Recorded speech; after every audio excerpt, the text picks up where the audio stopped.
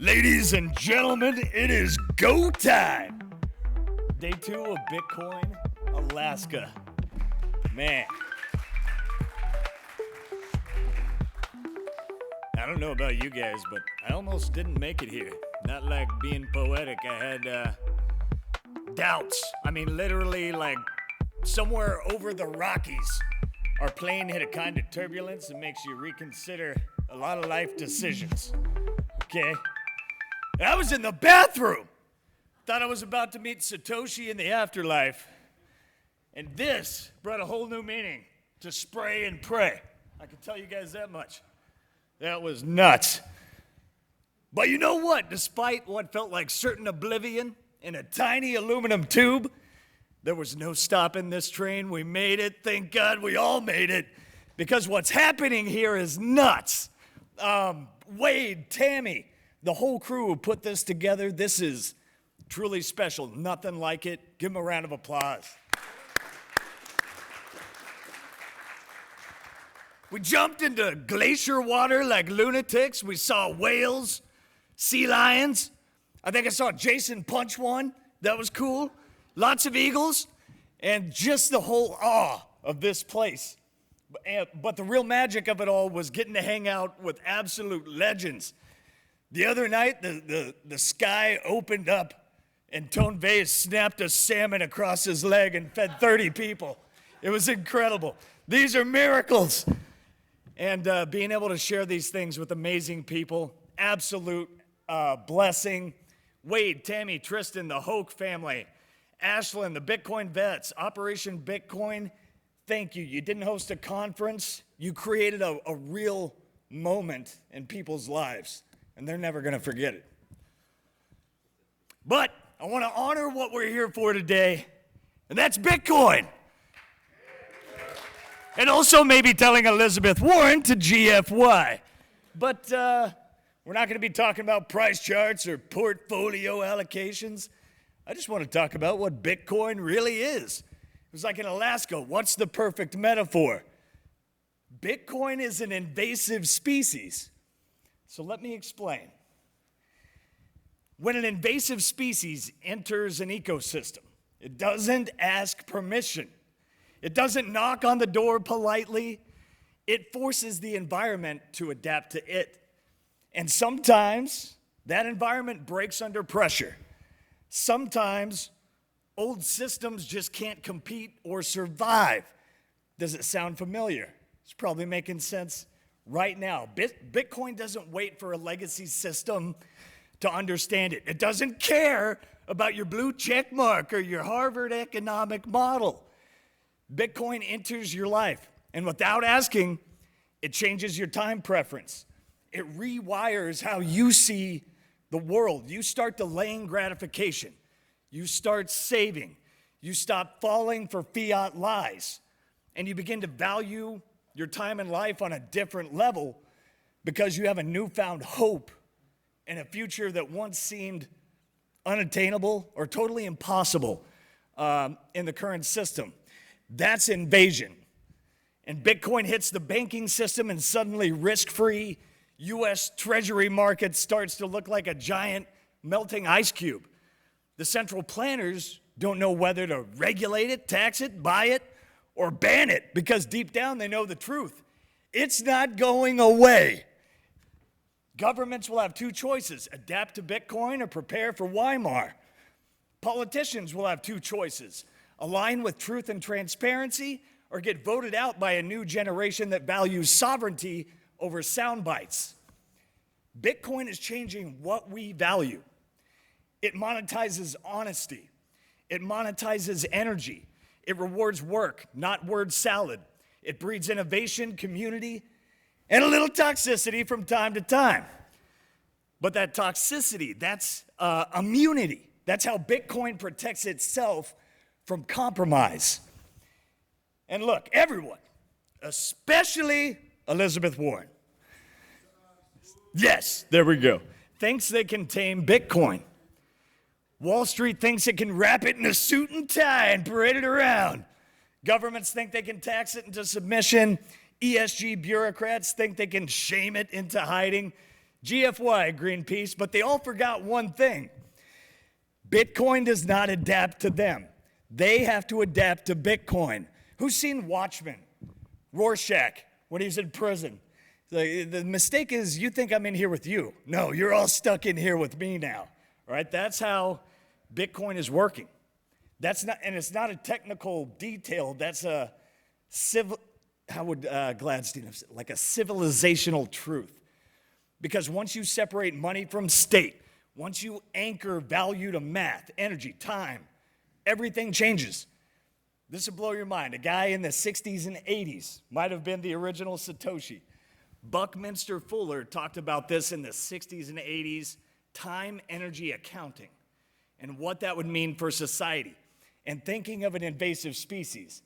This is a quote, I believe, from Critical Path. This came out in 1981. Buckminster Fuller said, "You never change things by fighting the existing reality. To change something, build a new model that makes the existing model obsolete." It is incredible. And thinking about this, we have Tali coming up. When you plug in Bitcoin and sound money, freedom, education changes, governance changes, incentives change, families change, and cultures change. Humanity changes. And that is why I'm more bullish than ever. It's not just about number go up. It's about like a world waking up and finding freedom. Freedom unites people. And it's about building a new future on truth instead of trust, on prosperity, not politics, and on energy, not envy. So maybe I almost died in an airplane bathroom. Maybe we all had to travel halfway across the continent to be here, but maybe that's what it takes to see clearly, to feel how real this is, to remember we're part of something way bigger than ourselves. We're part of the separation of money and state, and that mission's unstoppable. Let's fucking go today, guys. Let's go.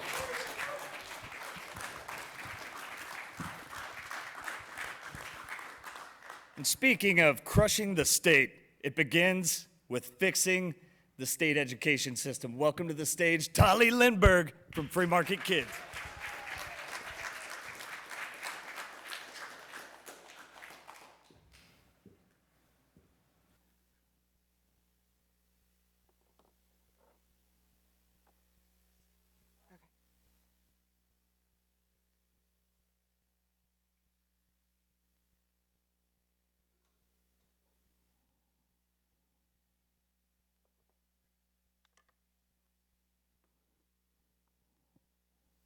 Give me one moment.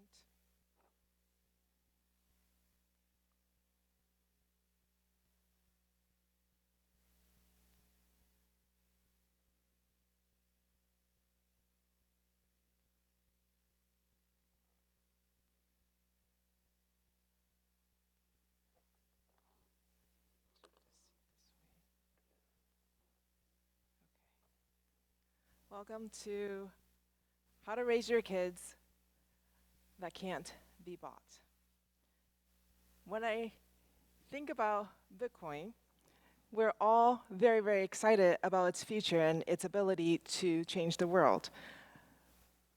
So I want to ask you a question to start the presentation. How many of you have a child in your life that you care about, whether it's your own, your relatives, your friends and neighbors, your coworkers? Raise your hand.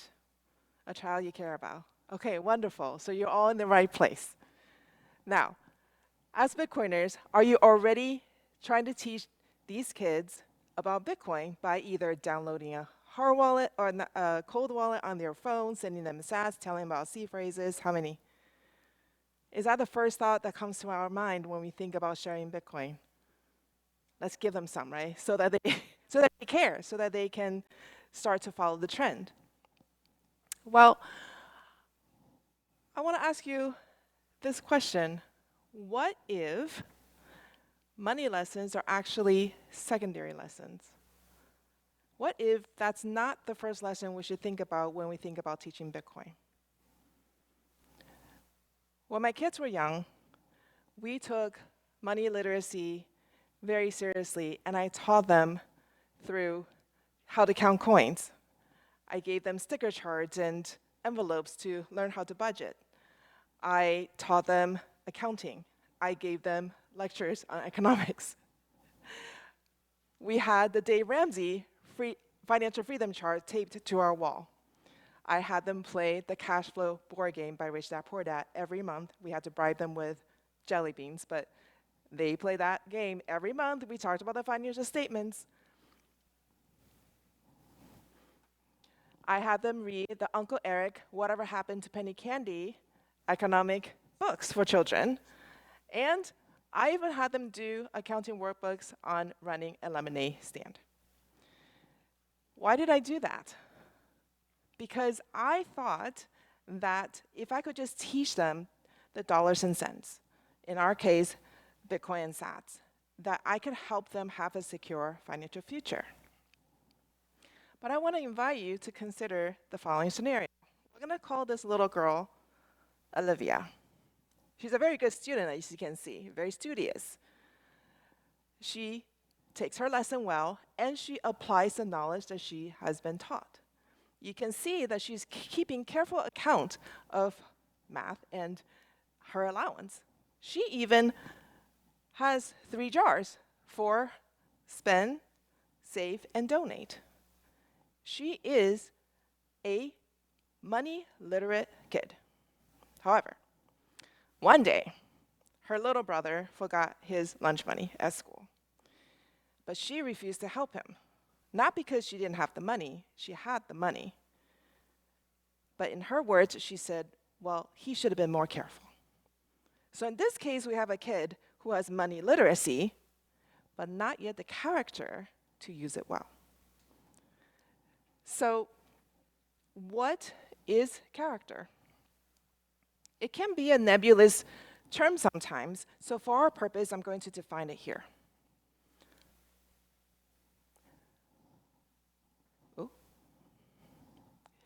It is an internal framework, a set of qualities like honesty, integrity, responsibility, and patience, courage, kindness, the set of qualities that shape how a person makes decisions.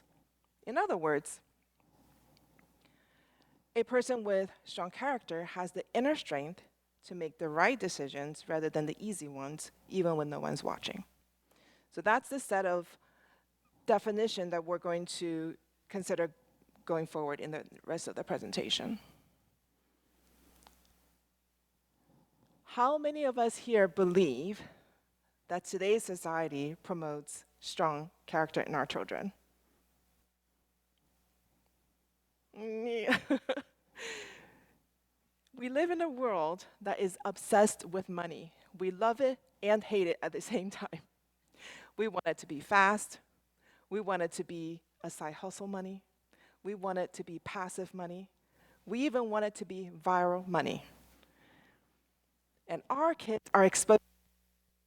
Our kids are exposed to it all the time. Subconsciously, they're exposed to it when they play games. They're exposed to it when they use apps. They're exposed to it through advertisements and even the cartoons and shows they watch.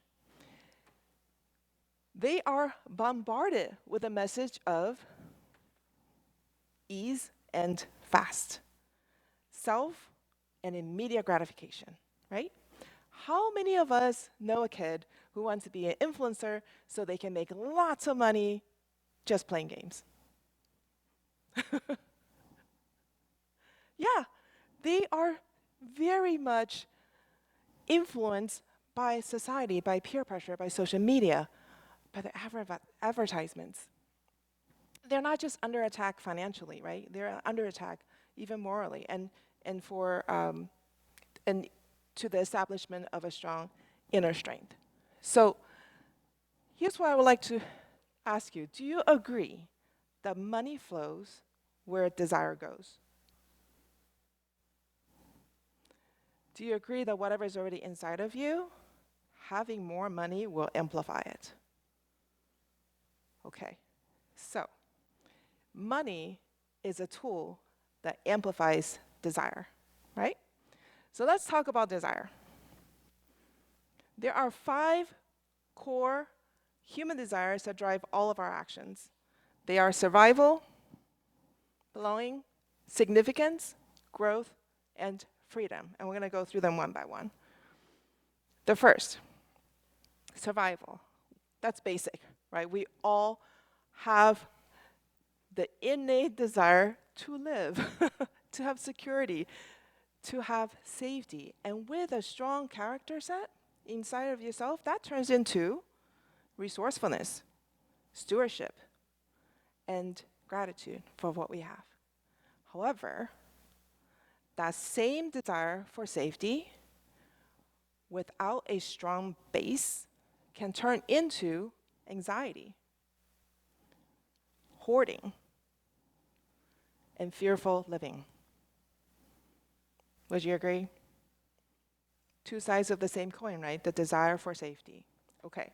The second basic human desire is the desire to belong, the desire for love and connection. Now, with strong character, that can manifest into loyalty, kindness, and empathy. However, if you don't have a strong basis of character, that can turn into chasing approval, following the crowd, and fearing rejection. The third basic human desire is the desire for significance, to have status and respect.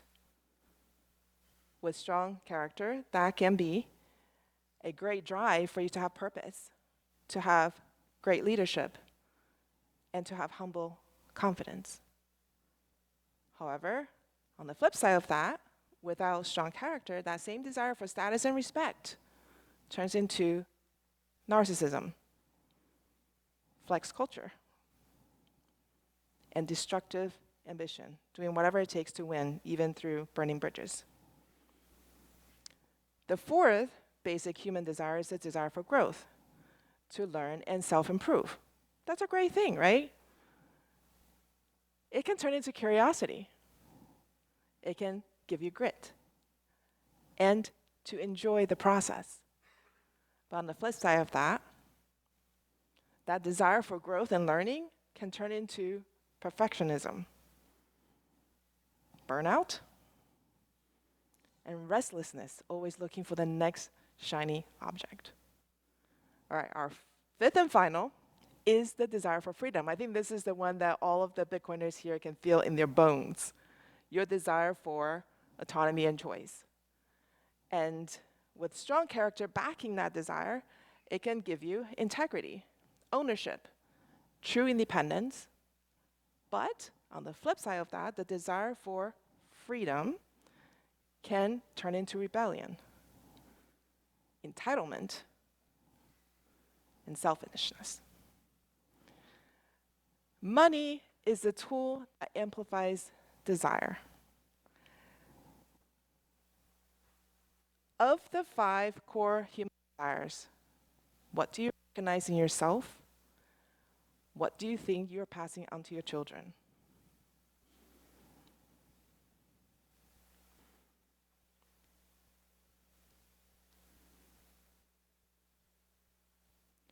FIA teaches our kids to earn through luck or risk. Bitcoin, on the other hand, teaches us self-sovereignty and responsibility.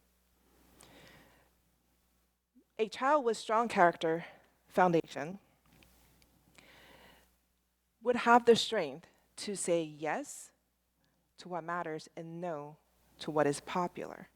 So think about this. What is popular in our society today, outside the Bitcoin space? What is popular about opinion, about cryptocurrency? How about that it is a fast way to get rich? Is it inconceivable that a child influenced by that idea with a desire to either have safety or to have personal freedom, that this person can trade their Bitcoin, sell their Bitcoin to get in at the bottom of a new cryptocurrency so they can multiply their wealth 1,000-fold tomorrow? Is it inconceivable? So how do we protect them? If we're not careful, we pass our fear habits onto our kids. It's just on a different chain. Think of virtuous character as a mental hardware wallet. The character is the cold storage for courage, kindness, honesty, and grit. And what does that mean? That means they are not vulnerable to hackers.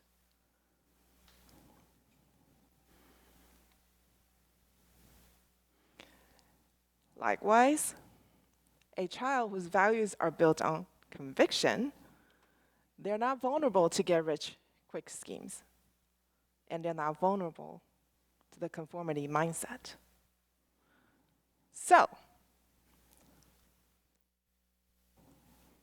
what if, before we teach them to budget, we help them practice self-control? What if before we download a Bitcoin wallet for them and send them sats, we teach them humility? What if before we teach them how to earn, we teach them how to show love and compassion to all living things? Money builds what character dictates. Let's teach them that patience is power. Let's teach them that giving brings joy. And let's teach them that choices carry weight. When a child knows their value and what they stand for, they're not easily bought, they're not easily pressured, and they don't need things to prove their worth. Bitcoin is a tool. We all love Bitcoin. Oh, go back. Bitcoin is a tool. We all love Bitcoin, right? But Bitcoin is just a tool. And every tool reflects the hand that wields the tool. So, what do we hear all the time in the Bitcoin space? Fix the money, fix the world, right? I would add something else. I would say elevate the hearts through strong character, level the playing field with Bitcoin, then we fix the world. So how do we cultivate, actually before we get into that, let me share a Chinese proverb. 教子先教德, and that means when you teach children, teach virtue first. Now let's get into how do you build virtuous character. I want to share with you a very, very easy, 3-step only, 5 minutes a day method. And I call it the hero journal habit. The hero journal habit. It has 3 steps. The first step: assume that all people love. Sometimes. So even the most hardened criminal might throw a piece of bread toward a starving dog. He might be bad 99.9% of the time, but if he's good, that 0.1% of the time, we give it attention, because attention amplifies. Energy flows where attention goes. So if you give attention to something that's done well, it's more likely to repeat, and it's likely to amplify. So with the assumption and the understanding, now we start to help our kids identify what they do out of love, compassion, and bravery. We're helping them build character. But we're not telling them, this is a list of things you should be doing every day. We're looking for things they're already doing, because all human beings are already doing something right. There are 5 different ways a young child can demonstrate what I call heroism. Heroism is when they do anything at all that makes a difference to themselves or to another living being that makes a positive difference. All right. The first way is kindness to ourselves. Self-care comes before care of other people. That's basic. So don't ignore that. Self-care. How would a young child demonstrate self-care? Well, if a child brushes his teeth, That's self-care. He's taking care of self. That's heroic to himself. That's heroic to his teeth. If a child chooses to excuse himself for 5 minutes because he's feeling overwhelmed, that's self-care. That's heroic to self. That's self-regulation. Notice it so that it can amplify. The second way that a young child can demonstrate heroism is kindness to her family. For example, mom comes home after a long day, and the child runs up and gives mom a big hug. Mom, I love you, I missed you. In that moment, did that child make a difference to mom? Yes, he did. So we note it. In that moment, he showed heroism to his mom. He made a difference. Another way is if they're playing on the playground and the little sibling falls down and cries, and the child runs over and picks up the sibling and says, "Are you okay? Are you okay?" In that moment, that child is heroic to the sibling because he made the sibling feel cared for, right? Write that down. The third way is kindness to our community. So you can leave a kind note for the postman to thank him for delivering your letters every day. If you wave to a lonely neighbor, just a simple good morning or hi makes a big difference to that neighbor who otherwise might feel unseen and uncared for.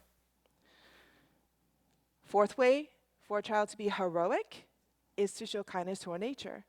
Something simple like checking the water bowl to make sure their household pet has water to drink, that's heroic to the dog that's thirsty.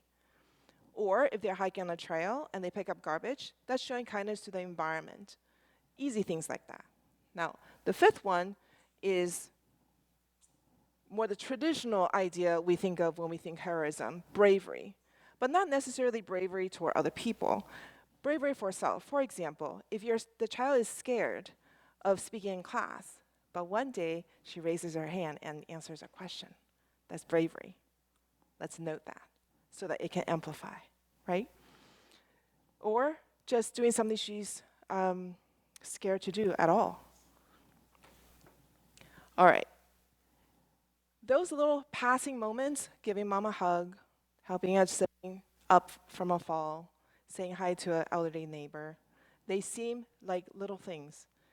But if you think of each attention as a drop in the water, it creates a small ripple. But you do it every day, 5 minutes, just 5 minutes before bed, every day.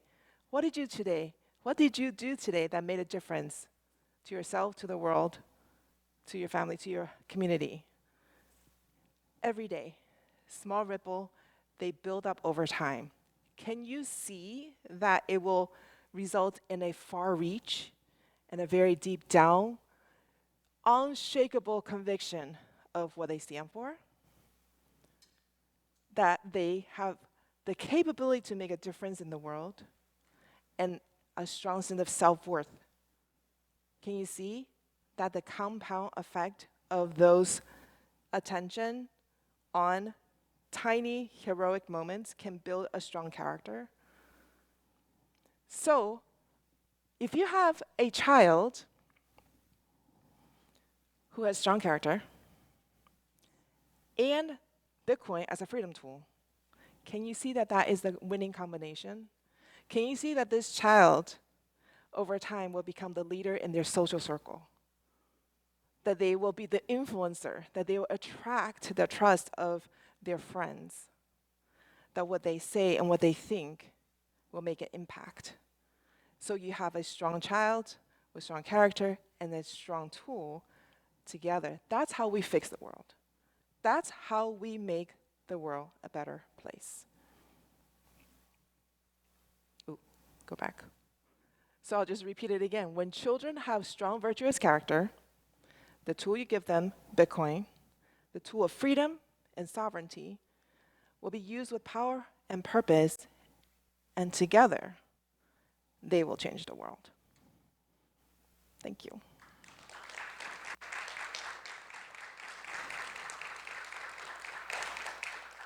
So I'll take some questions now if you guys have any questions for clarification. I must have done a really good job then. No questions. Yes?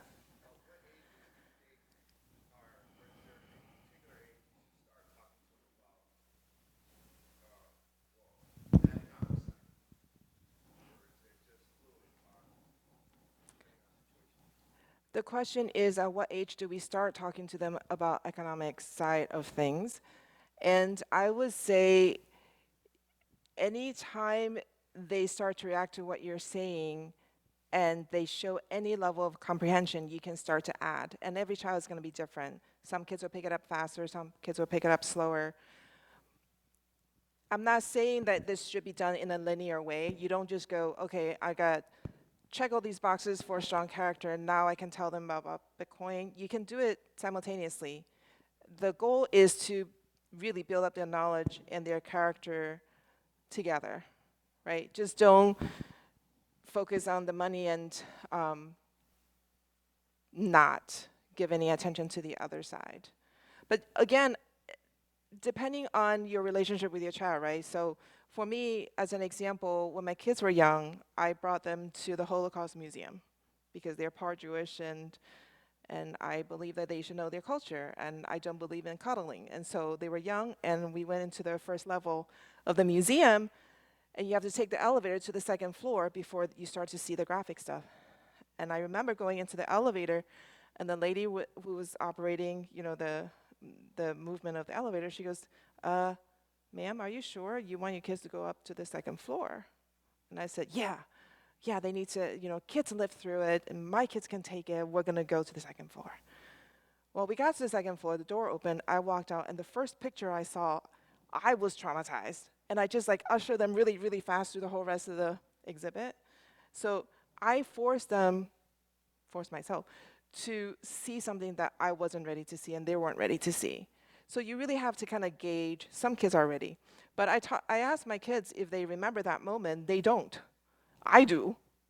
I was traumatized. So you just, there's so many nuances in your relationship, what you know of your kids, their maturity level, and things like that. So I say play it by ear. Just do them simultaneously, do one first, do the other, alternate, and ultimately, when they have both, they will change the world. So, anybody else? Yes?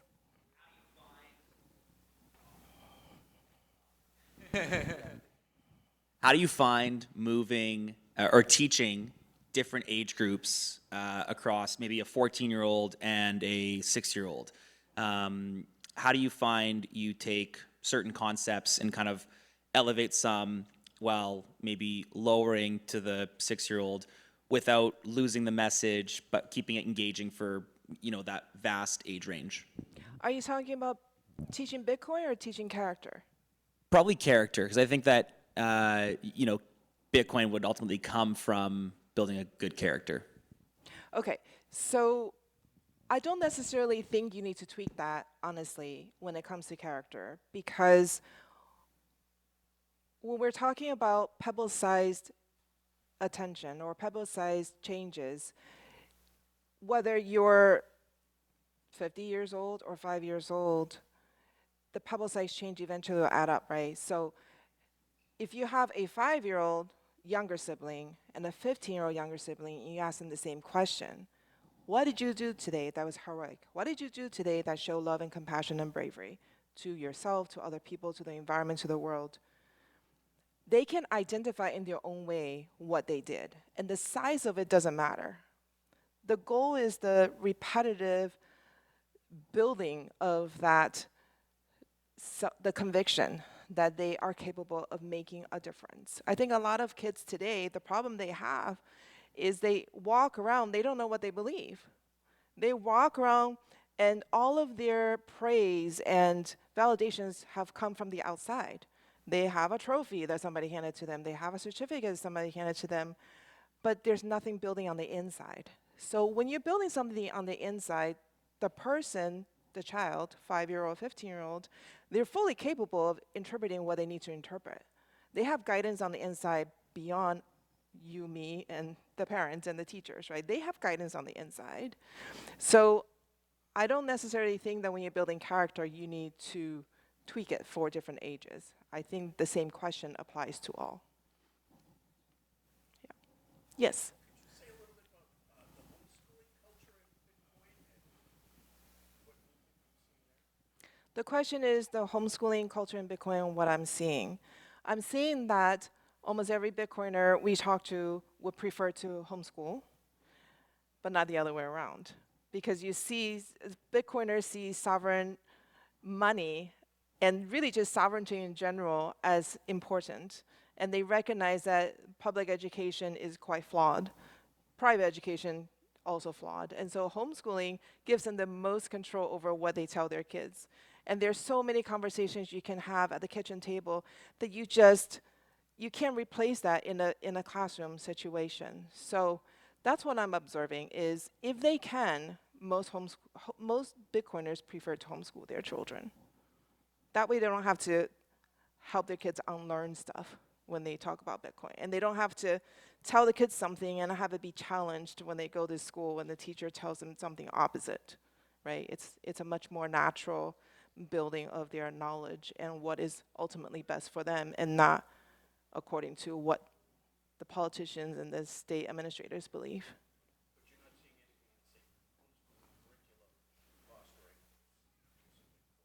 I am currently, other than the Tuttle twins, I am not seeing the trend pick up at all. In fact, I've traveled to homeschooling conferences and we put up a Bitcoin sign and people walked around this white birth from our booth. It was like, why are you here?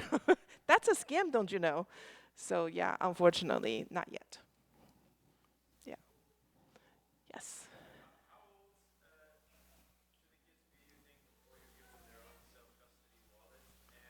Mm.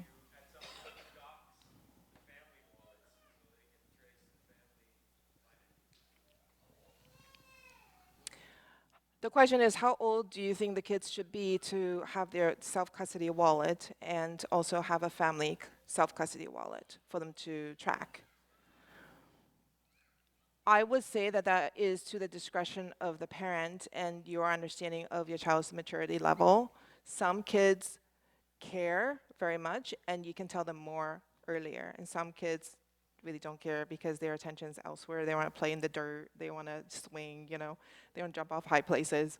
So it depends on your knowledge of the child. I always tell every parent that whatever I tell you and whatever other people tell you, you should always check against your own gut feeling and your knowing of your child's readiness.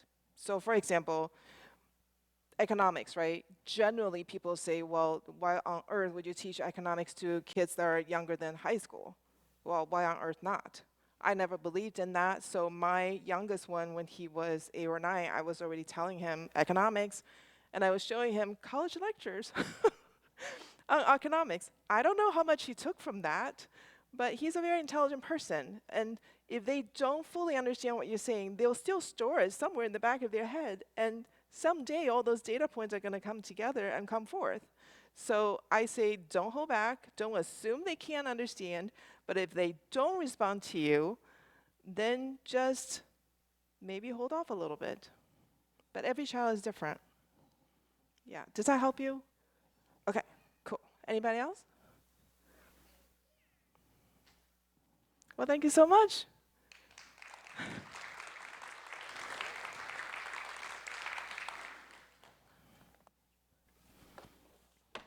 All right, we're going to get a little giveaway here in just a sec.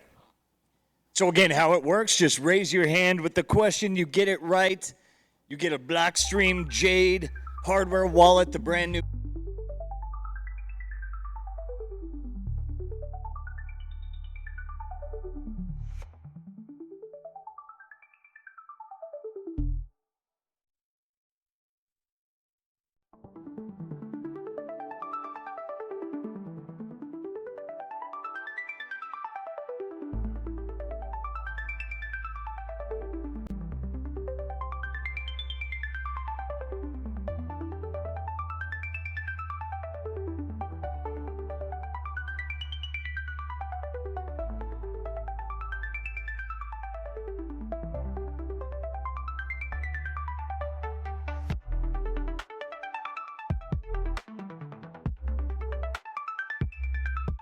Sazmining.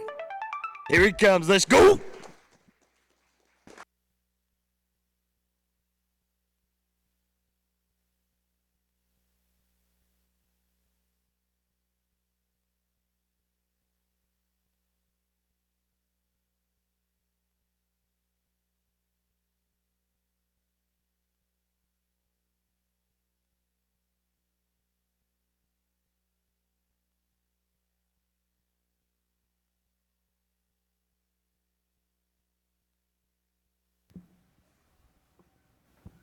Hello, hello. Let me get myself set up here. Should be pretty good, and I'll get your All right.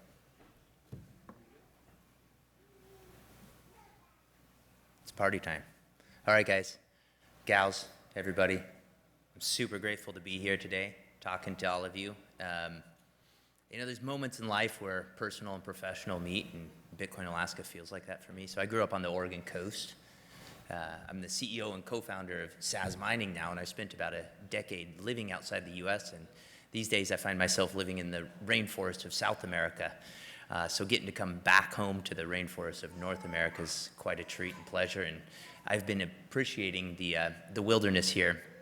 Feels like a touch of home, a bit more extreme than the Oregon coast, of course, but I've really enjoyed it, and I'm grateful to Wade, Ashlyn, Rick. I know there's countless other organizers that have helped put this event on, and as I look out and see all the empty seats this year, I'm absolutely convinced that next year they will all be full based on what happens here this weekend.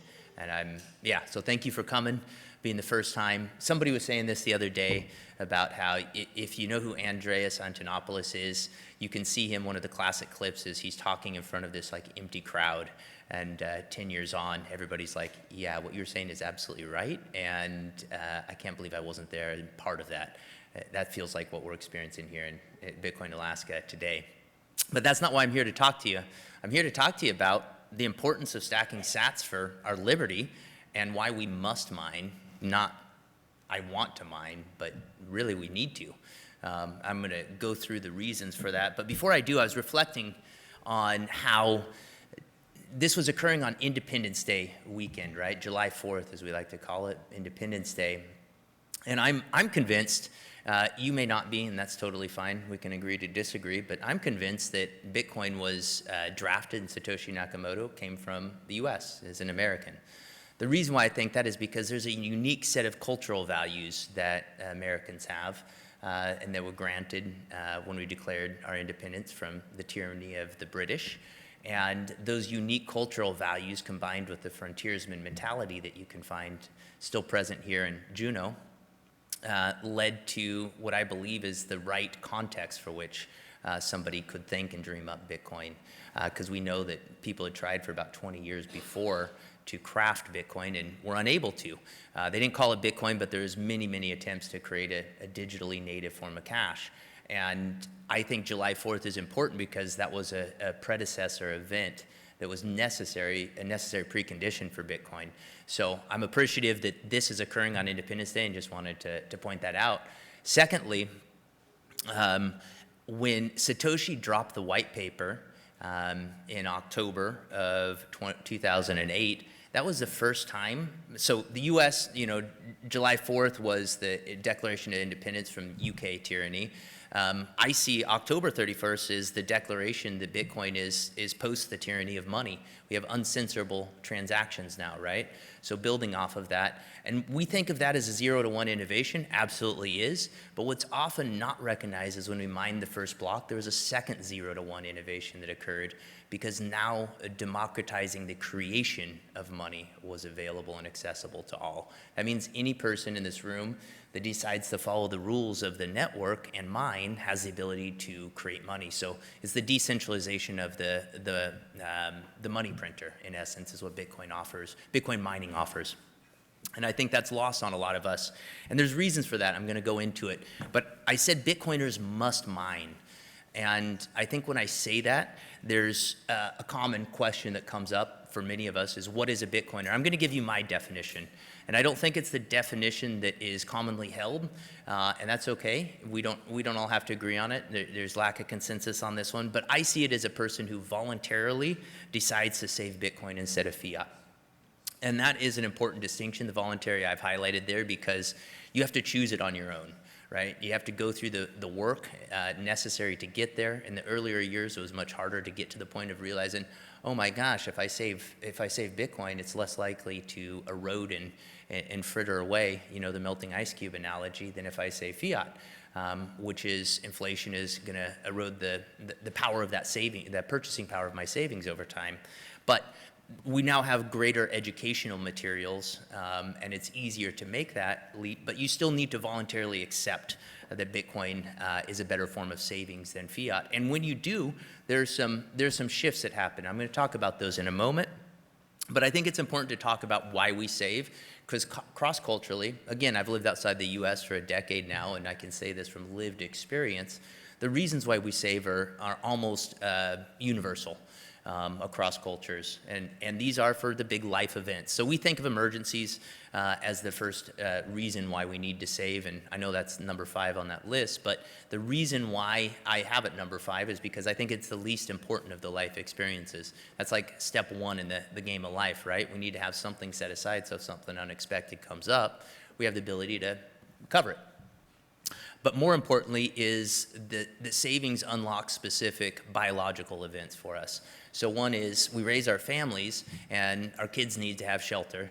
And so our savings as parents help us or our kids, maybe they go off and they rent for a little while and build their own savings to put shelter over their head. But you gotta have a shelter in this world. And so we save to be able to provide that for ourselves. We save so that we can help our children get educated, because that education helps them have the economic opportunity to save for their future. Marriages, right? So that's where the community comes together and recognizes two people are going to put themselves together to build a family for the future. And those are costly events that require savings. And then retirement, right? So if we're lucky, we've lived a great life, kids, grandkids, all of those things, and we're sailing off into the sunset, and we have some way to pay for our care and not be a burden on our kids, and that requires savings. So those are the reasons why we save.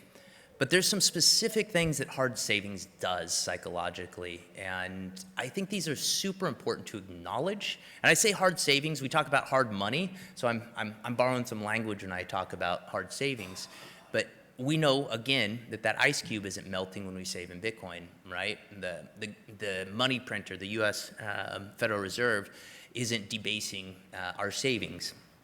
And as a result, we get a sense of safety and security, that we've got that optionality for our future and that our savings provides. And that optionality gives us hope. We're not stuck.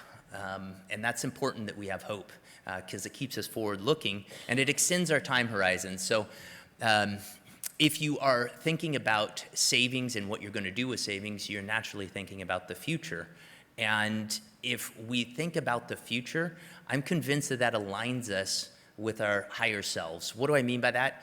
Almost everybody in this room that I know will readily acknowledge that we are more than our 5 senses. So whatever you want to call that aspect of ourselves, I see it as timeless.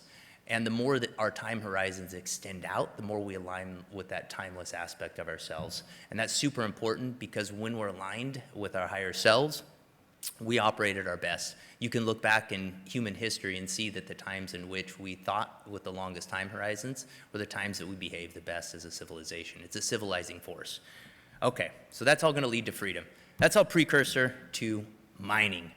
Now, I wanted to establish what a Bitcoiner is, because that has actually changed. Oh, that hasn't changed, but how we get Bitcoin has changed over time. And this is a bit of Bitcoin history that I think we need to know more of and spend time thinking about, because there's been a fork in the timeline of Bitcoin, and it started somewhere around 2012. So from 2009 to 2012, if you were running the Bitcoin software, you were mining.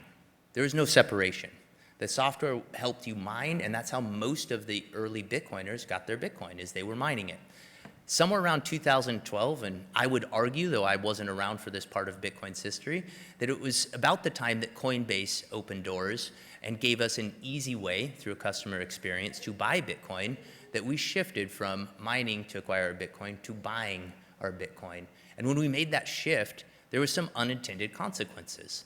And those unintended consequences, I believe, are just now being played out in a way that's becoming really observable. So what are those? Well, first of all, when we separated and decided to go buy instead of mine our Bitcoin, we divided the community. And you can see this. We have users and devs on one side, and we have mining community. If you go to a mining conference, you'll find very few Bitcoiners there. just as you will find very few miners at a Bitcoin conference. And that is natural. It's sort of obvious in hindsight that that would happen, but if you separate mining as the main source of acquisition from how the masses are acquiring their Bitcoin, of course there's going to be a natural separation in those two communities. So the natural consequence of that is the user and dev community has a bit of mining amnesia, from my perspective. Just don't understand the complications and specifics of mining, and bring their priors to the table on what they think mining is without having that direct experience. So, you know, the classic Mike Tyson quote is, everybody's got a plan until they get punched in the mouth. You know, I like that quote a lot for mining, because everybody likes mining on a spreadsheet, but then you go get out in the real world and you go move physical space around and deal with electricity, and boy, that's a lot different than a spreadsheet.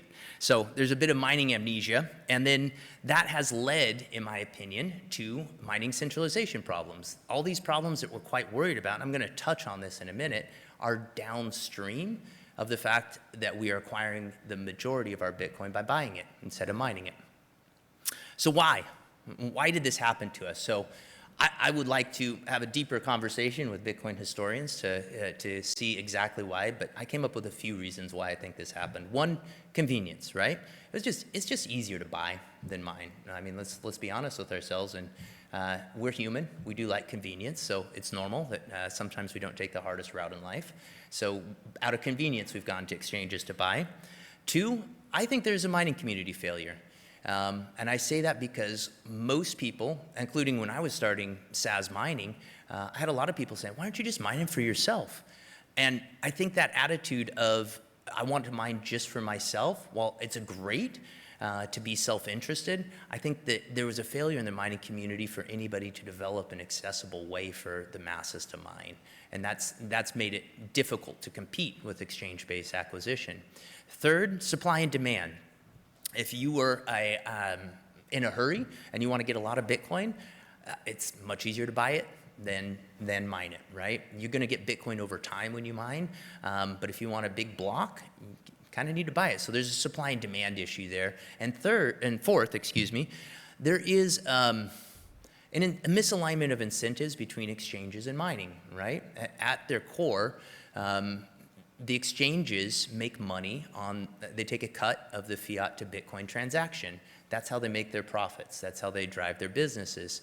That is not in alignment with pushing your people to mine, right? So there is a disincentive from the exchange businesses to push people into mining, right? And I think that's a very subtle point. I'm not sure if it's even conscious, but there is a core misalignment there. So let's talk about the mining centralization problems, just to address the elephant in the room. And this is the area, now that I've given the context, on which we see a lot of our community focused, right? The major issue is, again, back to acquisition. The intention for most of the hash rate on the network, hash rate being the computational power that secures the decentralized ledger that we call Bitcoin, is there to acquire fiat, not Bitcoin. And it's using Bitcoin as a proxy to do so. Now, I say that with full faith and confidence because I know if you are a publicly traded Bitcoin mining company, you have a fiduciary responsibility to return dollars to your investors. By definition, you are there to mine Bitcoin, but ultimately return dollars to your investors. You have a legal obligation to that. And that's a good chunk, if not the majority, of the hash rate on the network. And I can tell you from going to many Bitcoin mining conferences, the majority of people in that room are also there. Hello. Okay, we're back. So let me put a couple of data points to drive this home. If you look at, and I took these numbers just 2 days ago, if you look at the combination of hash rate that is being aggregated by Foundry and Amp Pool, you will see that it's 47%. So the theoretical limit at which you can attack the Bitcoin network is 51%. This is a scary number, folks.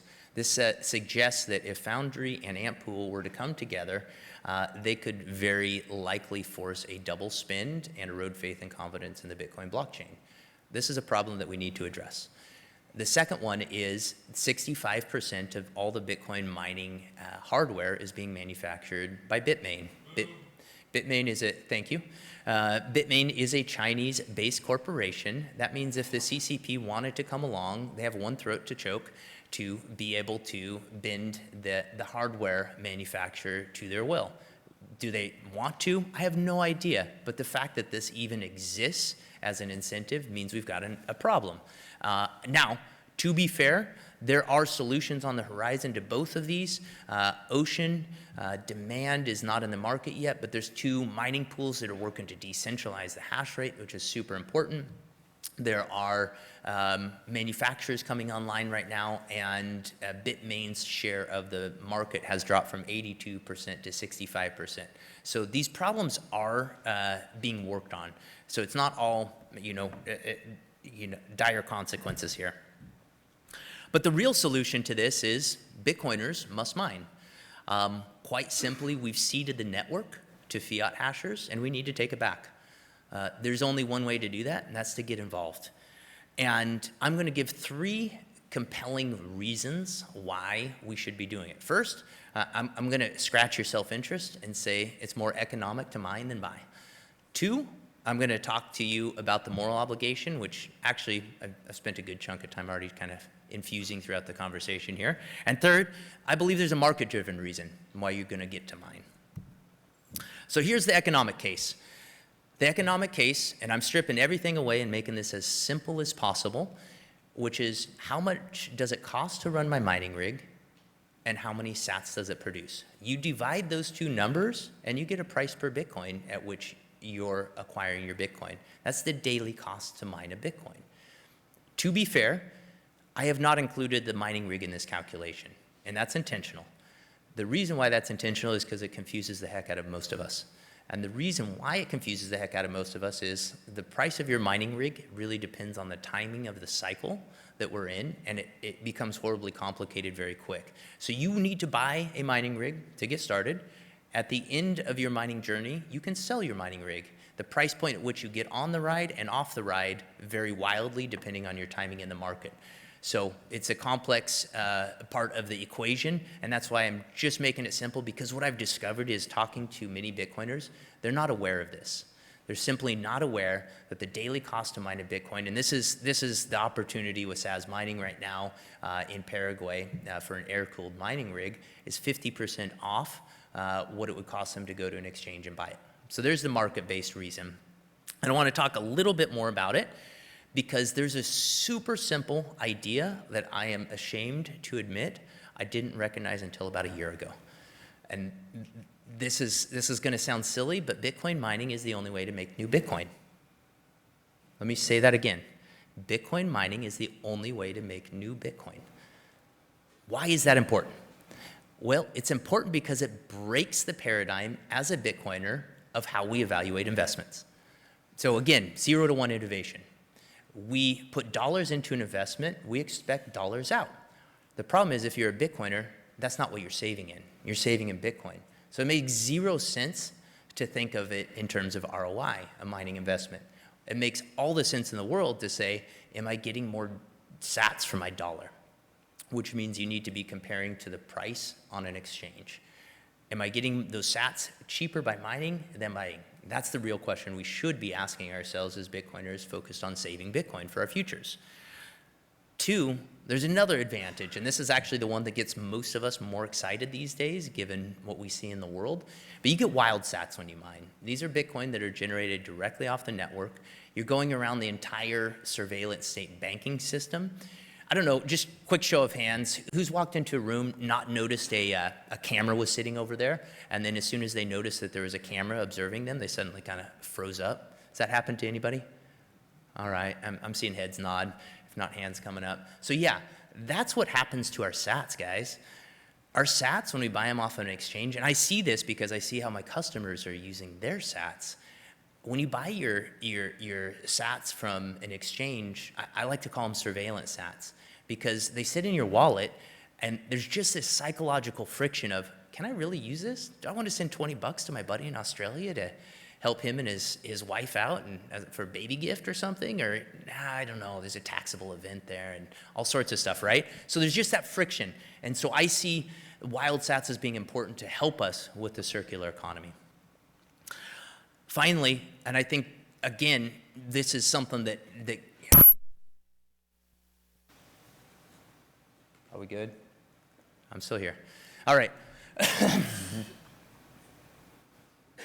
Thumbs up. So if you get more sats for your dollar, you're able to shorten the time at which you break away from fiat dependency. And I think that that's super important. So I think you got an economic and moral obligation to your families to get more sats. So this is the economic case, and I guess I threw in a little morality there at the end. But the moral case, there is no more active Bitcoiner than a Bitcoiner acquiring their Bitcoin through mining. You become skin in the game social layer. That is very different than buying Bitcoin on an exchange and holding it and lacking that participation. When you're a miner, you start watching things like hash rate, network difficulty, block times, all these things just naturally happen. You come viscerally in contact with the network. And that's important because with that comes a focus on decentralization issues, and we will naturally purge those out of the ecosystem by aligning our incentives. Thirdly, you may have heard of the op return debate. The op return debate sort of has fired up the community. We now see Bitcoin Core has lost a lot of support, and there's been some reputational damage.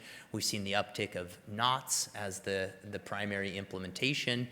I'm not going to get into that argument, but I will point out the entire argument comes from mining centralization issues. The fear at core was that mining and how the push through of op return was justified was around mining centralization fears. That's how it was justified. So had we been acquiring our Bitcoin through mining, those fears would not have come to pass because they wouldn't have existed, because we wouldn't have allowed the centralizing forces to come into play in the first place. So we're going to reunify the community by taking back the network. Now the market case, this is an interesting one. We're seeing something observably different this cycle. This is my third cycle, and that's that exchange-based liquidity is going down while price is going up. This is the first cycle that this has occurred in. Now, there's a lot of argument as to how much Bitcoin is on exchanges, and frankly, I don't want to get into that argument, but I will say the trend is very clear that it's going down.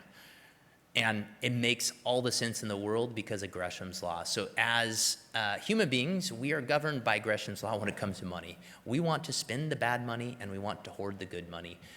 Classic example of this is going back to Roman times and the denarii, when the merchants on the street started to hoard the denarii, the silver denarii that was not debased by the Roman government. As it was debased, all the good money suddenly disappeared and the bad money was what was left in circulation. It's my belief that you see that occurring right now with Bitcoin. And to put some numbers on it, there's about 2.4 million Bitcoin on exchanges. If you look at global M2, this is the total liquid money that is in the world economy, it's 95 trillion. That represents 360,000 times the current value at today's price for Bitcoin that's on exchanges. It seems absolutely obvious to me that all of that fiat at some point is going to try to get Bitcoin, and there's enough fiat wealth floating around out there by people that don't need to spend their Bitcoin that it's going to be locked up in the cupboards. And when that happens, we're going to move from the buy phase to the earn phase. And what I mean by that is you're going to have two choices in the earn phase. You're either going to have to sell goods and services, or you're going to have to earn your Bitcoin by mining it. So I think the market is going to compel us to be miners.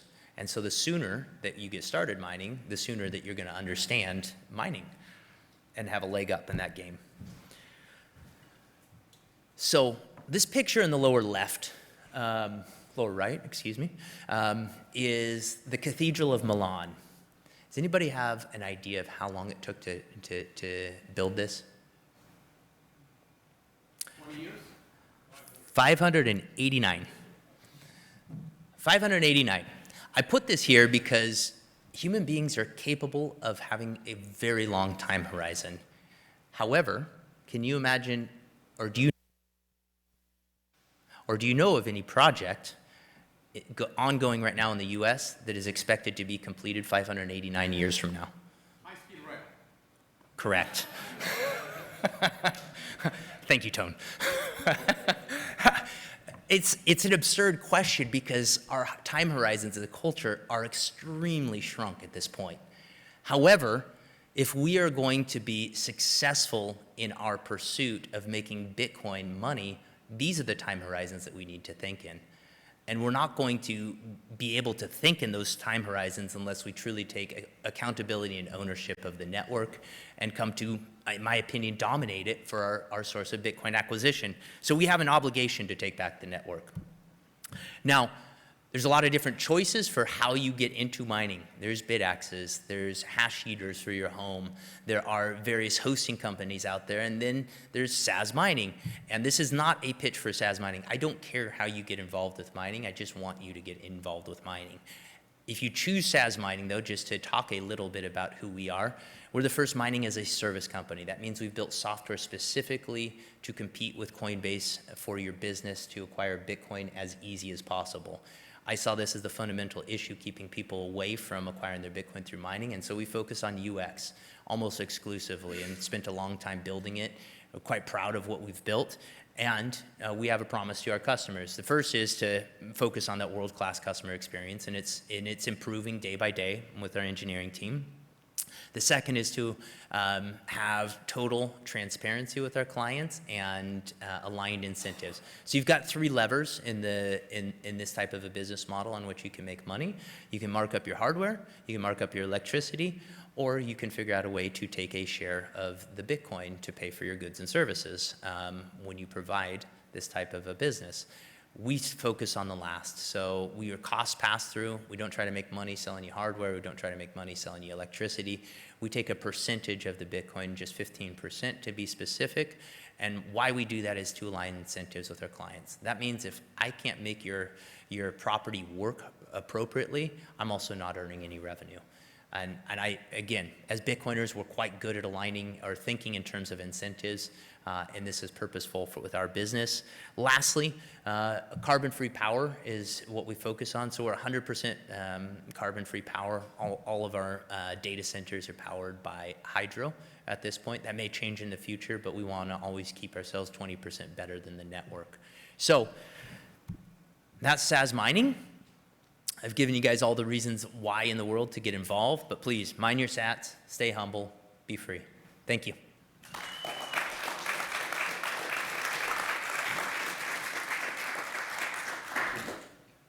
Do I have time for questions? Yeah. Okay. Any questions? I got two questions, kind of. The first one is, do you think there's something psychological about people wanting to trade their fiat money for Bitcoin? And second is, like, larger companies, when all the Bitcoin is mined, how will they thrive? Will they have to pivot or not? So I'll take the second question first. All the Bitcoin will not be mined until 2140, and even then, at 2140, the security of the blockchain will come from transactions. So it's expected that transaction fees will still be a source of revenue for the mining industry. So I don't see mining ever going away. Your first question, is there something psychological about selling fiat for Bitcoin? Yes, I think that's Gresham's law. You want to get rid of the bad money and hoard the good. I think that's a natural human instinct. But it doesn't happen until you're educated on what Bitcoin is and realize it's a better form of savings. You, sir. If you could explain it to me like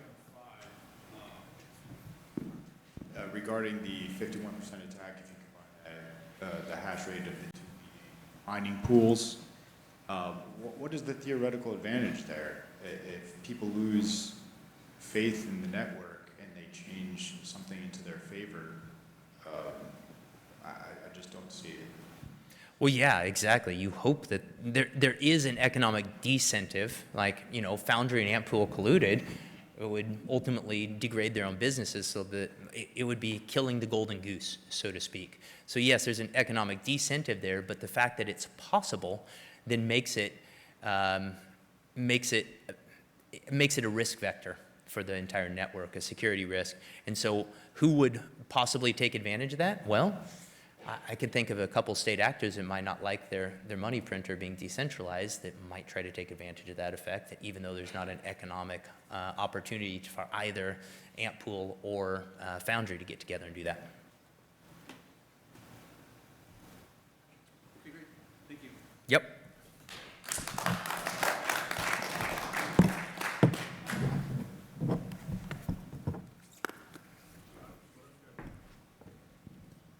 Awesome. Thank you, Kent.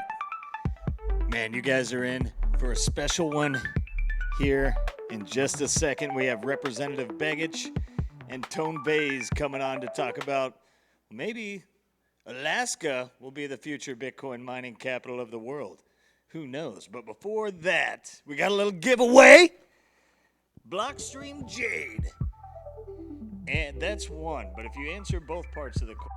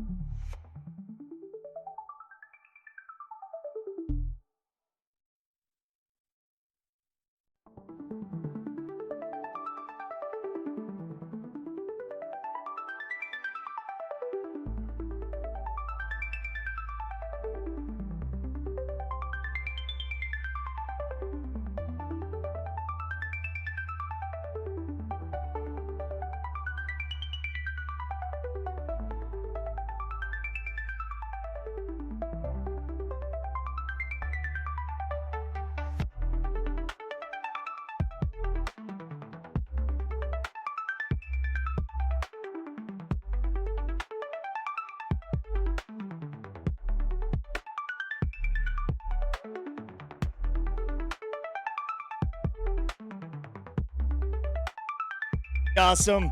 Welcome to the stage, Representative Nick Begich.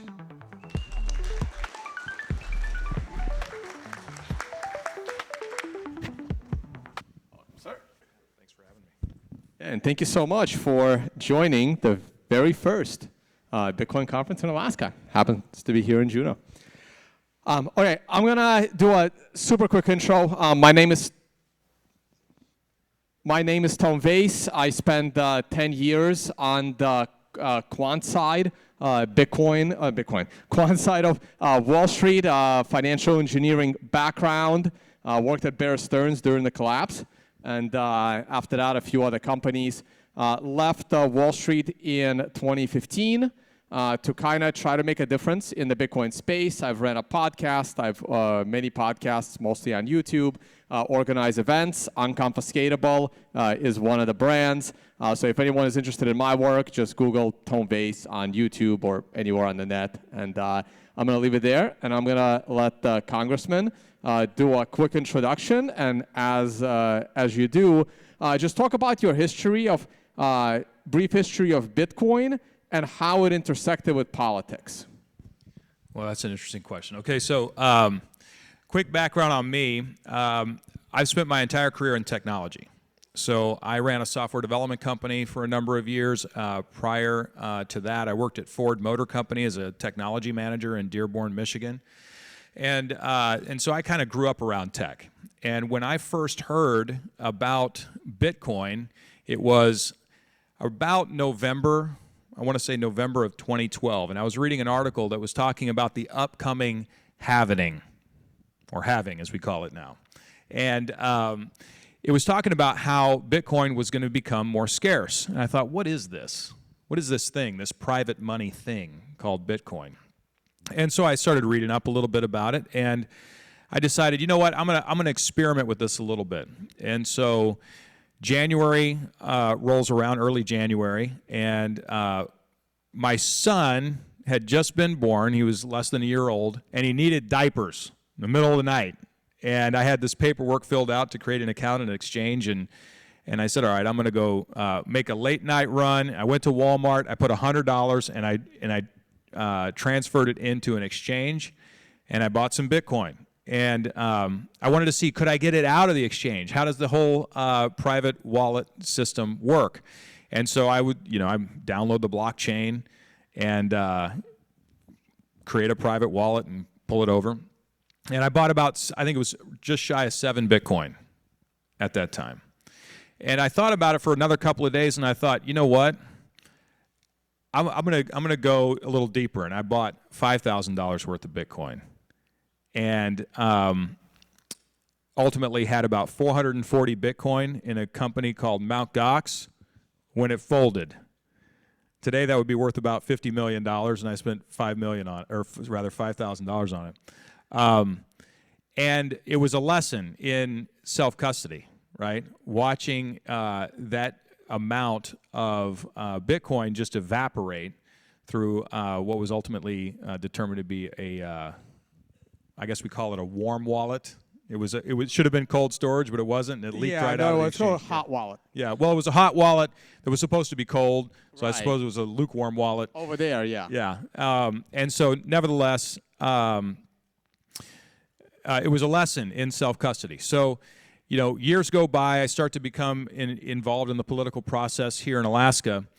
But when you talk about Bitcoin, what I recognized at the time, and my conviction in this has only grown, is that Bitcoin's value, to me, predominantly, is not in our ability to transact with it. It's that it's a scarce asset.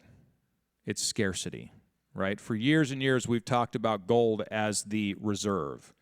And when you think about a reserve, it has to be scarce, because if someone can easily create more of it, it loses its value. It dilutes its value. And Bitcoin had this unique quality and has this unique quality of scarcity. And so as I've become more involved, and now I'm a member of Congress, it's become abundantly clear that the Congress, whether it's Republican or Democrat, times of war, times of peace, does not have a demonstrated ability to live within its means.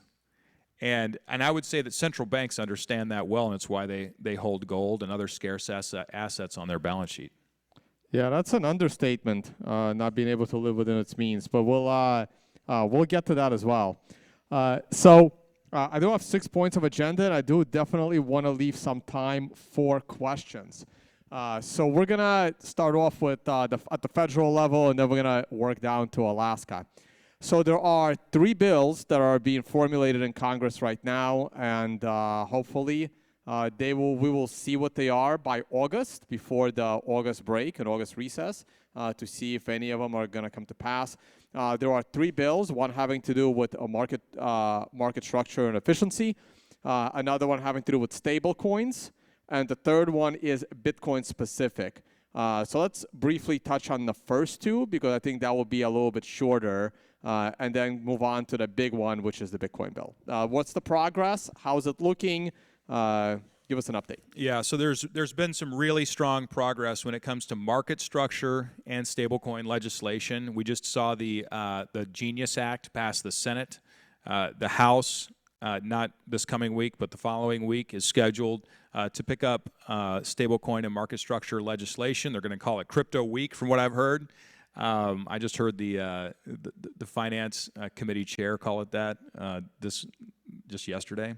But nevertheless, there seems to be some emerging consensus in the Congress among Republicans and Democrats that it's important for us to have clear regulatory rails by which folks can innovate and transact using cryptocurrencies. And so Bitcoin, of course, being the lion in the room when it comes to cryptocurrency, but the bills are more wide-ranging. They extend beyond Bitcoin, and they ensure that folks that are issuing new cryptocurrencies are doing so under a regulatory framework, that those cryptocurrencies are traded under a regulatory framework that supports transparency and gives consumers and investors the information they need in order to make quality investment decisions with respect to those individual cryptocurrencies. With respect to stable coins, for those who don't know about stable coins, let me just give you a little bit of background information. Stable coins are effectively cryptocurrencies that are issued in denominations that generally roughly track a single US dollar. And so some of the more famous ones like Tether have been used for a while, but it's really important for us to ensure that if we're going to be utilizing stable coins on a regular basis, that they have a regulatory framework around them that protects the consumer. Stable coins are typically backed by U.S. Treasuries, and Tether, my understanding, has a significant portion of the total U.S. Treasury market. Over 100 billion. But in T-bills, so they're U.S. bonds that are less than 1 year in maturity. So they're on the short end right. of the yield curve. They have over 100 billion, and it's growing. They're a significant chunk. Even countries like France and Germany hold less value in U.S. government bonds than Tether does today. That's tremendous. It's amazing. And it's in the U.S. interest to support stable coins because they are ultimately backed by U.S. Treasuries. And so we have seen a number of these emerge over the last several years, and I think we're going to continue to see those emerge over time. You can think of it as a digital version of the dollar. So what kind of regulation will come to stable coins, right? The one that a lot of people are concerned about is full KYC regulation because, honestly, the main use for Tether is not in America. Not a lot of people use Tether in America, but I spent a lot of time in Dubai, and Tether is, even though their own currency is pegged to the dollar as well, but Tether is very predominant there, and Tether is way more important overseas than it is in the continental U.S. So is the regulation focused on Americans, or is it going to be focused on global international transactions? It's focused on Americans, and look, the extent of our regulatory power does not extend much further beyond our borders. So these are U.S. rules and regulations that are being put into place to protect the U.S. consumer and to ensure that we have transparency and a structure that allows for continued innovation.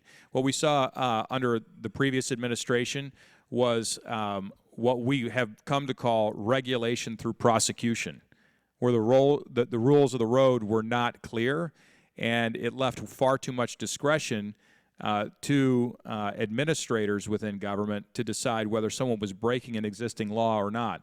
Well, the laws were not well defined, and we're trying to make sure that people don't have that level of discretion, that the rules are clear. When people enter the marketplace, they know what the rules are, and it's clear whether or not they're in compliance. All right, so now we get to the Bitcoin side of things. So on the Bitcoin side, we have three pieces of legislature. We have the executive order that Trump signed about creating a Bitcoin reserve.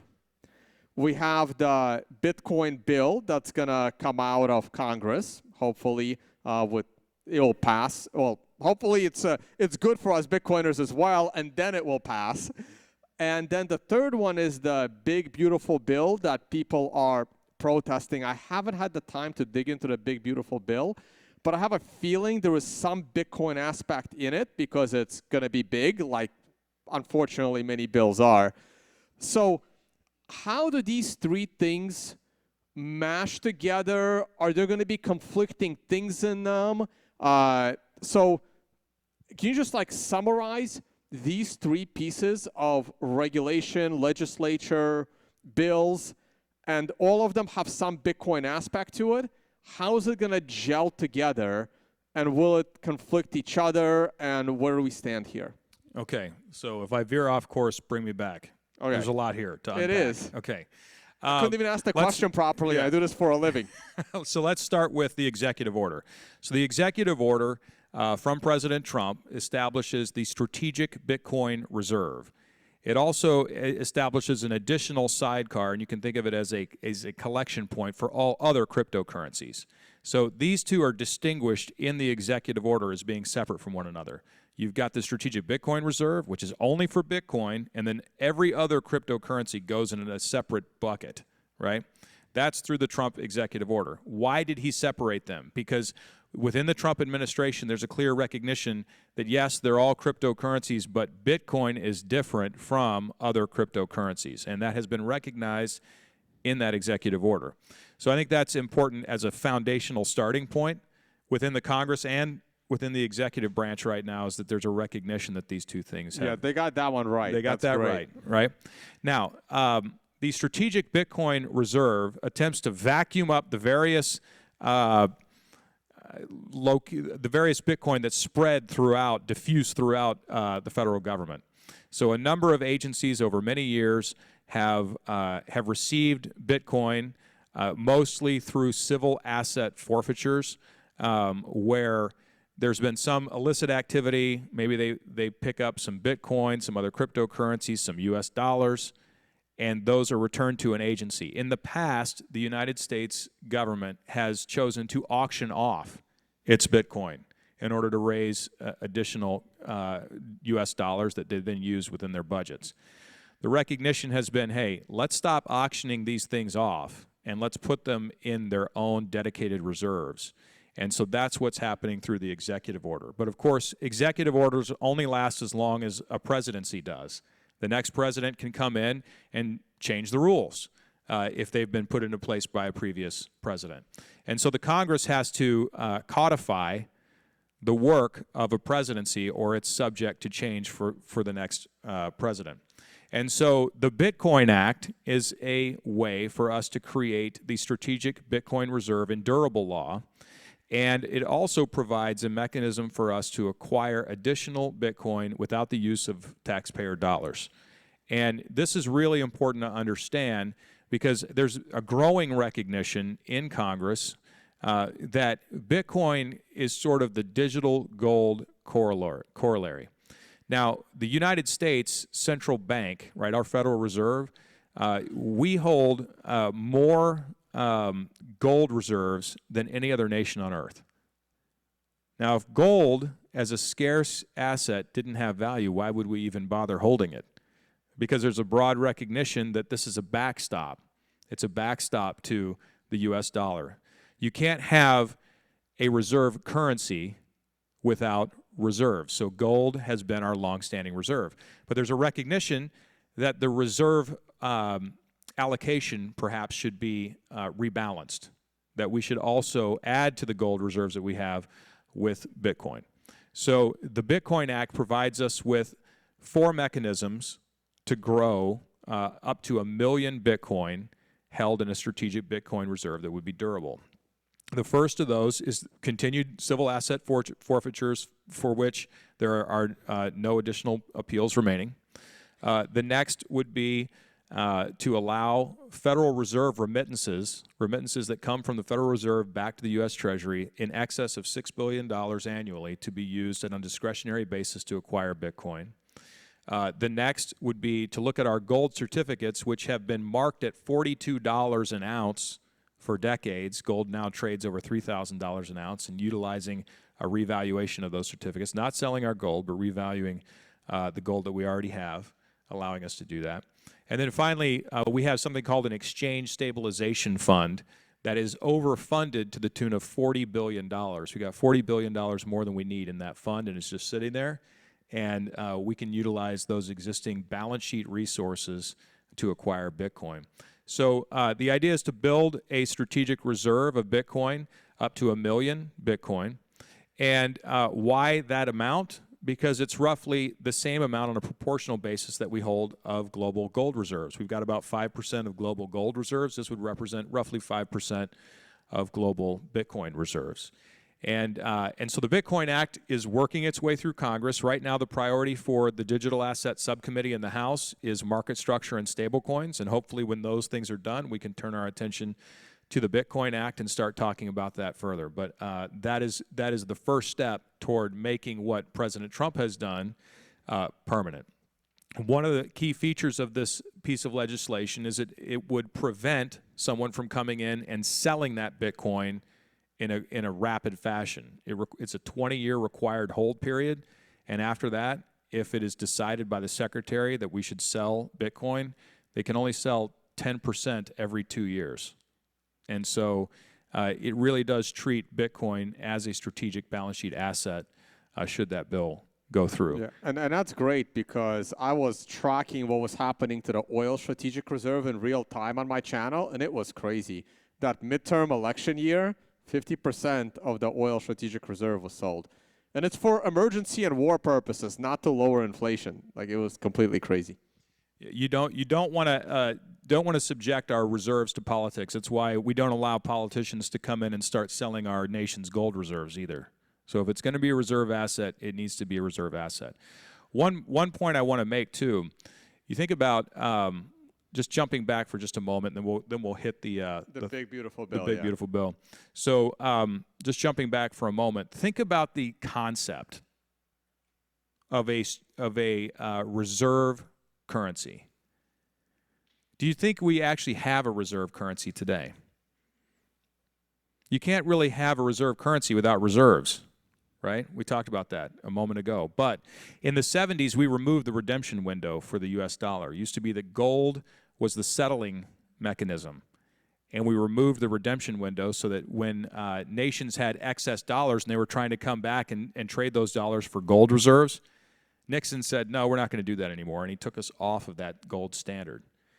What happened in the ensuing decades is that we're able to print money. In fact, something like 40% of the money that circulates today in the economy was printed in the last 5 years.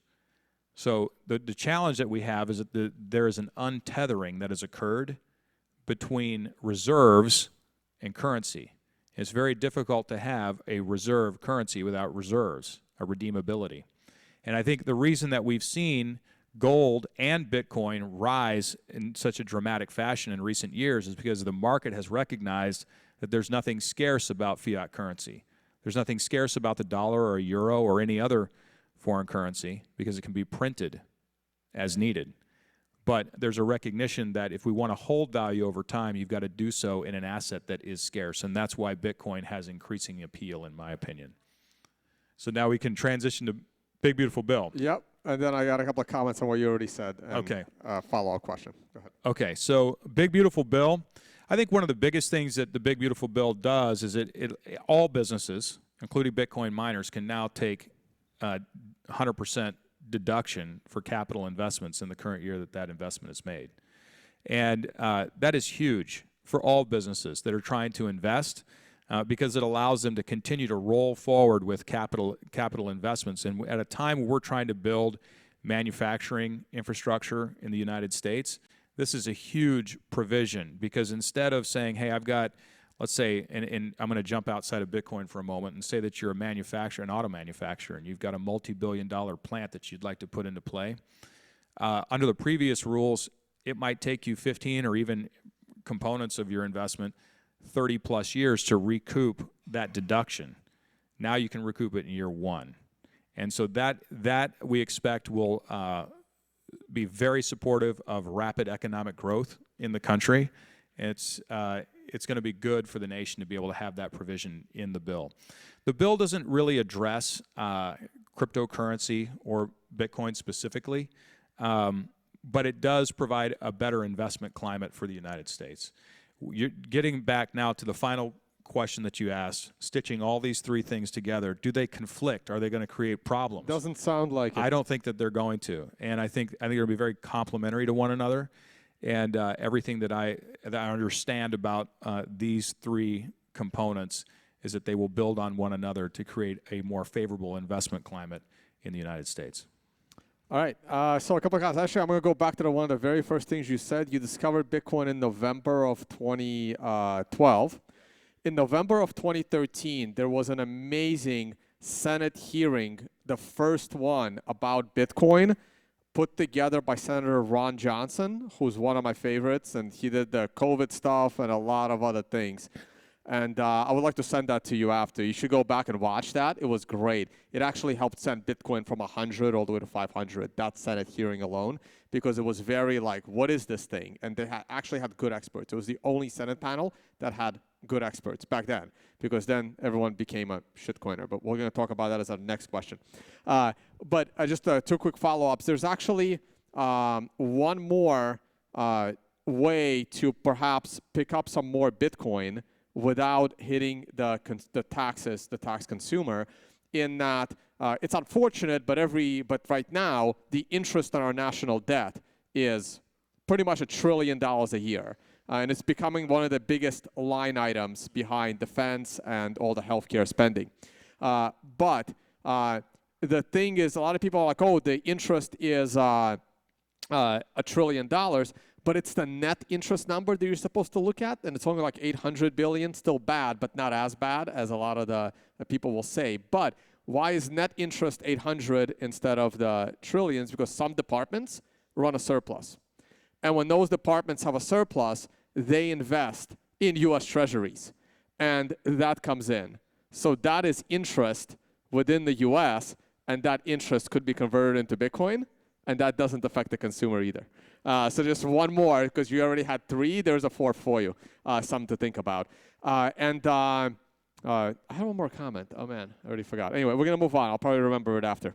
One comment about interest, since you touched on it. The rising interest rates that we have, and it's a little bit of a detour on our main topic, but the rising interest rates that we've seen since the Fed Chair Jerome Powell chose to raise interest rates have contributed to an additional $1 trillion a year in interest expense. That's the incremental expense from the incremental increase in interest rates that we're dealing with right now. And I think it's representative of the fact that the system that we have presently creates a great deal of burden on the U.S. taxpayer. We're talking a lot about debt and deficits right now, and we should be. But 40% roughly of our ongoing deficit spending is the increase in interest expense because a single policymaker decided to increase interest rates. We can debate that, actually, because I think this is the Treasury and Congress's fault, not because anyway, that one we can definitely debate. But it's actually, in a way, it's worse than that.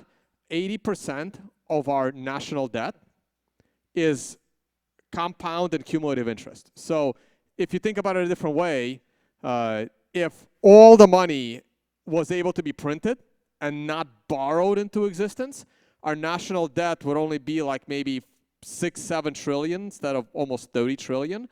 But the founding fathers probably said, well, we understand exponential growth and exponential functions.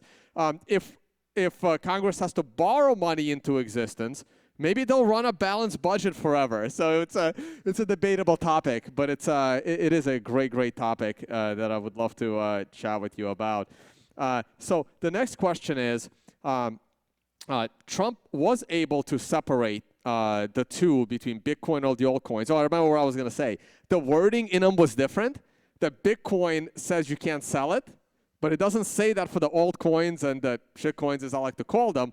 So basically, if they happen to confiscate any of the altcoins, they can convert those into Bitcoin, but you can't do it the other way around, which is great. That was the wording in the executive order. So that's really, really cool. So let's talk about that topic, Bitcoin versus all the other scam coins. I personally was very disappointed with who was invited to the White House to discuss this issue. And that's one of the problems, is that once these very sketchy tokens become powerful and these people have billions of dollars, they're able to lobby the politicians, they're able to work their way into politics, they're able to have better lawyers. And even though it was obvious that many of these projects broke the SEC's Howey test, passed the Howey test, which is a bad thing. You don't want to pass the Howey test. And SEC couldn't take them down because it was too late. They became too powerful and had more money and had better lawyers, and they hired prior SEC chairmen as their lawyers. And they got away with what I thought was blatant violation of the security laws. So what is your view on Bitcoin versus these other sketchy projects, Trump coin included? How is that going to play itself out? Yeah, you know, there's, for folks who are familiar with the space, there's tens of thousands of these various cryptocurrencies that have been created over the past decade plus.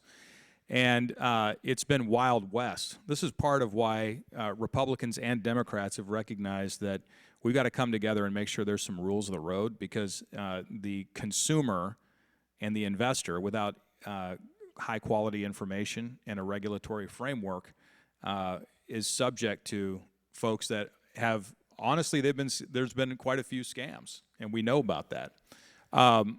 You know, when you describe the ability for some players to amass a certain amount of money or power, I mean, that's more of a symptom of the problems we have in DC than it is specific to this particular industry. Any solutions? We're working on it right now. I mean, that's literally what we're doing. That's why we're dedicating time in the Congress to actually work these things through, because we recognize just both how problematic it has been, but also what an opportunity that it is. You know, when we think about, let's talk more broadly about cryptocurrency, though, as a suite of technologies. Okay, so forget all the individual coins that we could mention are good or not good, or scams or not scams.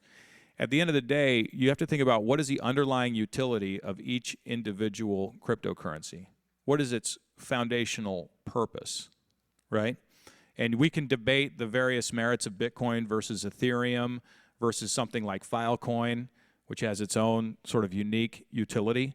But I think at the end of the day, we have to recognize that these things they will win or lose in the long run based on what their functional utility actually is. For Bitcoin, the functional utility is long-term store of value, in my opinion, right? And I think that's why it's won, and it's won out. And it's highly distributed.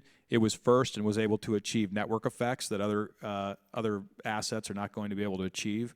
Ethereum, you can argue, is really based on smart contract layers and some other utility functions that it has. There's a number of other cryptocurrency projects that attempt to do similar things, and we'll see who wins out as the winner in that sort of vertical of cryptocurrency. When it comes to stable coins, that's its own separate piece of cryptocurrency, and we'll see who wins out on that. I think ultimately it may be an issuer that starts to eventually share yield with the holder. And so I think we really have to be very specific when we talk about which aspect of cryptocurrency we're talking about, because it's easy to lump them all into one big bucket, and they don't belong in one big bucket. And so when you talk about these coins, these projects that are clearly nothing more than grifting operations, we can't have that. Agreed. All right, so we have one more topic, and then we're going to move on to Alaska. So this is more of let's talk about the tax issue real quick. So there's two things that still bother me today, because if you go and buy a $5 cup of coffee, you need to keep track on how much capital gains that $5 has created for you in Bitcoin, and it's an impossible accounting structure. And the only way to keep track of that is to literally put some spyware in your phone that tracks every single penny that you use, and it's crazy. We need some kind of, ideally, if Bitcoin was treated as a currency, there wouldn't be any capital gains on Bitcoin appreciation. It just happens to be a currency that goes up in value faster than others. But at the least, some kind of exemption, 200, 600, small transaction exemptions would be great if those policies came in. Also, a little while ago, people were able to convert their property for Bitcoin, like selling a house, buy Bitcoin, no tax event, then convert that Bitcoin back to property, no tax event. Now they do incur a tax event. So are any of these things potentially on the horizon to really create a Bitcoin hub here in the United States for the consumer? So I think that the de minimis exemption that you're referring to, whether it's 200, 600, Yeah. that's certainly on the table as a consideration. We saw Senator Lummis recently introduce legislation on the Senate side to help do that. She tried, was not successful, but attempted to get that into budget reconciliation, the One Big Beautiful Bill. Did not make it in that bill, but there may be additional opportunities in this Congress, whether it's through an additional budget reconciliation or standalone legislation to achieve that. In the second example that you refer to, right now, and this is what I believe will ultimately occur in the market structure legislation that's moving forward. Bitcoin will be formally classified as a commodity rather than a currency. And when you're trading in and out of commodities, it does create a tax event. So I don't expect that to change, but I do think that there is an opportunity for de minimis exemptions to help lower the compliance burden that you refer to. All right, and one last topic before moving on to Alaska, the self-custody and the confiscation side. Personally, I hate money laundering laws and confiscation laws. I wish those would go away. I think a person's money is their property, and I think people should be arrested for their crimes, but we're not going to get into that. But the self-custody side, and that's why your Bitcoin is only unconfiscatable if you are holding it in self-custody. And how do we encourage more self-custody, but not only on the individual side, also on the corporate side? Because Coinbase is holding a lot of Bitcoin for a lot of companies, not only individual people, but also companies. And I know there is a technological risk. Well, I don't want to be responsible for holding the Bitcoin as a company. Let Coinbase take the responsibility because they seem to have been responsible. But that becomes one giant honeypot. And here is my fear that I first brought up on my YouTube channels as far back as maybe not 10 years ago, but about 6, 7 years ago. The 1933 Act, was it 6032 or something? Who remembers the Gold Confiscation Act number? 1631. Really? Okay. I'll trust you on that. Where the government didn't actually go door to door and confiscate people's gold coins. Everyone was custodying their gold coins at the bank. Companies, individual people, everyone. And they confiscated all that Bitcoin with a single phone call to the banks. And that is my concern for the year, say, 2033, where the government says, hey, this Bitcoin is the United States Strategic Reserve. And they can just call Coinbase and say, this is all ours now because we have to defend the United States dollar 10 years from now. So what is the balance there? Is that something, have you thought about? Is that something of a concern? Because that's a concern for me if the government decides to confiscate 30, 40% of all the Bitcoin in circulation. Well, we certainly have precedent, right? Right. We saw that happen in 1933. Individual ownership of gold outside of jewelry and collectibles was confiscated. And that's part of how the United States gold reserves are as high as they are. So you raise a valid historical point that we've seen this occur in the past. One of the features of Bitcoin, as we all know, is the ability to self-custody. And as someone who had a considerable amount of Bitcoin in exchange, I can tell you self-custody is preferred, in my opinion, over third-party custody. So, but that's up to every individual, and it's up to every individual company as to whether or not they choose to ultimately learn the lessons from the past and hold their own keys. We know if it's not your key, if they're not your keys, they're not your coins. Yep. And for anyone who's been around Bitcoin for any period of time, they know that's true. If someone chooses not to heed the lessons of the past, they do so at their own risk. All right, Let me be very clear about this one point. I don't support what we did in 1933, and I would never support us doing that again. I don't think it's right to confiscate people's property. Excellent. So let's move on to Alaska. We got 6 minutes on the clock. I don't want to leave time for a question or two. So Alaska seems like the perfect place to have be the Bitcoin mining hub. It's Texas. It's literally the second hottest state down there in the south. And why isn't it Alaska? I mean, it's cold here. It's great. You can use some heaters. There's a presentations here about turning your Bitcoin miners into heaters. You can have a lot more saunas around here. That'd be great. And what needs to be done to encourage more Bitcoin miners to get established here? I think it's just awareness, step one. And I've actually met with a number of Bitcoin mining operators in my office in DC, talking about how Alaska can be and really should be a Bitcoin mining hub internationally. You point it all out. We've got cold weather, which is great because a lot of cold water too to cool stuff. That's right. So, you know, this is a great environment for something that runs hot that has to be cooled in other places. We've got natural cooling here. But more important than that, we have abundant stranded natural gas in Alaska. Abundant natural gas. Just to give you a sense of the natural gas that we have, 35 trillion cubic feet of natural gas in known reserves, 200 trillion cubic feet in estimated undiscovered natural gas in Alaska, according to USGS. So we have significant natural gas reserves, and we're working on that pipeline, but we don't have a pipeline yet.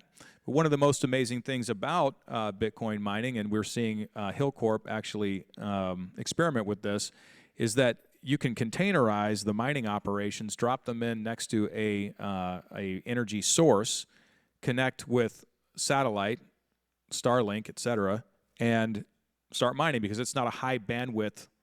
There's not a high bandwidth requirement. And so Alaska presents a real opportunity, I believe, for Bitcoin mining. And unlike many other jurisdictions around the world, we do have a functional judiciary, rule of law in this country. And so that's another advantage as well relative to some of the other places people may choose to go. And when the FUD begins, that you're going to be melting the Alaskan glaciers, the good thing is the population of Alaska is small. The protests are going to be also very, very small. There's not like California. There's no risk in melting the glaciers by mining Bitcoin. Yeah. Yes, that is correct.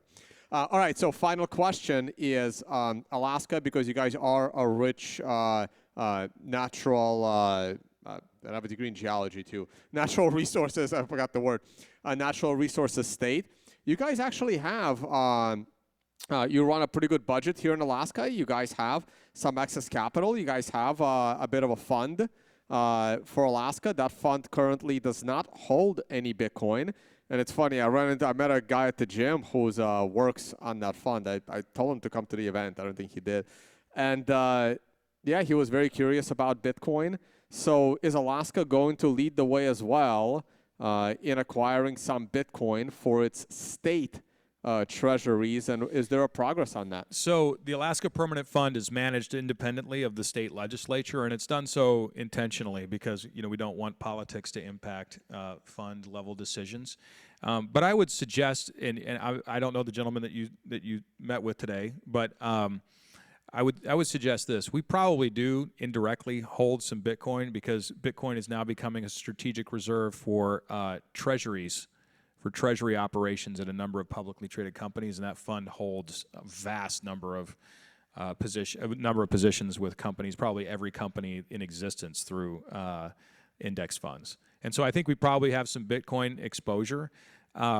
I think there are opportunities for the fund to invest in Bitcoin infrastructure companies, miners, and they may actually be doing that as well because the fund has significant exposure to private equity and venture capital, and a lot of those investments ultimately end up being in the crypto space or the AI space.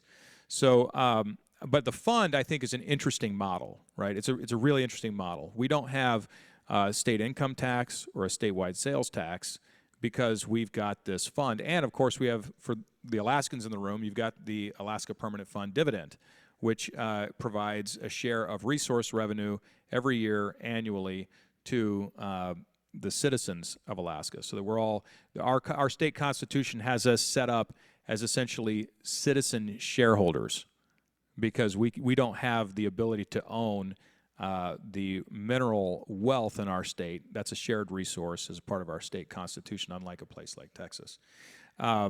So I do think there's some opportunities. I'd hate to weigh in on fund policy because, again, we have that barrier for a reason. But I do think that the fund itself provides an interesting model for how we should think about funding government, because it's taken quite a bit of a potential tax burden off the backs of Alaskans by ensuring that we are effectively, permanently, and forward funding government through investment. All right, and the worst case scenario, almost every company in the S&P 500 will be holding Bitcoin eventually in their treasury. So no matter how you slice it, there will be Bitcoin exposure. All right, any final words? And hopefully they'll give us a few extra minutes for a few questions because we are ending right on time. You know, I think this is really interesting to be sitting here today because I remember in 2013 trying to convince everyone around me to start buying Bitcoin and no one would do it. They thought I was nuts. They said, no way, this will never be anything. I even flew to New York to try to convince two friends that I had out there to leave their jobs. One was at Goldman, one was with a hedge fund, and work with me to start a Bitcoin fund.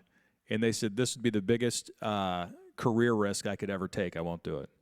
And every couple of years, I'll send them an email with the original PowerPoint deck saying, any interest? And so, you know, I think we've come a long way from when Bitcoin was being used to buy pizza, as what the previous speaker was noting, 10,000 Bitcoin for a couple of pizzas.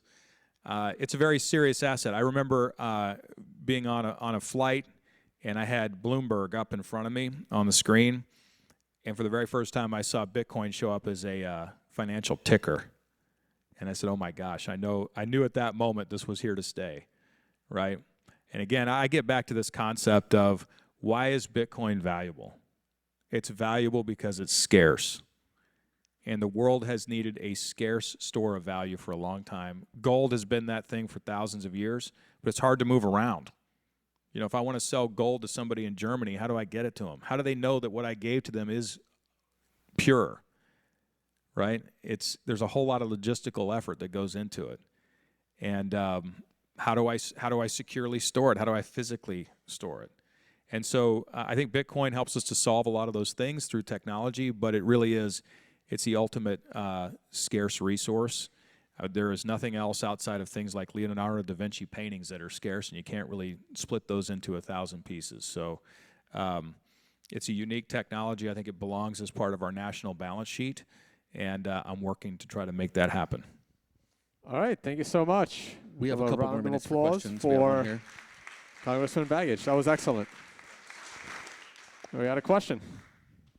Sir, welcome. Hey, nuclear energy, a lot of movement on that with legislation. Do you see an opportunity for Alaska with generation of power, microreactors, nuclear energy for mining? Do you have any nuclear energy in the state? We don't have any nuclear energy in the state right now, but we are looking at micronuclear, and we're looking at micronuclear for remote parts of the state, but also for our military bases.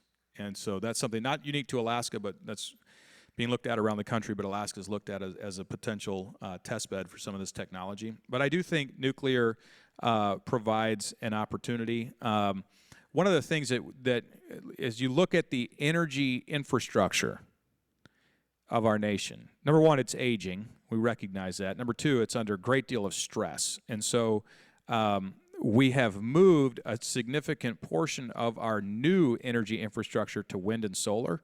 And the problem with wind and solar is that it's not on all the time, right? So if this energy is not on all the time, then it's not necessarily going to be there when you need it. So there's been a growing recognition in Congress and around the United States that if you're going to be investing in energy, invest in stable baseload power. So what happens is if you invest in stable baseload power, the stable baseload power kicks out a certain amount of energy consistently 24 hours a day, but the demand is variable. And so one of the great things that you can do with Bitcoin mining is that you can actually utilize the excess and currently unutilized baseload power to mine. And it actually helps defray the capital costs and lower the cost of energy for consumers.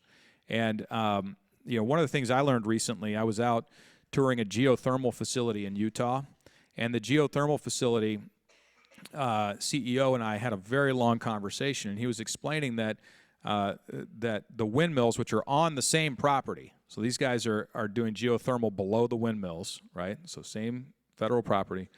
Windmills are running pretty consistently during high wind times, but when the wind stops blowing, they stop running. But on the long-haul DC circuits, this wind energy was being sold into Southern California. So they have these long-haul DC circuits that transit it. They tie up a fixed amount of capacity on those lines.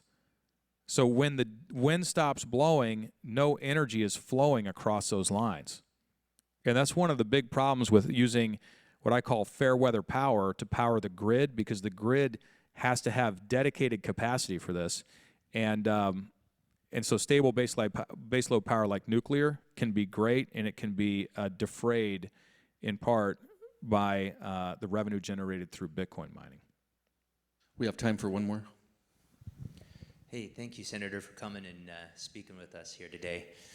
It seems like since 1971 and the Nixon gold shock that the Republic has been going down an ever-worsening path. And I'm curious, as a longtime Bitcoiner, if you believe that separating money and state is the best path for us to revitalize the Republic. It's really it's an important point. It's a very important point, because if you go back in time, if you think about how money was actually introduced by the state originally as an original concept, I'm talking thousands of years ago, people were utilizing silver and gold to transact with one another because it had scarcity, right? They weren't going to pick up things that had no scarcity because it changes the money supply and it doesn't store value. So they started using gold as a predominant mechanism to transact. The state came in and they said, all right, look, we need to regulate and add confidence to the money that's being transacted. So they started stamping this in fixed denominations, in fixed amounts, right? So that when you received a coin from someone thousands of years ago, you knew that that had a pre-prescribed amount of silver or gold in it, and that it was relatively consistent from one coin to the next coin. So the state initially stepped in as a regulator for accuracy, right? Now, over time, the state realized, you can see this even all the way back in Rome, they started to recognize life is better for the politicians if I can issue more currency. But I can't get a hold of this gold and silver all that easily, so I'm going to start reducing the size of the coin or reducing the amount of silver inside of a coin until toward the late stages of the Roman Empire, you saw that the coins didn't have any silver in them, right? It used to be 100% silver, and then they diminished over time. And so the state recognized the tremendous power of being able to issue money, but was not all that interested in being bound to the laws of scarcity, right? So we see this whole story play out over and over and over again throughout human history until the Nixon shock that you just described, when Nixon recognized, you know what, let's not be bound to gold, let's be bound to ink and paper. And so he took us. And before that, they took away the silver from the quarters. The 1964. 1964. If you find a quarter, 1964 older, 90% silver. As of 1965, zero. That's right. So that's exactly the same thing. So, so I think, look, getting back to the heart of your question, the natural state of money is to be separate from the state. That's how it started. That was the entire concept at the beginning. And I think what we're seeing, again, going back to a comment I made earlier, I think what we're seeing is a retethering of the dollar through the market, right?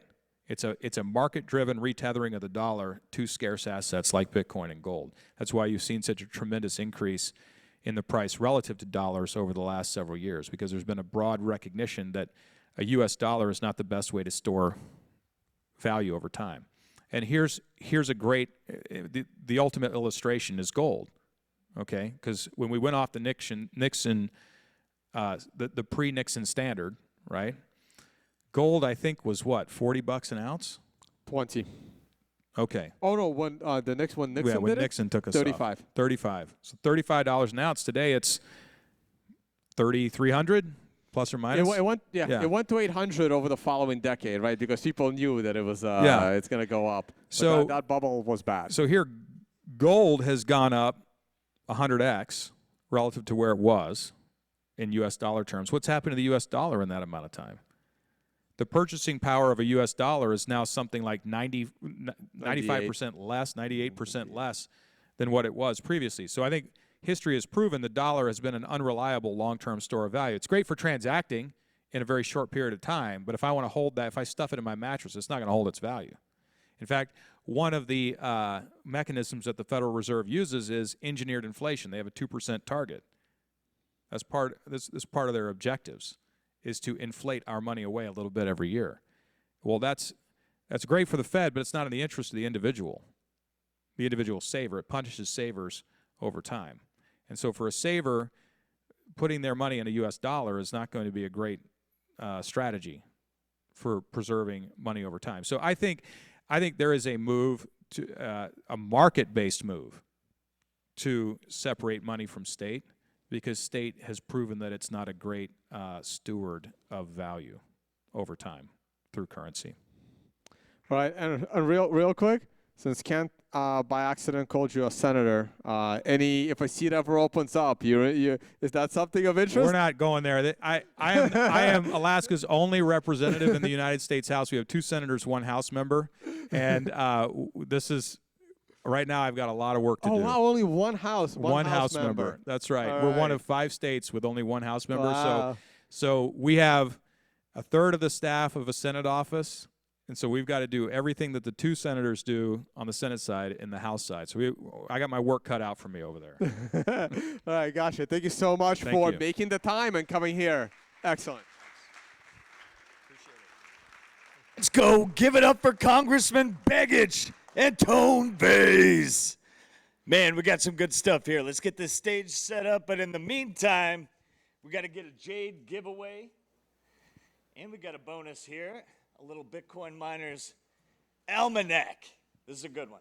All right, so it's a 2-part question. One for the Jade. You can double up for the Bitcoin Almanac.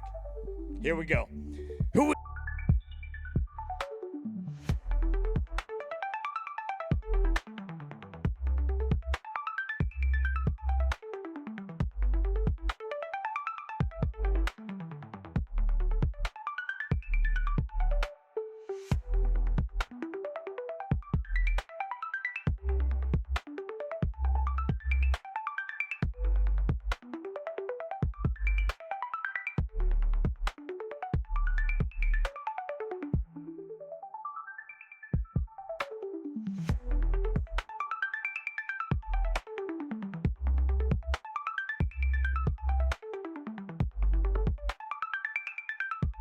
people in both North and South America, welcome Austin, Michael, and Manuel to the stage.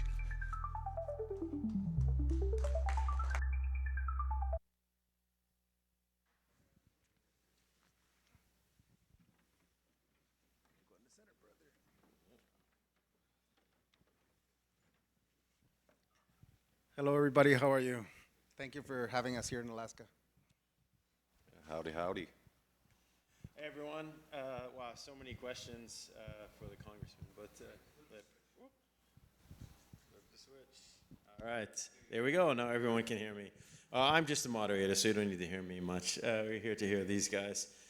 So I'll turn it over to you pretty quickly. What we're going to talk about on this panel with Jose and with Austin is about educating people in the technical side of Bitcoin and mining repair.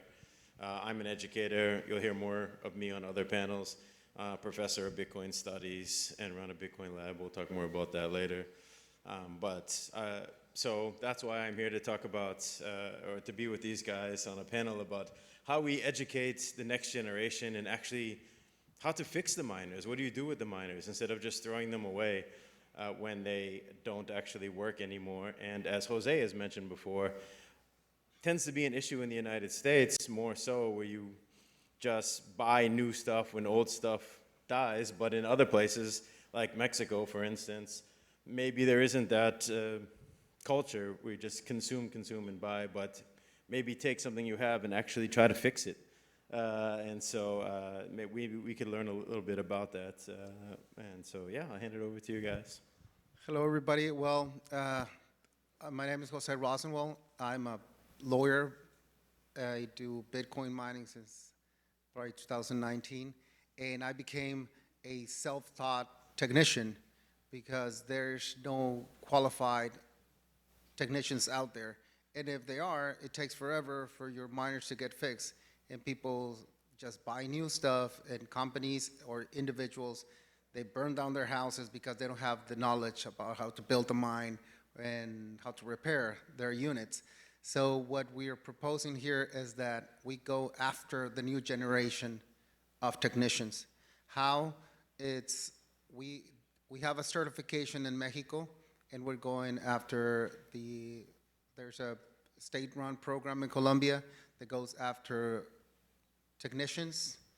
We propose our plan of studies to them, and then we just go and do workshops with the people in the universities and colleges, and we're trying to propose it to veterans, people who want to be part of this new actually supporting backbone of all proof of stake technologies, all blockchain based on proof of stake.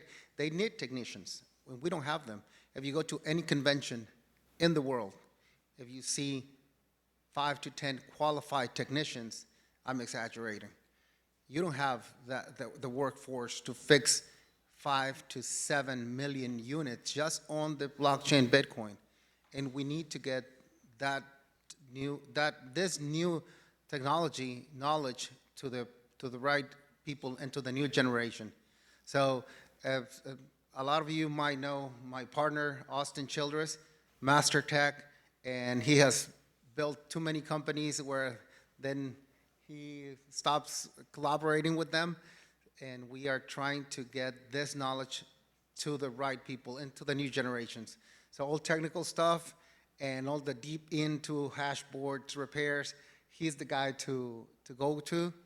And we're just trying to get it out there. So with the help of nonprofits, with the help of foundations, colleges, universities, we can get a few good technicians out there. The more exposure we get to this knowledge out there, the better chances that we have to have a supporting infrastructure of technicians to help us with this monster. Just a quick question follow-up. Do you have any sense of how many universities or how many students in the US and or in Mexico are actually teaching Bitcoin mining, repair, and on technical? I mean, University of Wyoming, for sure, we know, has a great repair classes, but are there any others? Like, just to get a baseline sense of how far we need to go to reach what we need in this space. Yeah, so we're actually trying to work with a lot of the colleges and universities throughout the states. Been working closely with like Dallas College. We've had some meetings as well with University of Wyoming, but there's really hasn't been any actual repair training. It's all been kind of like blockchain or Web3 training. So it's definitely something that I think needs to be a little more involved with not only just colleges, but even high schools. You know, with Bitcoin, it's pretty amazing because there's all the different fields that you can imagine. Any kind of trade you want, it's in Bitcoin. So you got hardware, you got software, you got HVAC, you got electricians, you got plumbing. You can literally just build a mine at these colleges or schools and then build another one and then build another one. And you can tear it down and build another one. And you can learn all the different facets of building just about anything just with Bitcoin. Sounds like we have quite a ways to go. If you can only name a few places that are doing anything, and even there, it's not a lot of repair.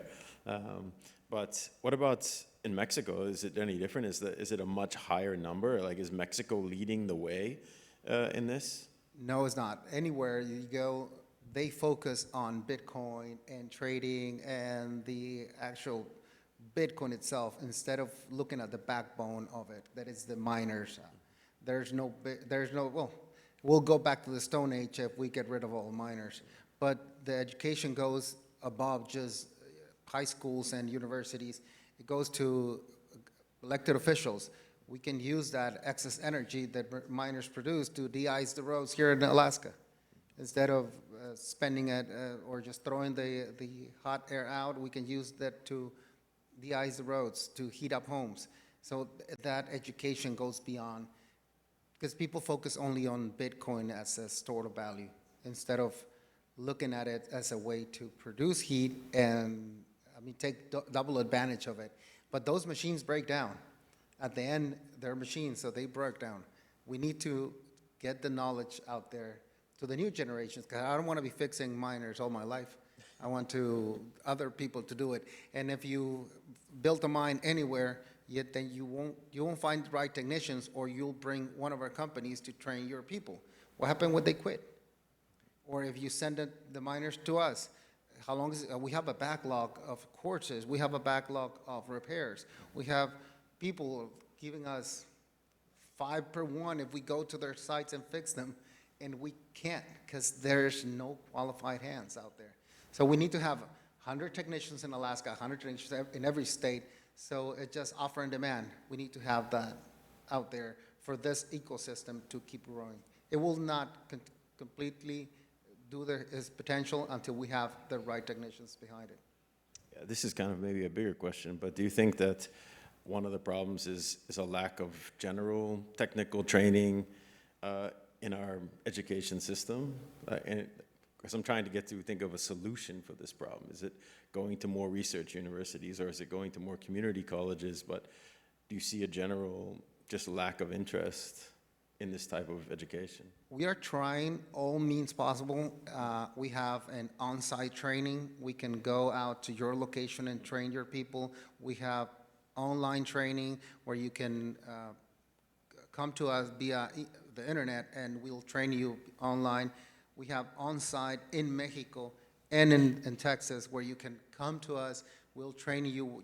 You don't have to bring anything. We have all the equipment, all the necessary tools to work on it, and we're working on a coming soon series of professional video material where you can learn at your own pace, and it could be from beginners to advanced, from model-specific training. So we're just trying to get the knowledge out there, and we'll see. We have a lot of response because our backlog is too high. Well, we need to get the tools out there. Yeah. And I'd also say that there's not that many trainers out there. I know Bitmain used to have a training program. MicroBT is the only one that still has a training program. I've reached out to Canon, I've reached out to a lot of the other manufacturers, and they just don't seem very interested, probably because they just want to sell more units. But I also believe that with Bitmain, the reason why everybody likes that product is because there's so many technicians that can repair it because of the program they had. But now that they don't have it, it's going to be kind of interesting seeing what goes on into the future. And because there's also not many trainers out there, that's why I see and I'm a big advocate of getting this into colleges and universities. Because if we come out with a program that just anybody who's like a professor can read the curriculum, go in and actually train this program, I can only be in so many places at one time. Like, I'm super busy, I'm already traveling all over the place. And if we can get these into the universities, it'll make it so much easier for these technicians to learn because there'll be more teachers available. Have you looked more broadly at just the repair industry? Like, is repair as big of an industry as it used to be, going back to some of the original ideas here, or is it just generally something people don't learn as much? And the Bitcoin, it's just about, probably with the amount of exahash that we have, between 5 and 7 million units out there, each having 3 boards and PSUs and control boards. So just on the blockchain of Bitcoin is 7 million units. You have to do all the math with all proof of work blockchains out there. So yeah, there's millions of units out there and only a few hands working on them. And if you go and if you try to hire somebody that is already doing repairs, you come with from my point of view and what our point of view is the moral fact that they don't want to teach you.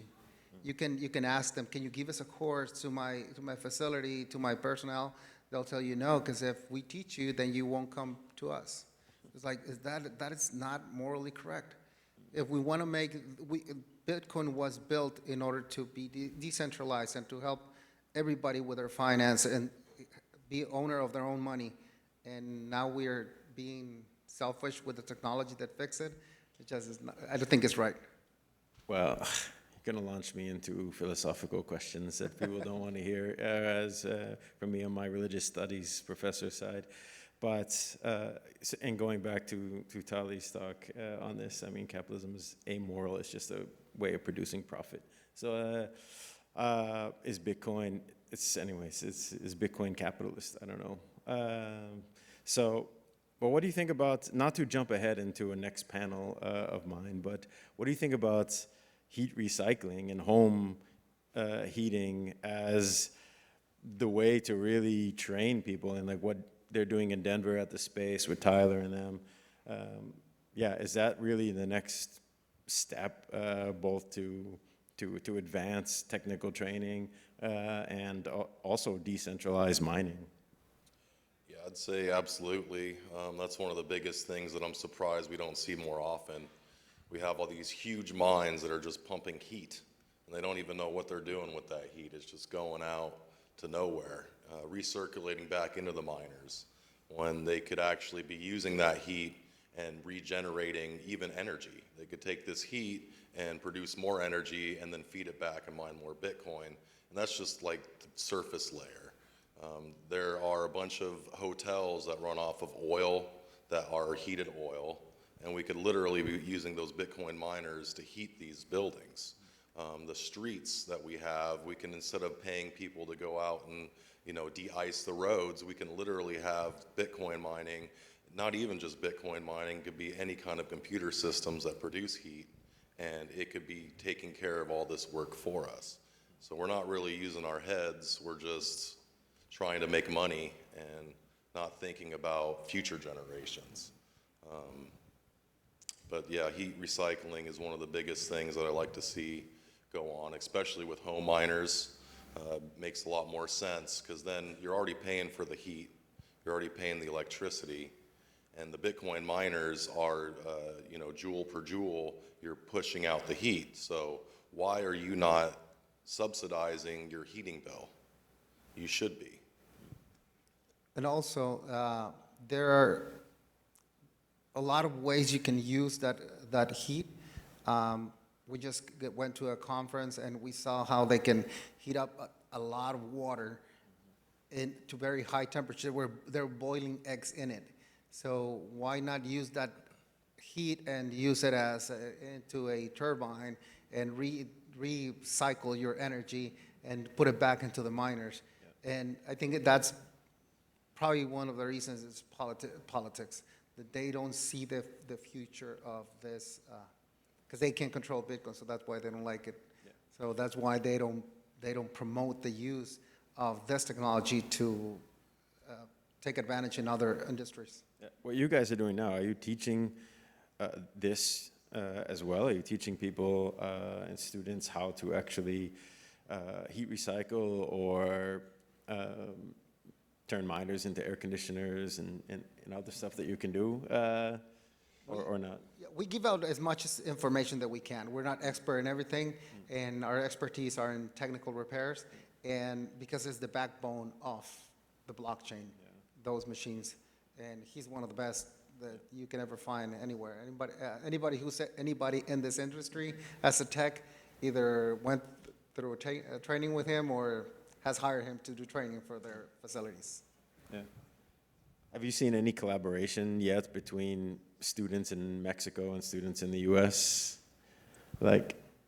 We have an agreement with it's like the Technological Institute of Tijuana, that we go and teach them. We bring them into our facilities and we teach them how to do basic stuff. We are working on programs to build curriculum, valued classes.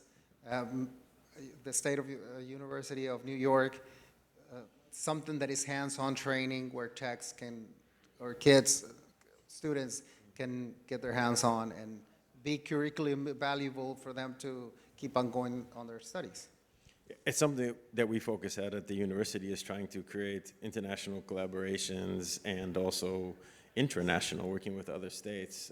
For us as a State University of New York system, and all the state systems work on that. So that's, I think, somewhere that we can really work together and collaborate between us and just more generally in terms of orange pilling universities, because we talk all the time on campus about this sort of stuff, but we haven't talked a lot about in terms of repair. We think of repair as a very localized training. You go to a local community college, you learn how to be a technician in repair, but we don't think of it on a global network scale. And I think that Bitcoin can globalize that a bit more in this type of repair and working together. But do you see, Austin, more interest in Texas? Is Texas helping in any way with this? Because some states are put more money into research universities than technical campuses. Is Texas maybe more focused on technical training, or? Yeah, definitely. Funny enough, I ended up moving out to West Texas. It's definitely one of the biggest hubs for Bitcoin mining pretty much in the world. They're expanding on a tremendous rate, and there's a lot of interest with a lot of the universities, colleges, technical colleges there in Texas, probably more so than any other state. 100%. Yeah. Well, that's great. I mean, I hate to even mention it, but I'm from Massachusetts. It's not great in a Bitcoin event, but we're definitely not supportive of that in New York either. But tell us more about what you guys are doing in Texas. I mean, how many students, how many people you have being trained right now actively in Texas or in Baja California or in other places? Yeah, I mean, we just did a training before we came out here with a group of like 4 individuals. And a lot of times that's kind of what we have is kind of smaller groups, just a handful of technicians that we train up. And that's kind of what I do a lot, is I'll travel around. I've trained a lot of the public companies as well, like Clean Spark, Marathon, Bitfarms. So you're training the companies themselves in how to do this. Wow, interesting. But also, I heard one of the panelists said that the grid needs to be stable. And we, as one of our sister companies, we're partnering up with the companies who have a set amount of megawatts purchased to their electric company. And because they're committed to get that amount of energy monthly, and they need to consume that energy, they get penalized if they go under the amount they were committed to. So we help them stabilize the network by turning on Bitcoin miners. So that's education to the general public, to any company owner who wants to have their grid stable and not be penalized for not using. That's another little example of what we are trying to help out to anybody who wants to be interested in this technology as part of our education program. Yeah, I also find it kind of interesting because actually Jose is one of my oldest students. I thought you were self-taught, man. You said you were self-taught. After I was self-taught, and then I needed help because I was getting into trouble that I'm not an engineer in electronics, so I needed help. And looking I found him, and we ended up getting along and having the same vision of education and passing along this knowledge to the future generations. Yeah, and actually, like looking back now, it's kind of interesting because I'm actually working a lot more with my students, and a lot of these students are now growing and they're giving back to the community. Some of them are becoming trainers, some are becoming, educators. And just kind of interesting seeing, hindsight, if you will. So if there's people in the crowd who are Alaskans and local to Juneau, and they are really interested in Bitcoin mining and don't have a lot of knowledge about it, or even if they do, how would they talk to you guys afterwards about, where should they go to figure out what's the first steps in learning how to install and repair miners, and what are the questions they should be asking, and what should they ask you? What would you tell them? Yeah, I mean, if you're looking, YouTube's a really good spot to learn pretty much anything. You can even find me on just about any kind of social platform as Crypto Miner, CHR. That's what a lot of people know me as. I also run the company ASIC Repair Parts, as well as we have ASIC Care. So lots of ways you can find us. But in general, there's a lot of other programs out there as well. Like Zeus Mining has come out with some interesting stuff. There's also a few other trainers out there that you could find as well. And I recommend going out and get as much training as possible. It's kind of interesting because a lot of people are like, oh, we are going to take this 1-week course and we're going to know how to repair miners, we're going to know how to repair power supplies, we're going to be able to do it all. And in 1 week time, that's really nothing. They don't call it a 10-year for nothing. It takes 10 years to learn a trade. And that can be kind of shaved down if you actually stay the course. And you also have to be very interested. Also, it's very good if you reach out, if you're a student or if you're a veteran, if you're transitioning from an active military, reach out to the people who have those courses in your universities and tell them, we want this program with us, and we'll find a way to get it out to you. Because this is the knowledge is power. And once you know how to fix your own miners, you don't have to depend on anybody. And you can do whatever you want with your equipment and grow in an order way, instead of just growing as you go. As a lot of people in this industry are self-taught, and they just trial and error. We try to get those errors out of the way so you have a smoother way to be a Bitcoin miner or whatever other crypto you want. As long as it's proof of stake, you can work on your own ASIC machines. Yeah, so for each of you, in 60 seconds, if somebody comes up to you and says, why should I become a Bitcoin mining technician? What would you tell them? I'd say that it's one of the most sought after technicians in the Bitcoin mining field. There's not many of them. I can train up a level 1 technician in a week, but when it comes down to doing the more technical stuff, knowing more about the actual mine, knowing how to actually maintenance those machines, how to make sure the environment is actually a good environment for those machines to run in. I think that, definitely is one of the more higher paid jobs as well in the Bitcoin mining industry. I'll say after hosting and mining, probably the best way to make money in the industry of Bitcoin or blockchain technology. Know how to repair those.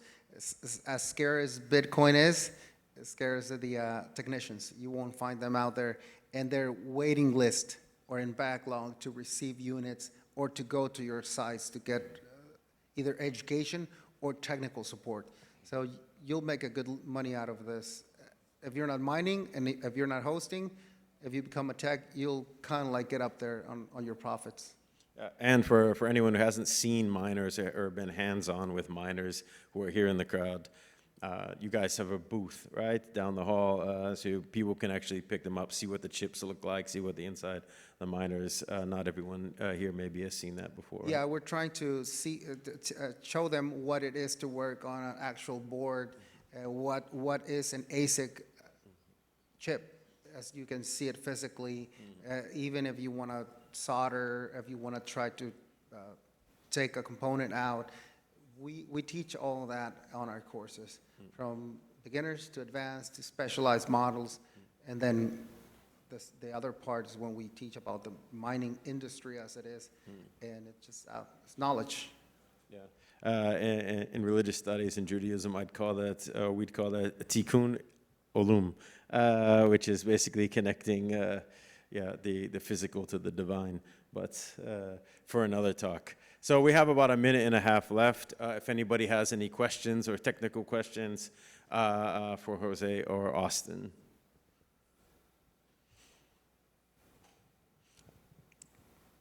Somebody over there. Yeah, real quick, trying to repair my S19 at home at the Apple. I figure, what's the best thermal paste for the heat sinks? What do you recommend? What model of S19? Okay, so you want to have at least a 4 watt per millikelvin thermal paste. That would be, usually it's the color of blue, or I'm sorry, pink. Fuji Poly makes, this actually stock, so Fuji Poly makes a pink thermal paste. And we actually have a lot of that materials and stuff available on our website, asicrepairparts.com. Thank you.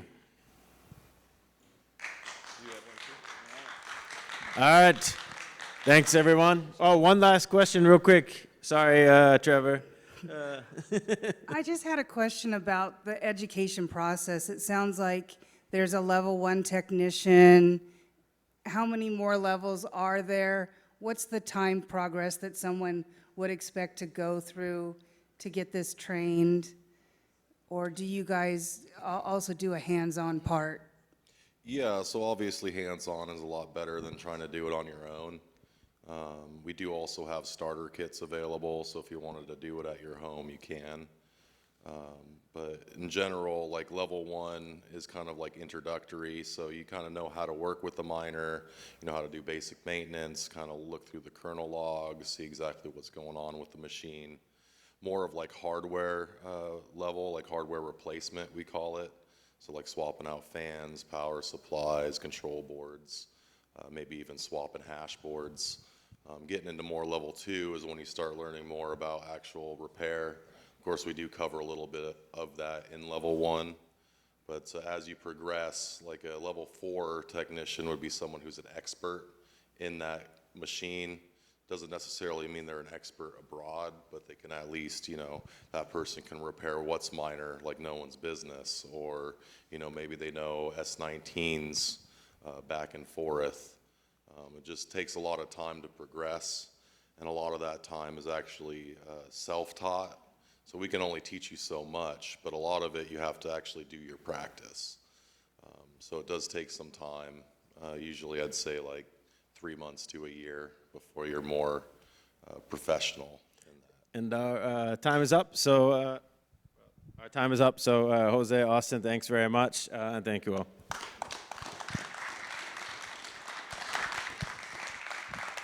Thank you. All right. Thank you. Thank you. Thank you, guys. We got a big one coming up here.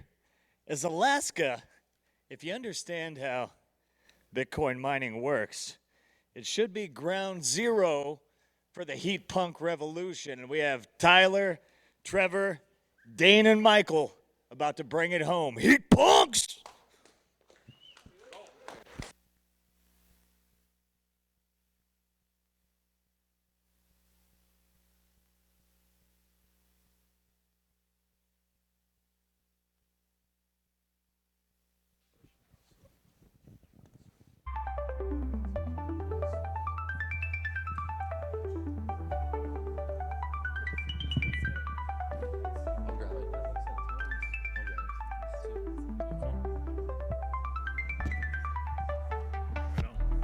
Check, check.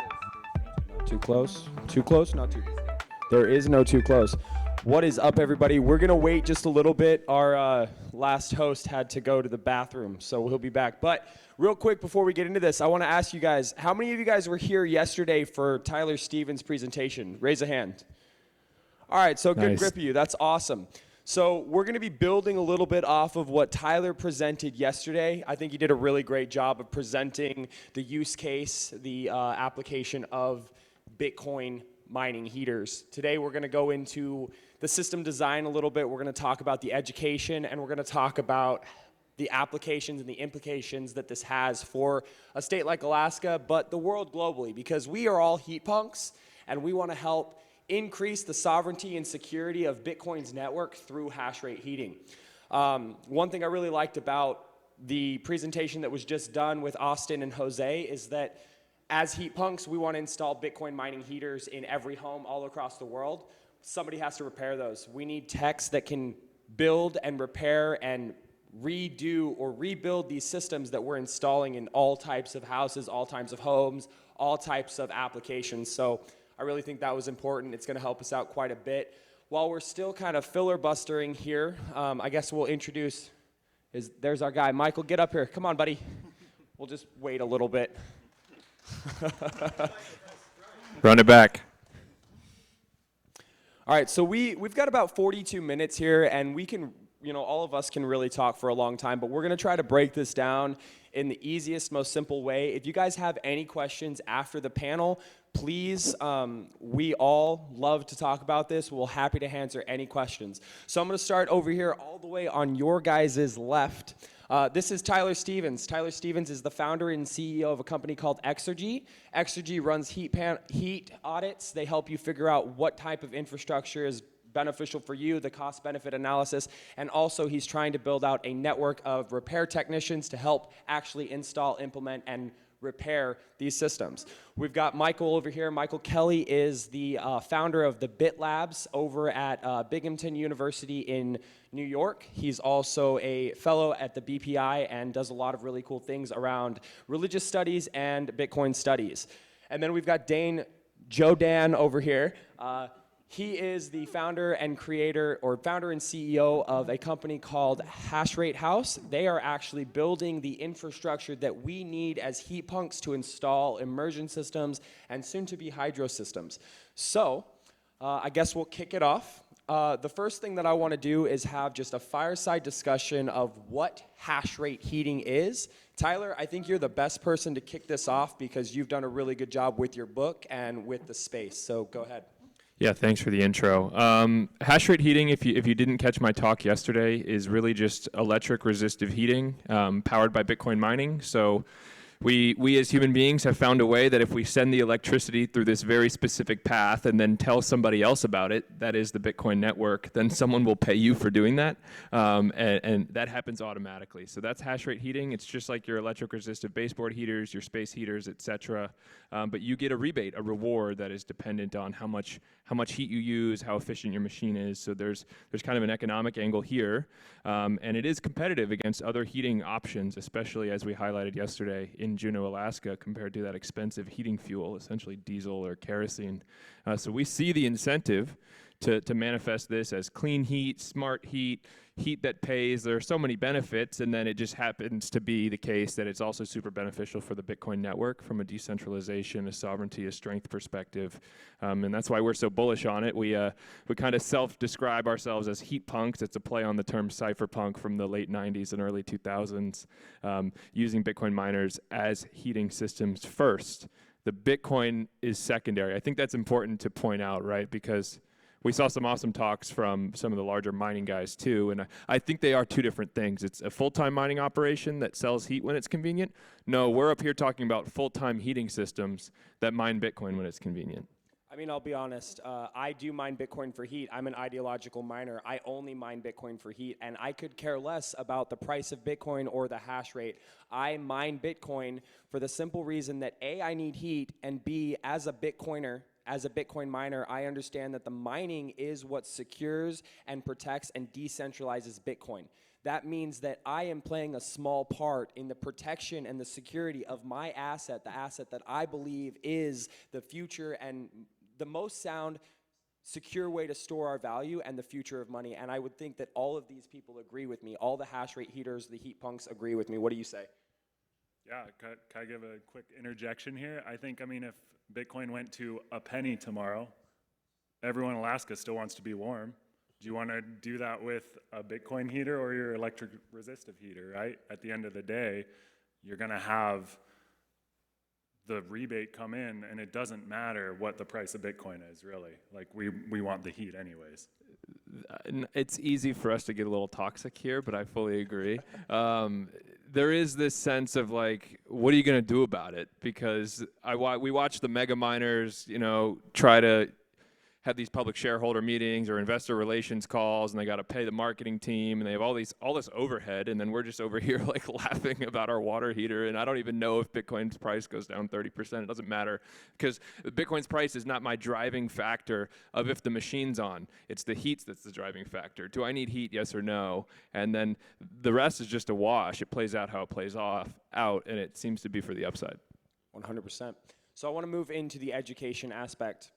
The whole idea behind this conference here this weekend is to educate. We want to educate Alaskans. We want to educate the world on how Bitcoin and mining work. Alaska has the largest energy reserves in the nation and possibly the world. I mean, don't quote me on that, but it's bigger than Texas. We have hydro, we have geothermal, there's methane mitigation sites, there's tons of solar, there's oil and gas being pulled out of the North Slope. There's tons of energy that can be consumed. Bitcoin miners are the best way to utilize and capture that energy. But the fact of the matter is if you think about this, it's hard to grow food. It's hard to raise livestock in Alaska. If you take a Bitcoin miner and you pump heat into a greenhouse and you put lights in, UV lights, you can now grow food all year long, 24/7, which that has huge implications for communities around Alaska. Huge. And so what I want to do is I want to pass this over to Michael, because Michael is leading up some of the education around hash rate heating in New York, and I think that this is a lot of information that Alaskan residents could use. So Michael, can you just tell us some of the things that you've seen coming out of Binghamton University with the students that you're working on in relation to hash rate heating? Yeah, I think it's a hilarious irony that the State University of New York is the first to have a Bitcoin mining research lab in the country, and that we're the only university to have a Bitcoin studies program and courses, and a proposal now to turn all of our heating over to hash rate heating, which I pitched to the university higher administration at the end of last semester. And it's in a matter of less than 2 years, I went from being told that mining and nodes are illegal in New York and it will never happen, to all of it being approved by cybersecurity, nodes running on almost every Mac in the public labs on campus, having a mining lab, and having an incredible amount of mining activity in our lab. And right now, as we speak, I have a pallet of mining equipment coming, thanks to Matt at Wyoming and some others. So, yeah, I mean, the thing on the university campus is that the heating is not just heating the buildings, right? It's heating the buildings, heating the dorms, heating the pools, heating all of our 3D printers, heating in copy machines, heating everywhere, and heating in all those places could have ASICs in them. All those places are for miners, and we use an incredible amount of energy for heating just on our campus, let alone every other campus. And think about that. I mean, just last semester, in just one of the Bitcoin classes I taught, I got almost 50 students, new students, mining Bitcoin. Right? That's one class of one professor and one campus in a state that is maybe the most anti-Bitcoin in the country. Imagine if you're doing that in Alaska. And for those who know a lot about Bitcoin and care about Bitcoin, that is helping to decentralize the network. Right? I agree completely with Kent, of course, that everyone should be mining. Everyone should be running your node. And so education and the heat punk movement and hash rate heating is the way to, to decentralize mining. And I think I couldn't be more bullish on it. But also, Tyler's book, just a little plug. I told him earlier that it's probably the only book last semester that the students read every page. And so it's when you get a bunch of 18 to 22-year-olds in a university campus who read an entire book, you know you're onto something, I think. So thank you. That's very kind. But yeah, that's awesome to hear about the education, because that's exactly what we need. It seems trivial to us, but we've been focused on it for a while, and it took us a long while to come to this conclusion. But it just happens to be the case that it's like, yeah, we see these things as electric heaters, and that's where are they used? They're used everywhere. A quarter of the world's energy is used for heat that this machine makes. So it makes sense to apply that where it fits. Absolutely, Tyler. You brought something up to me and Dane earlier. You know, Congressman Begich is in the crowd today, and he just got done speaking on his presentation, and they talked about budget-neutral ways to acquire Bitcoin. So, Tyler, I want to pass it over to you because you brought up a very prescient point about hash rate heating in this regard. So budget-neutral ways to stack Bitcoin for the strategic Bitcoin reserve, i.e., how do we get more Bitcoin on the government's balance sheet without costing the taxpayer money, without taxing them directly, et cetera? It has to be cost neutral. Well, you could just start heating every government building with hash rate heaters, and they don't even have to know about it, I guess. But if they want to keep the Bitcoin, they could. Because I know, for example, like post offices are privately owned. Government's kind of the best renter of last resort because they'll always pay their bills and they're never late. But I know of one in Idaho with a friend of mine where the U.S. government is mining Bitcoin and they don't even know it because their heating system in the post office is a hash rate heater. And so that's a great example. Also, Wells Fargo Bank is mining Bitcoin without them knowing for heat in Idaho. But that's a great opportunity, I think, for certain climates. And I'm not going to sit up here and say it makes sense everywhere. I see congressmen out there. We got to be honest, like natural gas is way cheaper and we have abundant supply of natural gas. We should use that where it's fit. But in certain places like Juneau, where we're sitting now, or high altitude Colorado near me, or our friend Cade in Idaho, it's better than propane. It's better than heating oil. It's the best economic solution to supply the heat and the warmth you need. It's clean. There's no emissions, and it stacks sats for the SBR. Absolutely, Tyler, I appreciate that. I think it's important for the government to understand what we can do for them. I mean, we're not going to sit up here and say that we are pro-government. I think a lot of us are kind of anarchists in a lot of our sense, but we do believe that if we can drop the requirements from the government to subsidize certain programs and pay out citizens for certain things, that reduces the government's budget and revenue line item. I'm probably not saying that right, but either way, the point is that if we can reduce the cost of the government, it reduces the cost on the taxpayer. And at the end of the day, it's all about the community and the circular economies that we can build. What say you guys? Actually, just add on to that, Joe, just real quick, that if we're, as I pitched to my university, is that if we're hash rate heating, we can actually reduce taxpayer burden by a significant amount.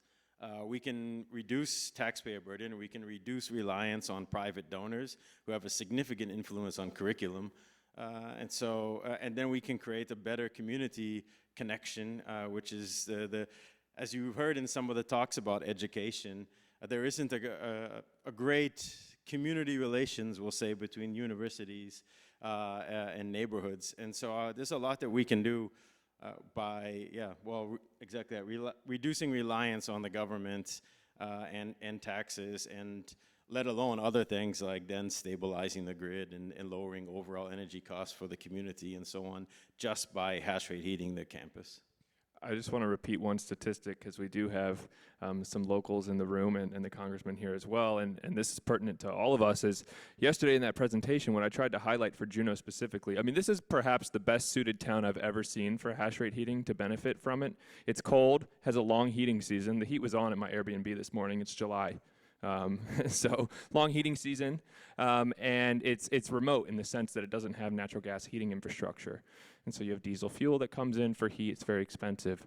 The numbers I ran yesterday was if 3% of Juneau was heated with hash rate, it was 375 homes. Let's just guesstimate. I could be off by if that's 3% of the homes, but if that was converted to hash rate heating, with the average heating profile, all this math, yada, yada, yada, it was $1.5 million a year saved on heating bills. That's paid by the Bitcoin network. That's $1.5 million that doesn't have to come from the heating assistance program, a government subsidy program. It's put directly in the pockets of the residents or the small business owners. And it's all because we were just more smart, more calculated, more cognizant of how we're consuming that energy. Heat was the byproduct of these machines. We shift our focus, they're heaters, and the byproduct is they do some math along the way. And this whole global monetary network happens to reward you for doing that. And I just think it's amazing that just a small, tiny pilot program in a small town, a small city, so to speak, right, can have such an enormous impact. It's over 0.01% of the Bitcoin network could be a small percent of Juno. It's crazy to think. Absolutely. And, we will all sit here and tell you that Bitcoin mining can get addicting real fast. You start with a bit axe and you end up having, 10 to 20 kilowatts heating your basement, heating your home, growing your food. It happens quickly, and I would love to see the state of Alaska and the city of Juneau and even other cities all across the world working on this. I think it's really important. Now, I want to shift our focus a little bit into the actual infrastructure and design of these systems. Tyler's book is one of the best resources we have seen so far on how to design and build out these systems. You might be thinking, well, Trevor, how do I implement a air-cooled or immersion-cooled system to heat, my greenhouse or to heat my basement? Well, that book will really highlight it, but we'll kind of go over just the design as best we can right now. So there are 3 types of heating solutions right now, and we call them heating solutions, but it's just basically the way that you cool down the miner. You've got air-cooled, which is air flowing over the hash boards. You've got immersion-cooled, which is the hash boards dunked in a dielectric oil, and you have hydro-cooled. And hydro-cooled is just a water block plate that sits on the back of the ASICs and runs fluid through that. So Dane, as somebody who is building immersion fluid systems and working on a hydro fluid system, what are the trade-offs between the different systems, air-cooled, immersion-cooled, and hydros? All right, yeah, there's definitely a lot to unpack with that for sure, but I think try and keep it as high level as possible. Air-cooled, we'll start with that. What's nice, it's the simplest way. If you just want to, it's the gateway drug, as you might call it, right? If you just want to start, I want to get something warm in my house. They're noisy, but they create a lot of heat, and they heat a space. So you can get a cheap, miner that's air-cooled, plug it in, it'll instantly start heating the area, and it'll make hot air for you in your house or in your space heater, right? Now, where it gets not in the weeds, but just a little more maybe complex, but the fun part is you get into hydro immersion, you now are putting that heat into a liquid. That liquid can now be pumped somewhere, right? You can heat something external of that location where the miner is. So I think what's really important with that is for immersion, for example, you put it in this, or kind of also with the air side, Alaska specifically is very humid and cold, right? And electronics and water don't mix. So you kind of have to be a little more cognizant of where you're pulling that air in maybe. So that kind of can be an issue, but also at the same time, they're cheaper, it's easy, if you burn it up, it's fine, you can try again, So that's kind of one of those things. Now, if you want to go on the longevity and have different things you want to heat, a jacuzzi, radiant floor, things like that, that's where you get into getting that heat into a liquid, and you pass it through heat exchangers makes that difference. So that's where immersion and hydro come in. With hydro, there's some material compatibility issues that if you go into a DIY or something, you can play around with, but as a kind of product designer and kind of infrastructure trying to build it, that's really where I'm all for DIY. That's a lot of the pleb stuff is awesome, so keep going there, but I think there's something to be said for when you're trying to sell a product, we're trying to put something out that'll last 5, 10, 15 years, so. But I think the key point is guys like yourself building products, there's ways to pull this heat out, air or liquid, and apply it, integrate it into traditional heating applications that maybe not yourself, but your plumber or your HVAC guy, your contractor, your tradesman. The education's really important here, Michael. But it's starting to look like that, right? And that is the end state, where it's not like this crazy, what are these guys talking about on stage right now? It's like, I think we are talking about the beginning of a new heating technology, probably the first of its kind in over a century. And so it's not so much of like, what do we need to learn about the mining industry? It's like, how do we tap this into the heating industry? And that's where we spend a lot of our time right now. It's funny to talk about where Bitcoin's brought us, is like studying hydronics books and going to Hari's Plumbing down the street, but that's the case, so. You get paid to shower, right? Yeah, right, exactly. I mean, literally heating a jacuzzi with Bitcoin is the closest you get to swimming in money. It's about the best feeling ever. It's the most relaxing. And to that point, if none of you have seen the video that we produced at Build a Mine for the Undermine Heat Punk Summit, we're literally sitting in 3 cowboy hot tubs, is what we called them, heated by Dane's immersion hash tank, and it's like, what was it, 38 degrees outside in Denver, and we're all just chilling, having a great time. The hot tubs were too hot. We had to put snow in them. Yeah, and so I think Tyler keyed on it, and like from a system design standpoint, yes, as I was kind of saying, there's DIY sides to it, but really trying to build something that can be integrated. You go to your HVAC tech, it's actually nothing different, really. It's all actually the same tech, like wood boilers, geothermal, all these things, it's all the same. At the end of the day, you're just getting the heat a little different. All these heat exchangers, it's just implementing it in a different kind of form factor that it's really bridging that gap. It's really not any different than these techs should worry or think about, but it's just letting them know, hey, you still just need a 3/4 inch NPT threaded thing into here. Cold water here, hot water will come out here. You know, and so it's just kind of helping them understand that it's no different. Yeah. So we as Bitcoiners, and many of you in the crowd, if you are a Bitcoiner or live here in Alaska, we believe that sovereignty is something that is very important. Sovereign individuality, being able to raise your own food, grow your own food, generate your own power. This is very important. I'm staying at a lodge, about 20 miles from here. They're completely off-grid. They generate their own power from a small hydro dam out there. It's actually pretty incredible. This is not the only use case for Bitcoin heaters or Bitcoin heat reuse. I mean, the potential is boundless at the end of the day. But what they're doing out there is shedding the electricity that is overconsumed using mats in their basement to demand response to that electricity. We believe that a Bitcoin miner could play that role in such a significant way that it could actually generate capital, sound capital, for the owners of this lodge. And I just kind of want to open it up to a fireside to kind of have a conversation of what this looks like installing these systems. This is where I think the laboratories and the educational setting are super important from guys like Michael. But you're right, Trevor. Like what you're describing is a rethinking of like the energy system in a home. I envision a future where we probably rely less on the grid. Hash rate heating aside, I think Bitcoin miners also solve the whole solar industry. Everyone's been wronged by the solar industry. Kent and I had an extensive conversation about this. I mean, the actual cost to produce these things, Kent was telling me, is like 20 cents a kilowatt hour, but you end up paying closer to, or kilowatt, you end up paying closer to $5 a kilowatt just because of middlemen and regulations and building codes and all this stuff. So I think like Bitcoin miners can almost be something where you go knock on the door again, you go around the salesman pitch, and you say, hey, do you want to get unscrewed by your solar? I have this other thing that was missing this whole time.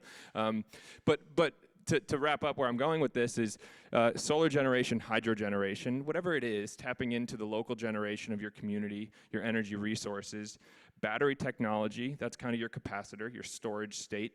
Then you have a way to consume, right? So your lights, your home, your demand. And then you have a buyer of last resort, the Bitcoin network. And instead of having to send electricity back to the grid, that's what requires you to be connected. That's what requires those building codes, those expensive fees, right? It's hard for the utility to take the power back. They don't know if you're going to send back 10% of what you said or 150% of what you said. It's a pain in the ass for them. It's better if you just dump that excess power that you're not going to use into devices in your house that are always a buyer of last resort. The Bitcoin network will pay you for them. And then you get to choose with this hierarchy of preference, is that going to be heating or am I going to be dumping the heat outside? Because you could have this situation where you have batteries, solar, your miners turn on when the heat's demanded, or they point outside and turn on when there's excess power and no one wants it. And so this is kind of the sovereign situation, the sovereign energy stack up of a home, a business, of the future, I believe. That's what we do with our Bitcoin students. We've been going out last semester, especially to local farms, because we're in upstate New York, and local breweries, and trying to convince them to just install Bitcoin miners for hash rate heating. And you can't boil water, but you can definitely use the heat in various ways in a brewery. And of course, you can grow vegetables, and we're going to be growing cherry tomatoes in the fall, and the students really want to grow weed, which you can do in the state of New York, but it might not, it might bring some negative light that we don't want. But yeah, yeah. Yeah, I think with all that being said too, it's just having the idea of this hash rate heat in areas that, you know, there is this excess. I mean, being a sovereign individual is what we're all about, but if you're generating your own power, you're growing your own food, and it's heated with a miner that then's holding your monetary value, I mean, what more is there, you know, at the end of the day? But that whole balancing of the grid is just such a huge piece of the pie that, yes, the heat, as we're up here talking heating, and it's just a heater, but also that heater, I mean, you can't just turn on your hot water heater and just start boiling your water. Like, there are solar integrations too. Yeah, okay, I have excess solar, heat up my hot water a little bit more. Sure, that works, but that buyer of last resort, like you're putting, I really like that, is just the idea of that Bitcoin miner is there. Not a lot of people have overly excess, maybe renewable energy, but just also on a grid standpoint, like stranded energy. I mean, Alaska, yes, it's super energy dense, but a lot of this energy is out in the middle of nowhere. I mean, if that waterfall way out there, you know, it's like, yeah, it's great. Hydro has a high head, has opportunity, but there's no transmission lines there. But if you go out there and you want to, you know, mine at it or build the infrastructure, hook miners up there until those transmission lines get there, you have that buyer to help upfront that renewable energy so they don't have to get government subsidy. They don't have to get money from external sources. They just need to buy the miners, and they can run it and get that revenue right away as soon as they open their generators until the power company comes in and interconnects to then send it back. I think what Dane just pointed out is super important, which is we're not here to say that all of Bitcoin mining will become hash rate heating in homes. That's not the case at all, but rather Bitcoin miners like seek out a way to add utility. The days of just running a mine as a business because it's profitable and you are getting more revenue than the cost of electricity, those are few and far between, and the days are almost over, I believe, because the competition's growing. There's more miners coming on the network. We're finding the cheap pockets of energy. Maybe it'll exist off-grid. But what Dane just described is you're adding utility by maybe monetizing trapped resources, stranded resources, right? Or you are doing curtailment contracts in Southwest Texas where you are acting as a damper on the grid. So a buyer of last resort, someone can turn it on, someone can turn it off. There are quarters where the miners in Texas are paid more for curtailment to shut off than mining Bitcoin because they're so useful to the grid for balancing or for heating, right? And things like that. So I think what we need to do is start to focus on and tell a better narrative of this, of all the useful features that mining introduces into communities, into homes, into grids, into large dynamic systems. It's amazing to see. I think perhaps the only way mining will exist at scale without an explicit utility is when it becomes a national security interest and it's allowed to be subsidized at a loss. But it's still useful for the United States to have Bitcoin, so I guess that's a separate utility. I interject too. I want to actually just bring it, that kind of same deal back into hash rate heating a little bit. Is being hash rate heating, it's a smart heater at that point. I know we kind of talk about this a little bit. It's not just a resistive coil. It actually can be 4,000 watts, it can be 1,600 watts. You know, it's scalable, it's very scalable. So it's to that point where, yes, stranded energy, but also if you're interconnected in your town and you have let's just pretend that 3% of all Juneau is hooked up with hash rate heating, but you know, there's companies out there, it's really at the end of the day, it's programmable. That heater can be programmable. There is opportunity to tick a box and say, I actually want to opt into flexible load for my community, and then you know, if you have 100 of these, 300 of these out in a community, that's actually very much a flexible load to be able to allow then that power operator or the grid operator to understand, oh look, I actually can control this load now, and we have a high demand. I'm gonna actually just turn off these water heaters. That is such a good point. we need to focus on this more, because you could say, hey, this is a luxury heating system. It's the YMCA or something. In the time of crisis, it's not necessary to heat 40,000 gallons. And maybe there's various applications to this, the breweries, et cetera, and you could opt them in, and it's kind of, you get this micro curtailment because these are smart internet-connected devices that are the heaters. And so when that grid is stressed, or it's a cold fluke, or whatever it is, you can just kind of ramp down the ones that are not as important and still maintain the security and the necessary warmth delivered for survival and comfort that everyone needs in those integral systems. Yeah, and I think it's just something too. Obviously, you all want to stay warm. It's that survival, right? But just like you said, I mean, these things can be for the places where it's not necessary, you know. I don't really need to have my pool warm right now. No one's at the pool, or whatever scenario you want to play out, but also at the end of the day, it's very scalable, where a lot of resistive heaters, it's on and it's cranking power through it and it's off, you know. Sorry to keep talking, but no, I get so excited about this. I mean, that's actually, cheaper aside, there are millions of people out there who just want nice, good stuff, high performance, right? I want the better car, the nicer house, whatever. I got the better jacket, the better clothes. When you have a heater that can dynamically tune from 70% power to 68% power, it actually is better heat. It's higher performance heat. A traditional heating system has this bang bang nature. It's on and it's off, and it, you know, it's called a duty cycle. How many minutes was it on for the hour? And so there's temperature swings.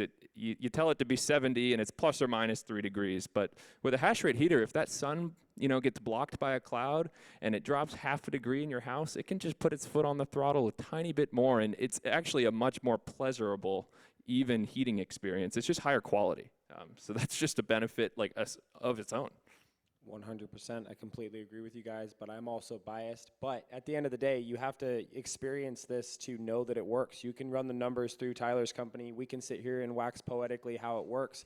But until you start the pilot, you see how it works for yourself, you're not going to understand. I remember the first day that I plugged in a Bitcoin miner, I set it on my counter, and it heated my house up to about 85 degrees. And my wife said, what the heck is going on in here? And then I had to figure out how to, you know, get the wife approval and all that stuff, and it takes you down a journey. But you really have to get off zero. You have to take the chance and start it. Now, something I want to highlight here is that we're currently talking about homes in this scenario. There are boundless business opportunities for you to install a Bitcoin miner as a heater. There are tons of business practices out there that use heat to generate the revenue that sustains their business. What happens when you generate heat that pays you or adds to your balance sheet?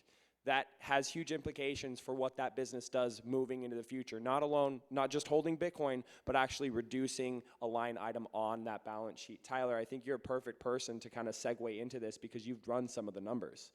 What is better for, like, why is it better for a business to run as a hash rate heater versus a home? We've been up here talking about how awesome this is for 30 minutes now, and what Trevor's alluding to here is a key point that I like to point out. For the businesses, this is what I call just above the residential tier, so you don't have a utility closet, but maybe you have a maintenance room. It's actually a little easier right now. The more industrial the project looks, the easier it is to do, because Bitcoin miners are industrial hardware. And so the last talk, Austin was talking about, you know, their Chinese machines, the repair, sometimes they're shutting down programs. There are challenges. I mean, we didn't really get into all of them, and they're outlined in the book, and I encourage you to read it or look at some of our content. But with the industrial scale, you know, maybe it's like the YMCA, like I just mentioned. It'd be a little easier to just put 10 Bitcoin miners in a rack with one big heat exchanger and a utility closet and tell some guy, teach him over the weekend and tell him to watch and take care of it. Then put it in someone's house and rely on the husband and wife to make sure it's always working, right? And so we're working on these challenges to make the better products. But also, the other part of this, I think that Trevor's alluding to, is that at the different scale, if your heat demand is not linked to the weather, maybe it's part of your business operations, it just gets more lucrative, right? So if you are always going to be purchasing heat because you're distilling whiskey and it doesn't matter what the temperature is outside, you always need the specific temperature heat that these machines can make, then you're going to run them nearly 100% of the time. It's a higher duty cycle. You're going to get a better return on investment. You're going to get paid more frequently. So that's where I kind of think that sweet spot is right now, is the truck washes, the hot springs, or the pools, or the greenhouses, the distilleries, the breweries, these kinds of things, because it's relatively straightforward to get them installed. You quickly see the upside and the benefit. I know we all are excited about the residential side of things as well from a decentralization standpoint, putting more money in the pockets of the individuals rather than the companies, but it's still a win-win all around for all of them. Yeah, I'll talk about the campus side. The pitch that I gave to my university, the very, very conservative estimate, because I didn't want to try to promise too much, was that we would make about $20 million a year by moving over to hash rate heating for our campus. And that was, I was as conservative as possible on that. And so it could very well be much more. But in addition to that, it's also, we would have to hire, because of the size of our campus, about 100 local technicians. So we were employing the local community in a place like upstate New York, which has a lot of people out of jobs and a lot of people who used to work in industry. And then that's just on technician side. Then there's also the finance side, where we'd have to hire a lot of people, train a lot of people. So we're revitalizing the community and bringing in millions and millions of dollars through the hash rate heating, while also helping the network and all the other great things that we talked about, and reducing our overall energy consumption. So not by a lot, by a little bit, but we're certainly not using any more energy than we were before. And if we want to start moving over into other forms of electricity, we now have money to do that. So it helps, especially in a place like New York, it helps the narrative for Bitcoin, that we are helping the community, that we are helping the environment, and it helps Bitcoin. And I think it also, to throw a bone to the government, if it's a state university, it means that the government technically is also producing money in a way now that is, I think, more democratic. So we're producing money, the government is producing money with the people, and not just for the people. Or against the people. Sorry, toxic take, I apologize. We have a few more minutes here. I definitely want to give some time for questions, but real quick, guys, is there any major points that I'm missing that really need to be discussed before we get into questions in the crowd? Why don't we just probably wrap up the three of us each, and then we go to questions? Yes, so I'll do that. One of the points I'd like to highlight, and I tried to include it yesterday in my presentation, it makes sense that the Bitcoin miners started to be seen as heating systems. They literally got to the point where they were so hot, you can't run more power through them. So then people started using them as heaters. And if you take a Bitcoin miner and you turn it on its side and you put a quiet fan on it, it looks like a space heater. So that's kind of the natural evolution. But to really advance beyond that into these integrated systems, this is what the four of us are so passionate about and trying to work on, is as soon as it's not a gadget, an appliance you plug into the wall, there's a whole plethora of challenges to overcome, in the sense that people don't buy their own water heater. They call the heating guy, and he sizes it for them. People don't install their own furnace. They have the heating guy do it. So there's these human problems in addition to the engineering challenges and things like that.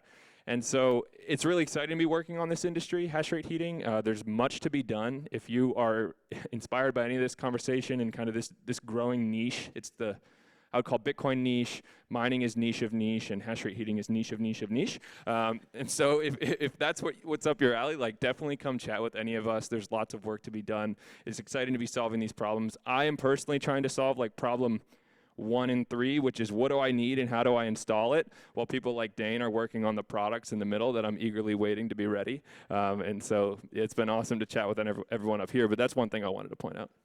Absolutely.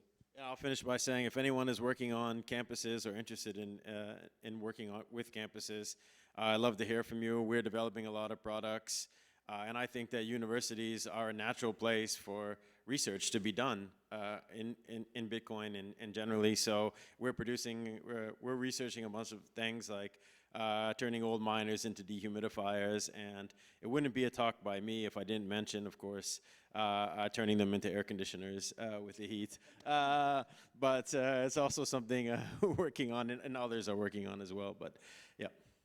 Yeah, and I think kind of wrapping it up, the biggest thing is honestly you said it, get off zero. If this interests you at all, do the simplest thing you can to just get into mining. Try it. Think of, do you have a space in your house you want to heat? Try it. Put in an air-cooled one. Get deafened by the 80 decibels it puts out.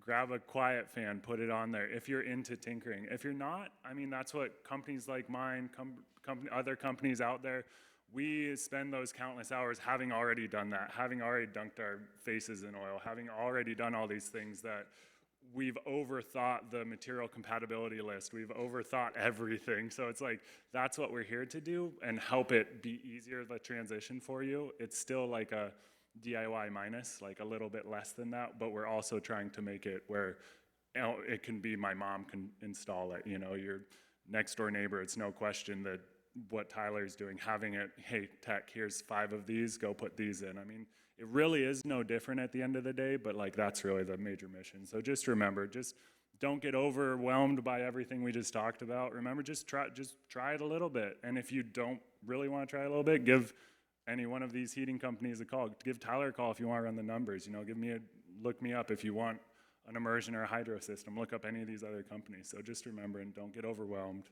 There's people out there, community loves talking about it, obviously. Yeah, that's a very important point. It can be overwhelming very quickly, but we all are trying to help you understand it. And I run a podcast, the Build a Mind podcast, and on my X account, just at my name, I do a lot of education trying to help people figure out these systems. So it's not as complicated as you think it is. It can be. It scales from 120 volts all the way up to 440 if you really want to, but that's besides the point. Get off zero. We have about 3 minutes. I'd love to take any questions if you have one. Sir, over here.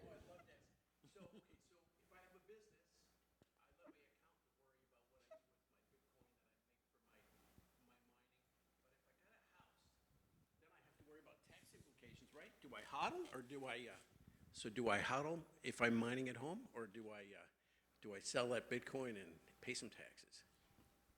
Tyler, you want to answer that? What are taxes? Begich isn't in here anymore, so don't worry about that.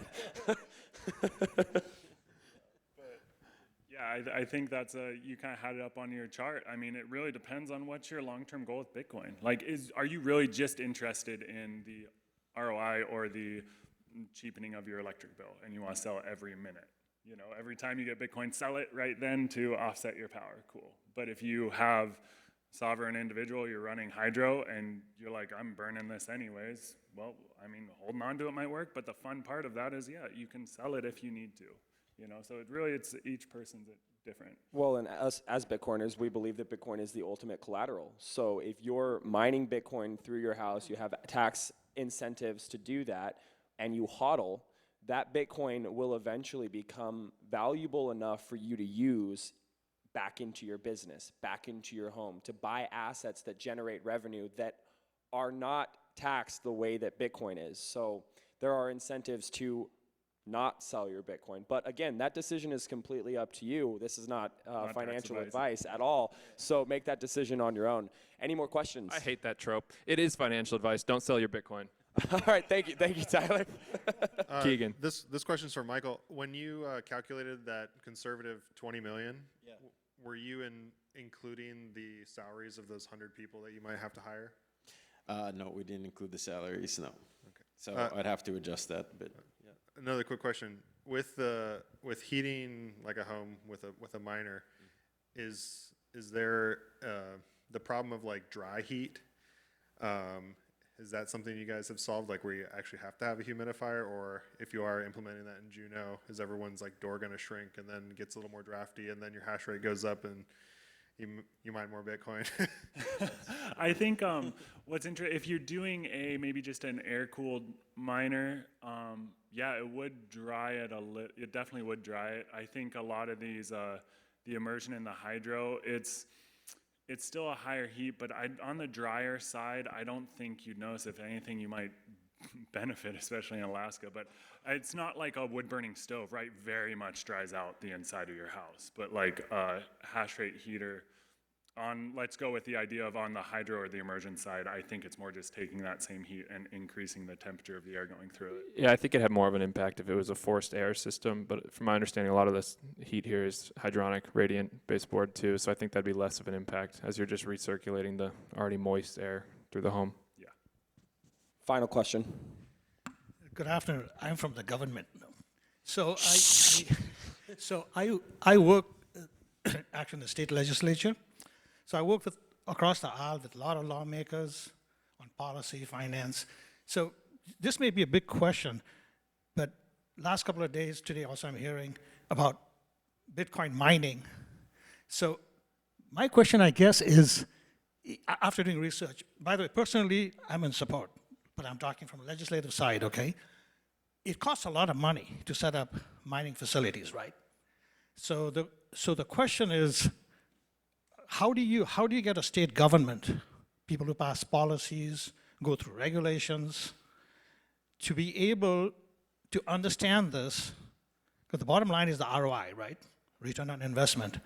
How do you get private industries to work with the government to set up these facilities so we can do all these things? Does that make sense? I'll just start with you guys. I can just say on the government side, at least for university campuses, like probably most people in Bitcoin, you just do it. I just did it and just built a Bitcoin mining lab, and that then you create facts on the ground. Anything in geopolitics or anything, you create facts on the ground that can't be denied. And we built it on the ground, and then people start to come, okay, well, what is this now? And we went from it being banned on campus to now the dean of my college runs a miner in his office, a little bit X. So yeah, that's what I would say, just do it. I think this sounds silly to say out loud, but it's true. We can get bogged down in our heads, regulations, ROI. Okay, think of it this way. I can buy an electric heater. There's no it's just an electric heater that makes money. I can buy a $500 one for my cabin, and I could buy a $5 million one to run this whole city, or a district heating situation on a campus. And so if you think about it that way, it's like I'm not going through the mind games of economically modeling a Bitcoin mining operation. This is a heating solution, at least as far as we're interested, an electric heating solution, clean, zero emissions, et cetera, and it happens to generate revenue. That's how I think it's helpful for us to think about it that way. Absolutely. Anything else? We got to wrap up. Awesome. Make sure to follow Tyler Stevens, Michael Kelly, Dane Jodan, and Trevor Bello. Thank you guys very much. Thanks, guys. Thank you. Good job, guys. That was incredible.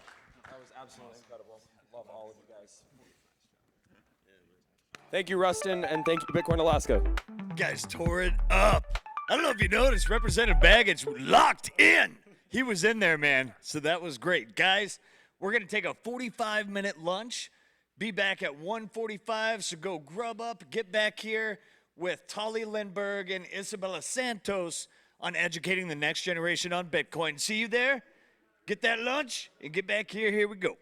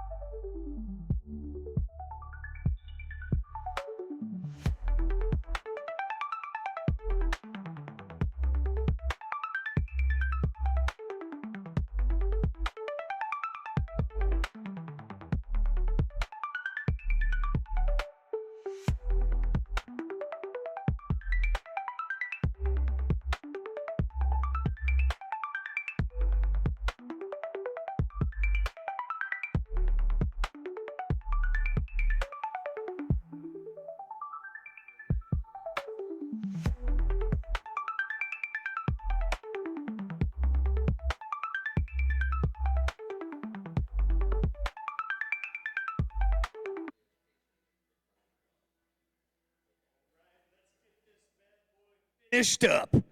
Everyone can make their way back from lunch, and we're going to get it started.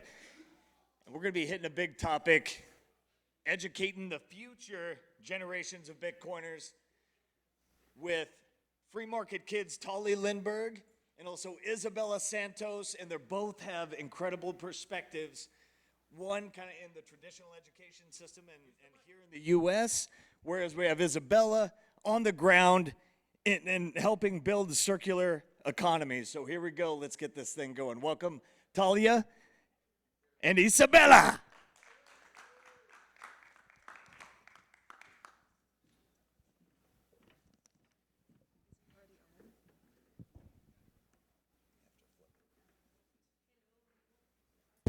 Hello, guys. How are you? Here we go. Hello. I figured we would get started by kind of attacking the elephant in the room and the problem and the issue when it comes to education first. What is broken in state-run education today, and why is it a threat to the next generation's future? I'll go first. Well, there's a lot of things. The first thing is that it's run like a factory, as in all the kids are put on a conveyor belt, and then they're all supposed to move at the same time to the next station and the next station. And that doesn't take into account natural tendencies that come with every human being. One subject might be easier for a child earlier than another child, but they're all expected to proceed like robots, you know, from one station to another. That's first. And then to assume that, especially in the early years, that a child that's born 12 months earlier than another child that's put into the same grade should perform this at the same level. So for example, when you go into first grade, let's say the average age is 7. They have a range of 12 months of kids that will fall into that grade. Well, a person who goes in there who just turned 7 versus a child who goes in there who's about to turn 8 have vastly different abilities, right? Mentally, physically, everything. And to put them in the same group and then expect them to proceed at the same rate, even without any distinction of their natural abilities, the maturity level sets them apart. And so if you think of it in the long run, this is actually described in a book called The Outlier. In the long run, if they go into first grade and immediately, because of their birth date, they're given a label as the better, the more mature, the faster learner, then that means the next grade they go into a different level, different class, different expectations, and so on, so on, so on. And so just by the birthday grouping, you put some people at a disadvantage versus another. So this kind of factory, same speed through every station, you know, everybody should learn the same subject, that just really works against, number one, the love of learning. And number two, it wastes human resources because there are some kids that can absolutely just catapult in one subject that are being kept at lower levels so that they can work on their weakness. And so there's just so many things wrong with the system, but those are the major points.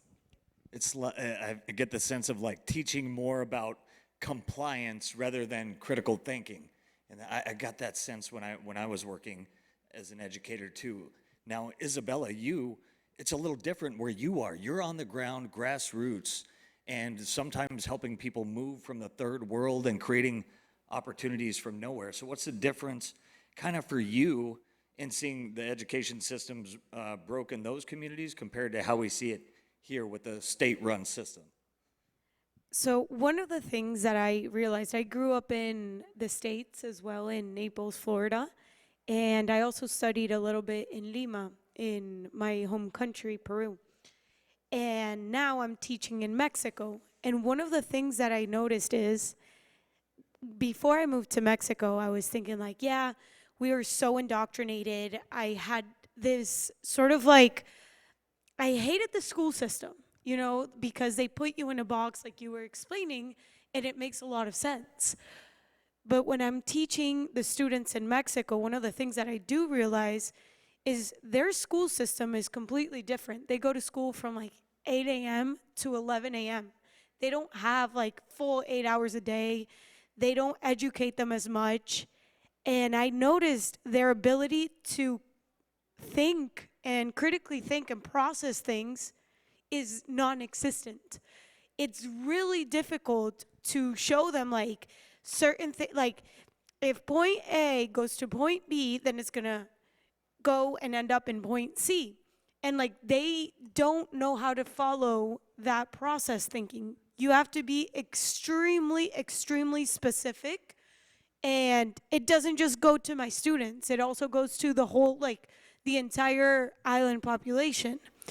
And that's also one thing that I notice is, as much as we're, like the States puts us in this box and they teach us how to think and they teach us how to do all these things, one of the advantages is they do teach some of us to think outside the box and like to process things and to start, you know, assuming other things and start like thinking on your own, which is one of the great disadvantages from people in third world countries. Kind of hit that, especially in third world countries or those whose currencies get devalued at insane levels. And that kind of made me like, if inflation is theft, and we understand how that's a hidden tax, why is no one taught about inflation, the origins of money in school, and who benefits from that omission?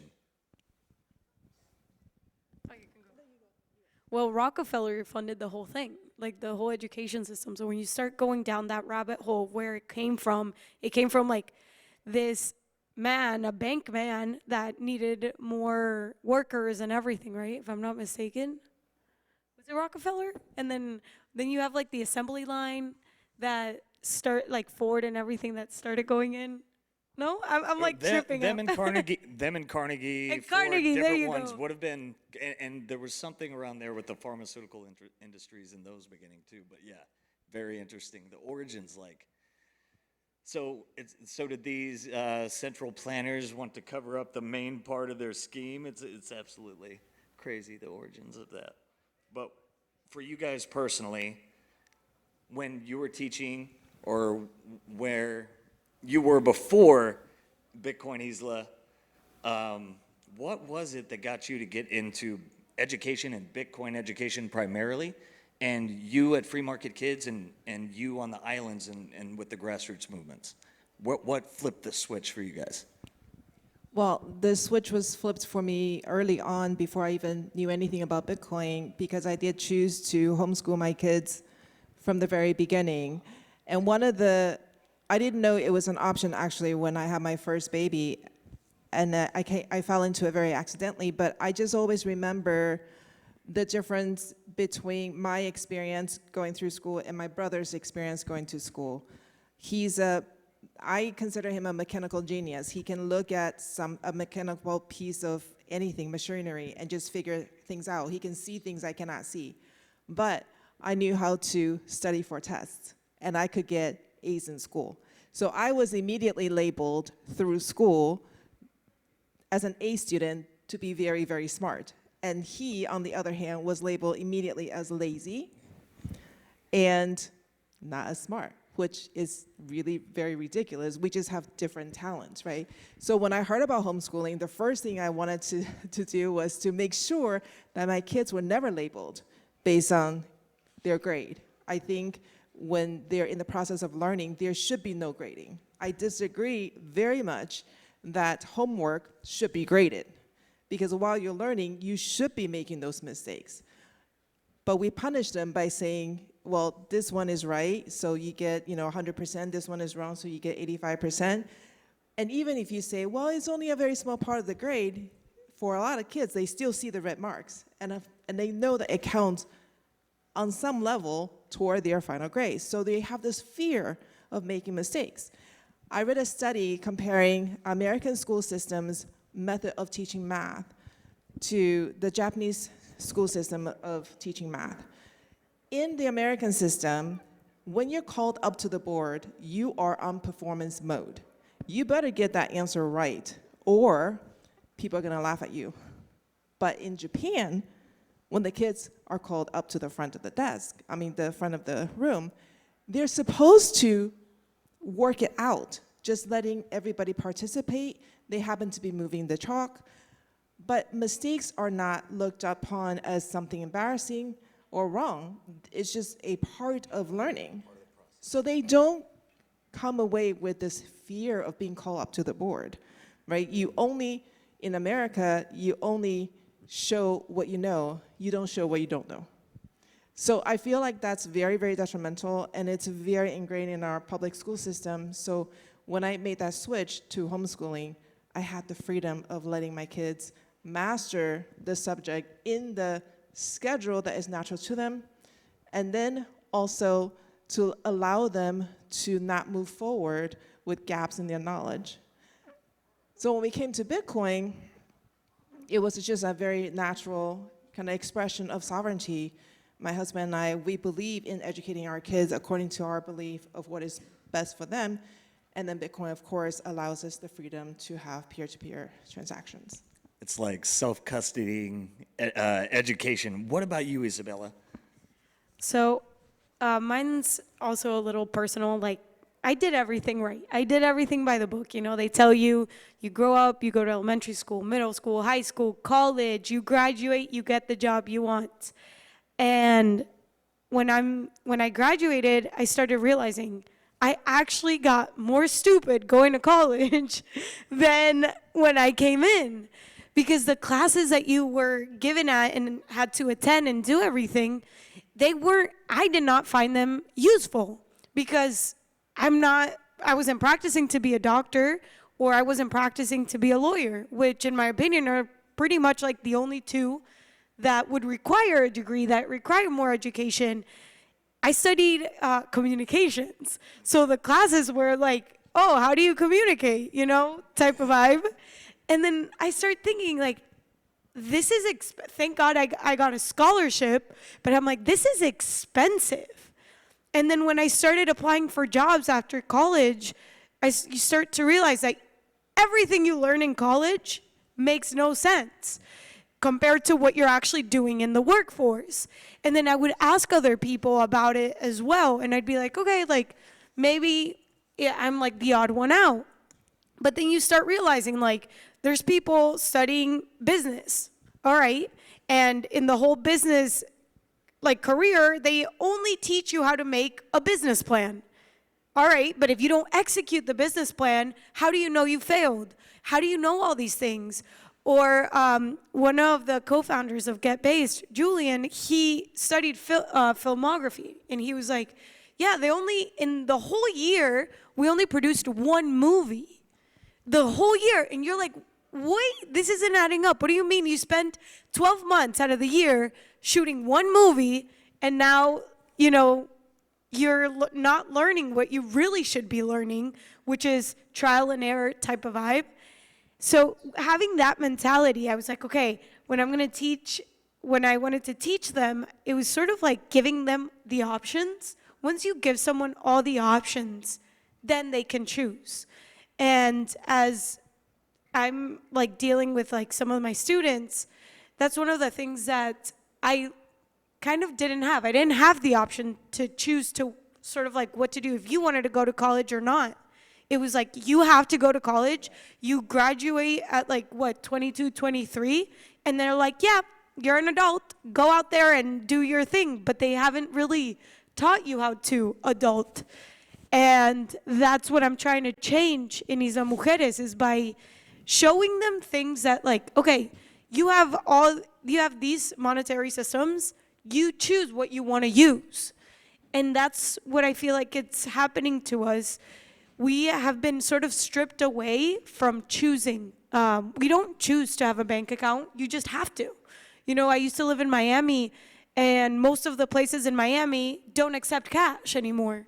So they kind of make the choice for you of how you should be living, what you should be doing. And that's when I'm like realizing every single day now, it's like we really are growing up in like a broken system, like with surveillance. Everybody's like now have become like they're a police in a way. Everything is documented, and we don't need the cameras everywhere to surveillance everybody, because they have programmed us to become sort of like our own police. If somebody were to do something or like fall off a chair or yell at someone, you have like minions recording the whole scenario and recording it and putting it online, and that's what it's turning out to be. Yeah, like hypothetically, I think I could have been put on the list in 3rd grade. We got those state assessments with all the bubbles, and it was stupid. Like, I'm not doing this for 3 hours. I filled in the bubbles and made a Cartman. It showed that I was highly regarded, and I had to come in for a week and retake all my tests and that crap. But terrible. How has Bitcoin amplified your guys' mission in education personally, and how have you seen it change kids' perspectives on government and time, personal responsibility? How have you seen that on your level amplify you and also help those that you've been working with? Well, it's different because my personal reasons why I got into Bitcoin are really different than my students. In Mexico, the people that are on the island, they don't really have bank accounts, they don't have IDs, they don't really pay taxes. So it's really hard for them to kind of go in through that angle, like, oh, the government's evil. All they know is that the dollar's more powerful than the peso. So personally, it's like a different route that I have to take with them to kind of get them to like understand Bitcoin fully, because they don't view as the government as this evil thing, because they are sort of bribed by the politicians. They're kind of neglected for most of the year. And when elections come, you have these politicians come and pay them to vote for a certain party. And when they don't have that much money and, you know, they live day to day, for them, that aid is super important.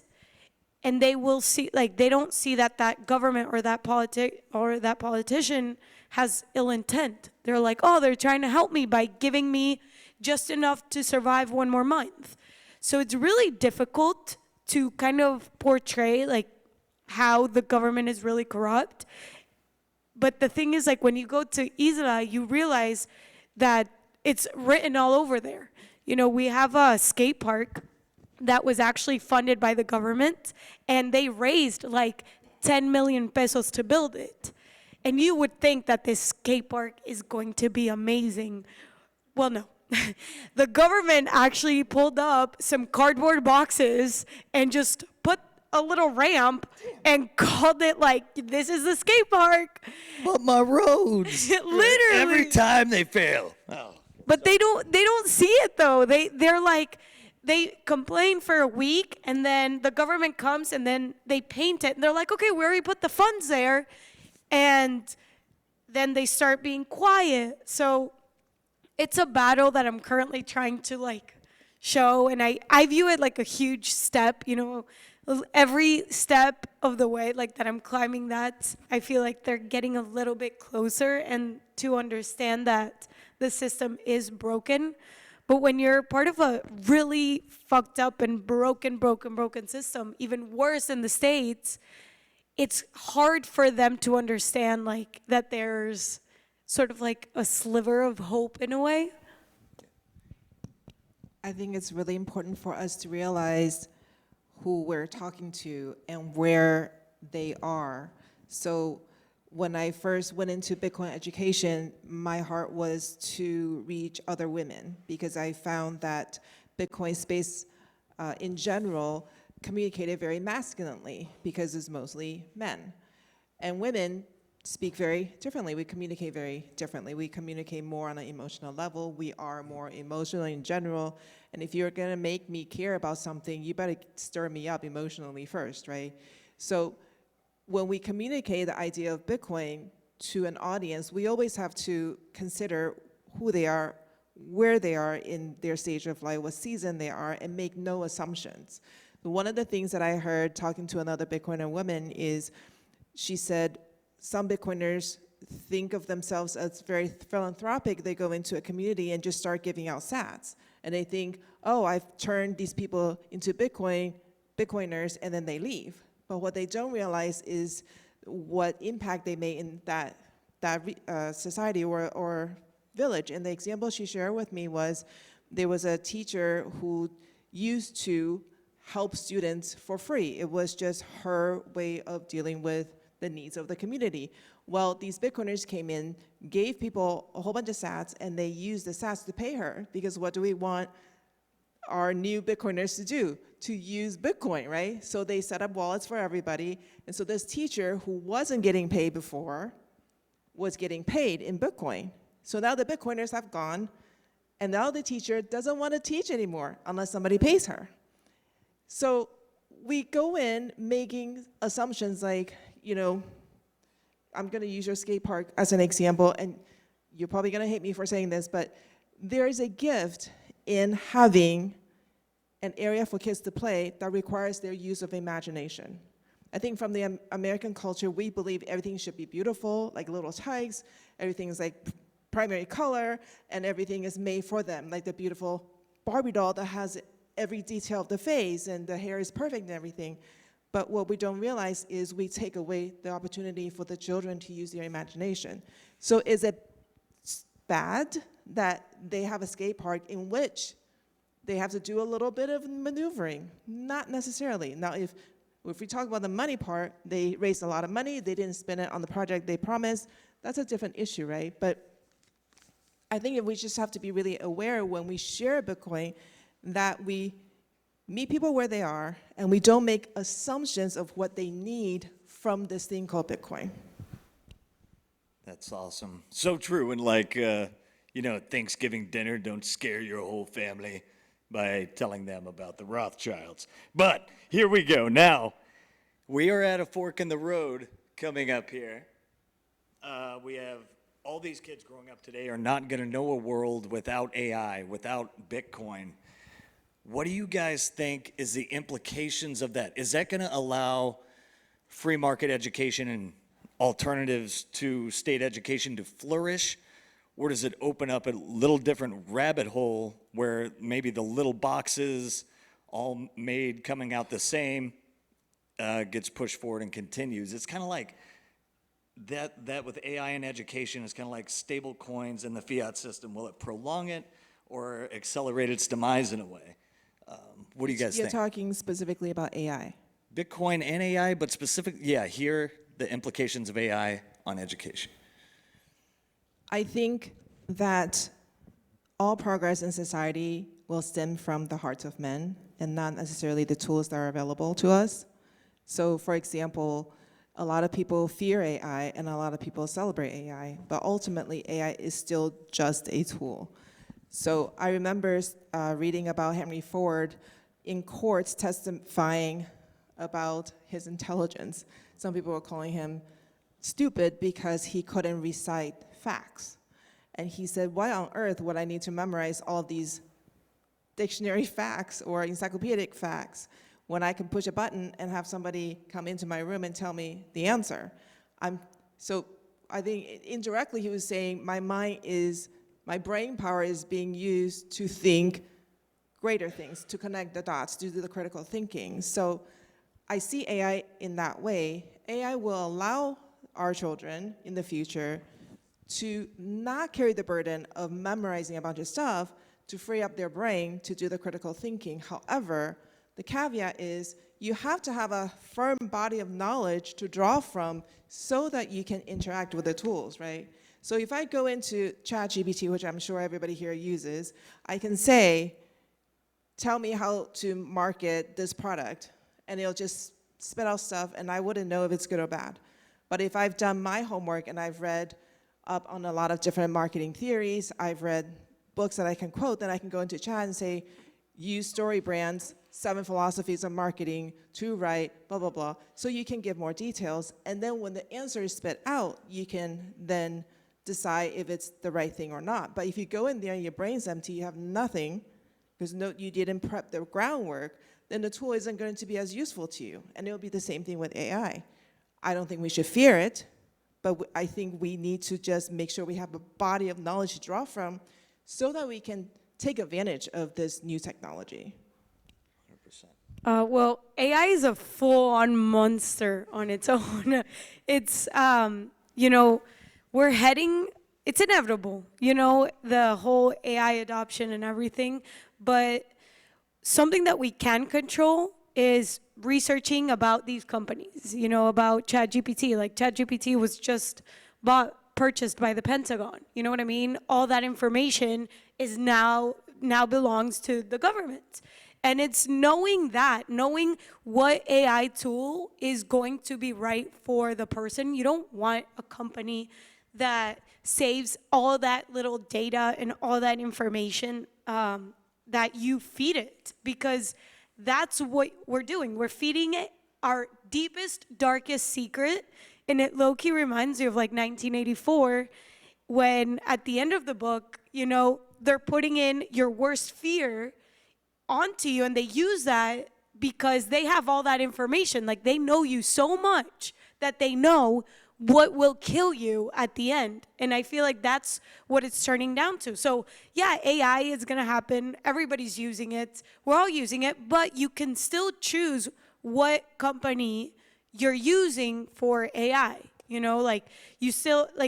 That's what the free market at the end comes for. We need to kind of feed the smaller projects that don't have that much funding and are super decentralized, because they are out there. At the end of the day, the cypherpunk movement is a thing, and there's still those people that have good intentions and want to maintain our freedom. And I think those are the ones that we need to support, rather than the ones that are more close-sourced and centralized. Thank you, ladies, so much. And now we're running short on time. I want to make sure you get to plug where they can get information on the work you're doing, where they can contribute or help, and also where they can purchase your products. So go ahead and drop that for us. Okay, you can go to tallylimburg.com for the children's products, and then you can also follow Orange Hatter on Twitter for the Bitcoin women community that I'm building. For me, you can follow the project BTC Isla on YouTube and on X. And if you want to donate, you can follow the Geyser Fund, same username, BTC Isla. Awesome. Thank you guys so much. This was awesome. Thank you.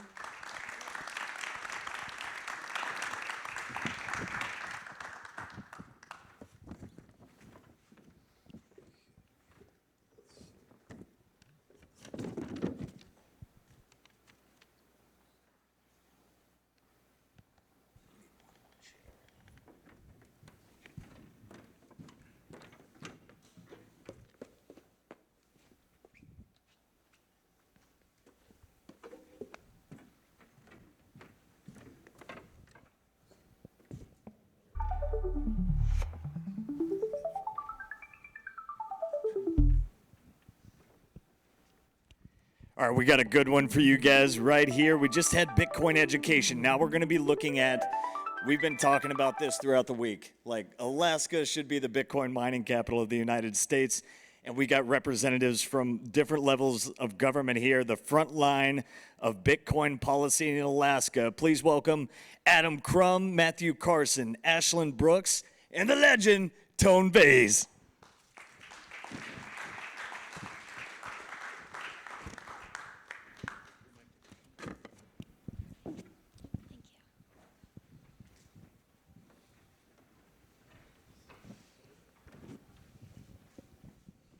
All right. Thank you so much. We got 29 minutes on the clock. I already did my intro earlier. My name is Tone Vays, 10 years traditional Wall Street. Been 10 years talking about Bitcoin on YouTube mostly, organized events as well. Unconfiscatable has now become a Bitcoin-denominated poker tournament in Las Vegas. So if anyone's interested in me, you can just Google Tone Vays, and we're going to jump right into our panel with some intros. We're going to start going in that direction.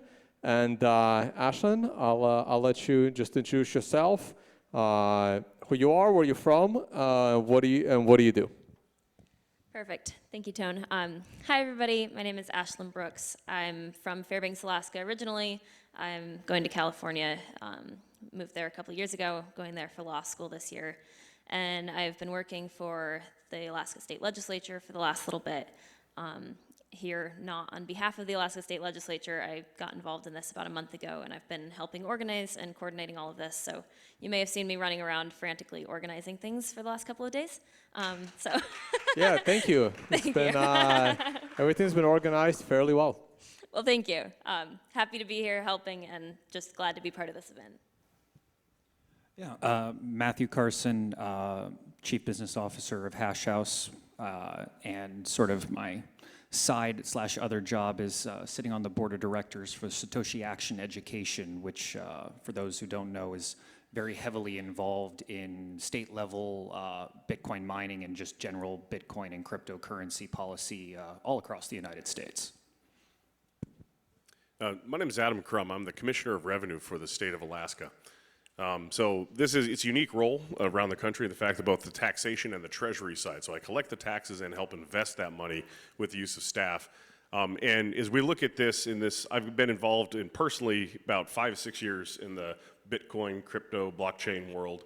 But we're trying to expand how we educate and talk about this, and had a lot of conversations with institutional investors and other industry-based folks on how do we bring this forward more and make it a little bit more accessible to the general public, because I tell everybody, it's not going anywhere.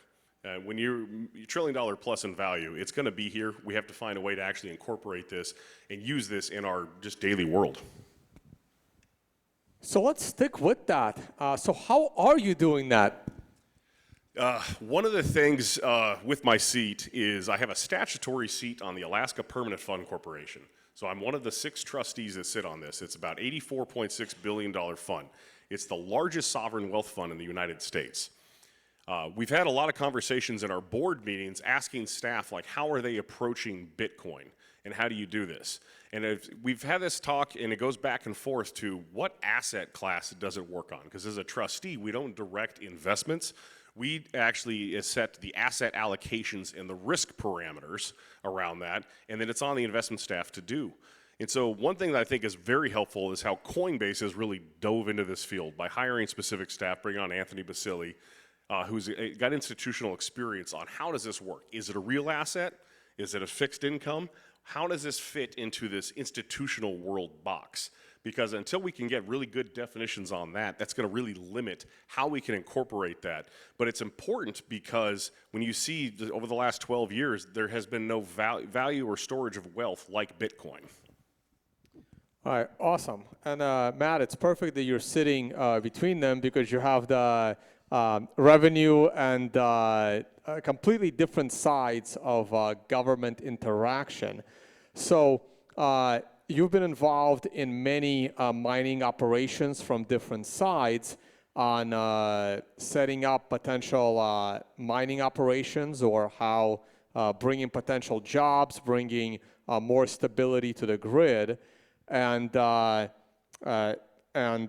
Commissioner Crum, on your side, you're also in charge of the taxes as far as tax collection goes from the mining infrastructure. So what kind of things would you be looking for from the revenue side, maybe some tax advantages, or the regulatory side we may get to a little bit later, in order to bring some more mining infrastructure, some Bitcoin mining jobs here? Like, what would you be looking for from the revenue side and the tax side of Alaska?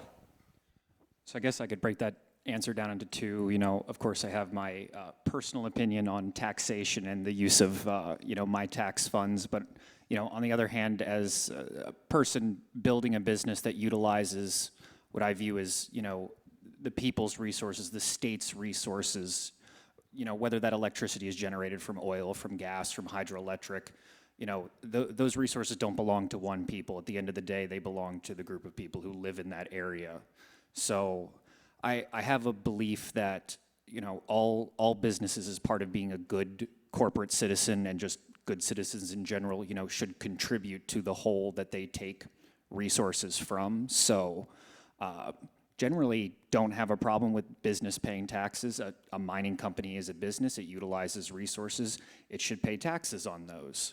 So from the business standpoint and the revenue standpoint, it's gotten more clear in some states these days as to what parts of the business are subject to taxation and things like that. But I think mining is fairly unique in that generally none of us are really asking for tax breaks, tax incentives, but more so, and this falls into probably more regulatory, but more so clarity on exactly how we're going to pay taxes for what, and knowing that that taxation regime isn't going to change on a dime for us. Yeah, that's durability in tax is the most important thing for any business. Myself, outside of government and entrepreneur as well. I would say that, Alaska, we don't have a state sales tax. We don't have a state income tax. We have a corporate income tax, but if you're an S corp or an LLC, you don't get taxed on that.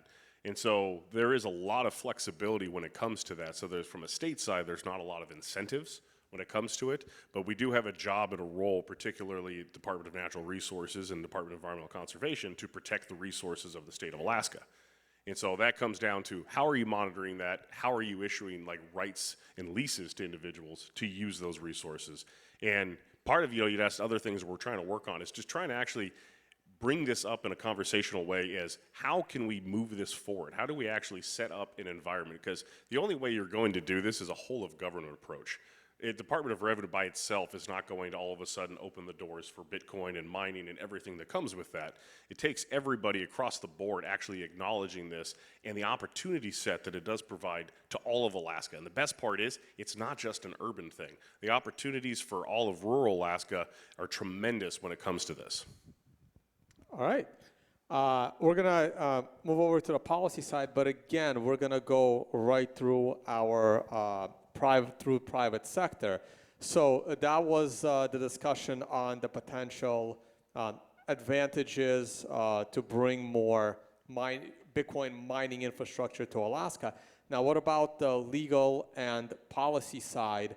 What kind of things would you be looking for as a business or to bring business to Alaska? What kind of regulatory clarity here in Alaska? Because most Bitcoin mining has set up in Texas, and there is some in a few other states, but Texas has been completely dominating. So what do you think is needed from the Alaskan policy perspective in order to compete with Texas for the mining infrastructure? And then we'll get a comment on what have you seen that is happening, or what kind of discussions are happening on those fronts, or maybe something different. But let's start with what's needed. Yeah, so I wouldn't say this is one of my favorite topics to talk about because no one really likes to talk about this, but something I'm fairly familiar with talking with. I don't like to phrase it this way, but I haven't found a better way to describe it. What miners are really looking for from a regulatory perspective is really the permission to operate and the known legal parameters, zoning, air regulations, to know that when I make my very large capital investment 1-2 years before I'm ever potentially turning my business on, that I'm not going to get a regulatory rug pull, which is something unfortunately we've seen in some of the lower 48 states. I was actually just in Nebraska earlier this year testifying before their Senate over a very unfortunate bill that one senator introduced that would classify anyone in the state, whether you're a business, an individual, a farmer, who used more than 1,000 kilowatt hours in what he deemed as cryptocurrency mining operations. And the way the bill was written, that would be anything from running an Ethereum node on your computer at home to running, one of the tiny little BitAxe miners or one of the other little home miners.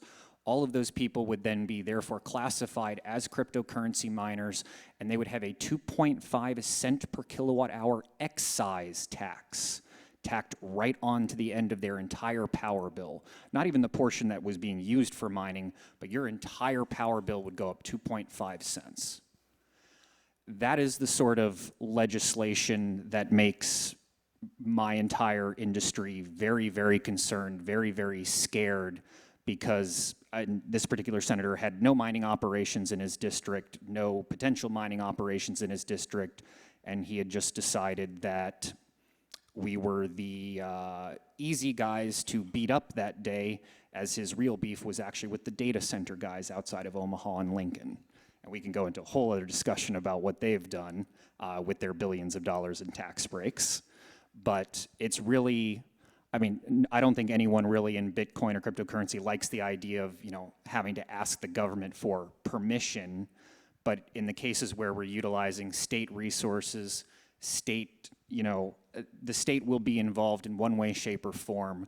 So we're really more looking along the lines of, hey, we all got together, we decided, okay, Bitcoin miners need to follow the same regulations as any other industrial load, any other data center would have to follow, and then making sure that through that, the local communities had the proper zoning regulations and such, because as much as a business owner, I may not like a community saying, no, we don't like your business in our area, and we have zoning laws to, prevent that. That's their right to do so. But for me to come in, set up a business, be successful, and then have a local community go, hey, by the way, we have new zoning laws that were specifically written to make your business no longer legal to operate, is unfortunately something we've seen in not just a few instances around the lower 48, and something that keeps us up at night. All right, so Ashlyn, we'll head over to you. Are you up to date on any policy discussions? I'm not up to date on Alaska's specific Bitcoin-related local jurisdiction. I did learn that you guys have like 40 congressmen and like 20 senators, like Alaska, which seems a lot considering there's one congressman for the whole state. As I also learned today, I think he's sitting somewhere. There he is.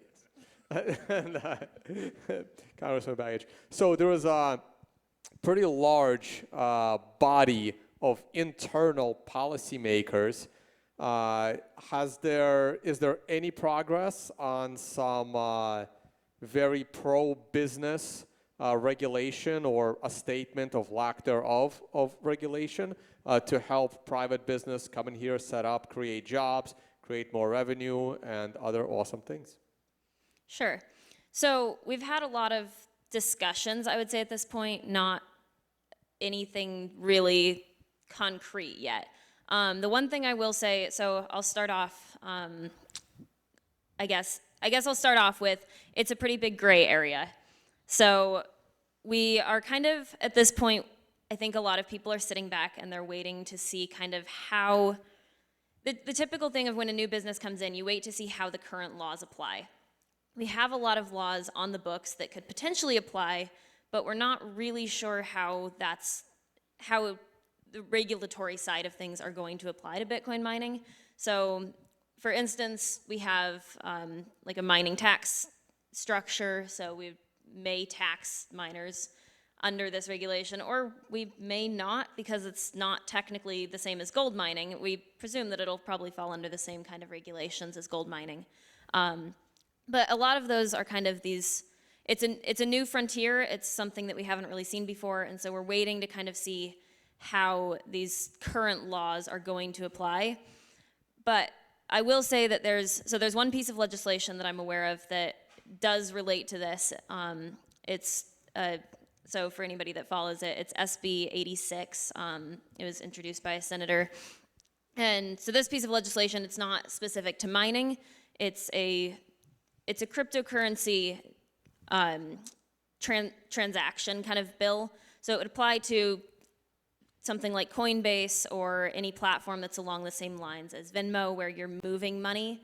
And essentially, this kind of transaction and money transfer it's not particularly related to mining, but it is related to the use and transfer of money within the state, which is obviously very important to everything that we're discussing here. And so that particular bill, I've had some conversations with people about it, and it's not necessarily pro or anti-Bitcoin, which I think is, frankly, a really good place for the state to be at this point.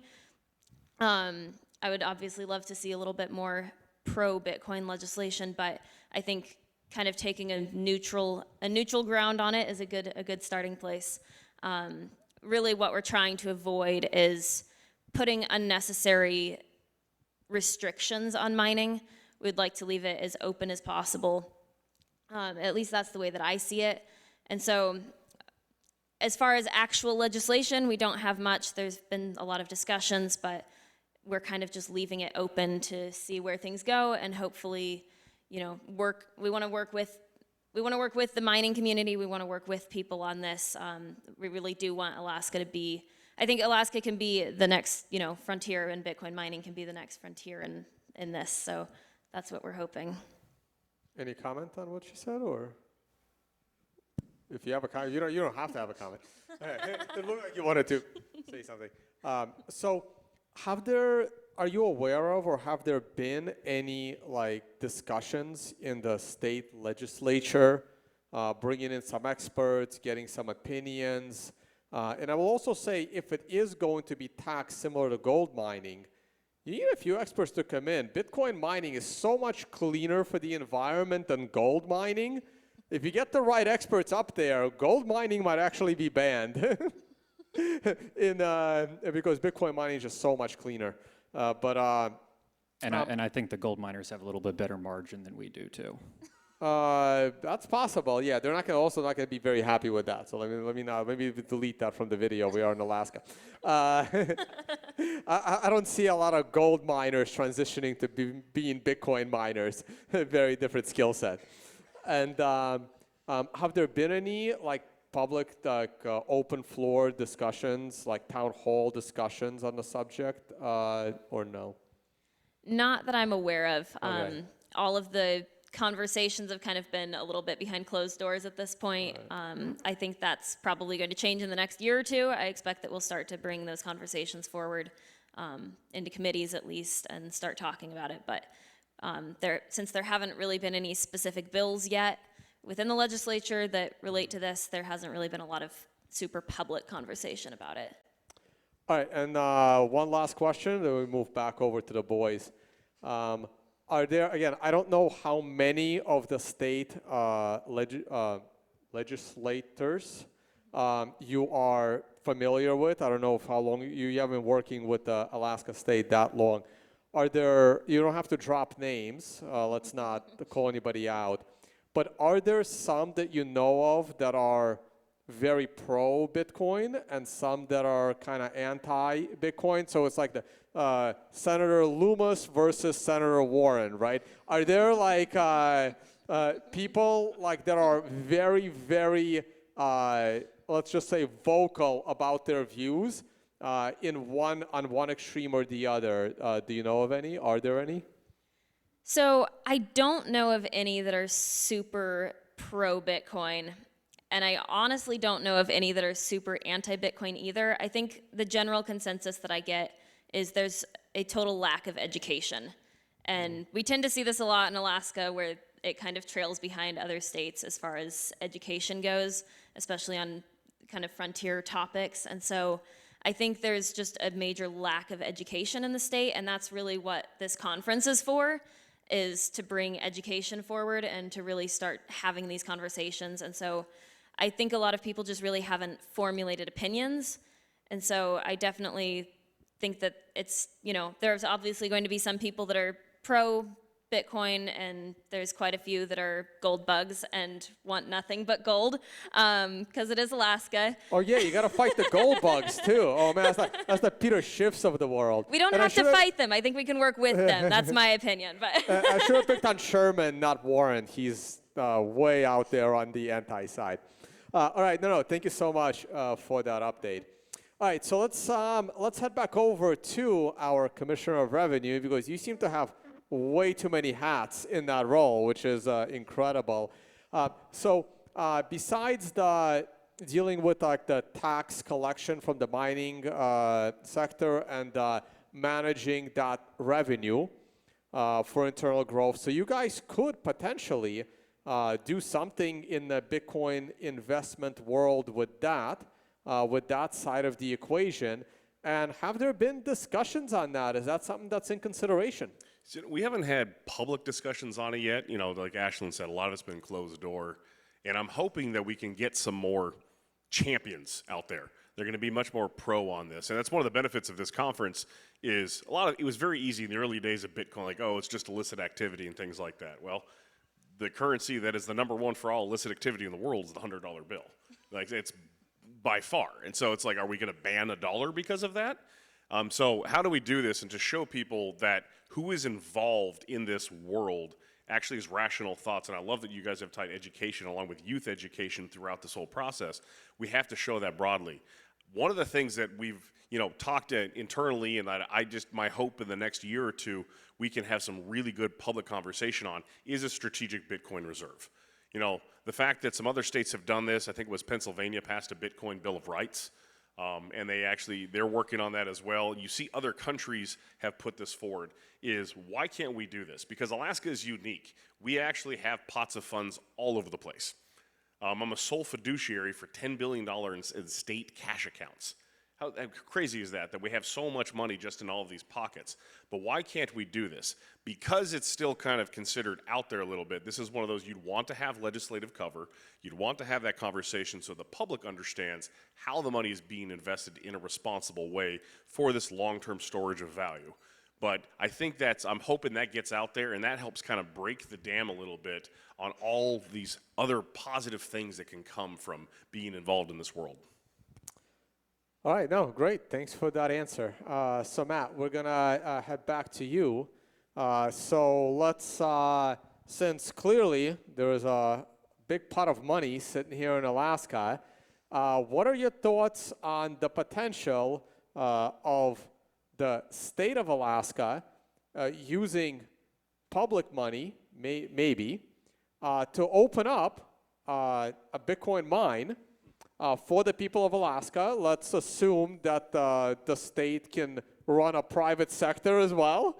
Alaska is different. They have experience running mines.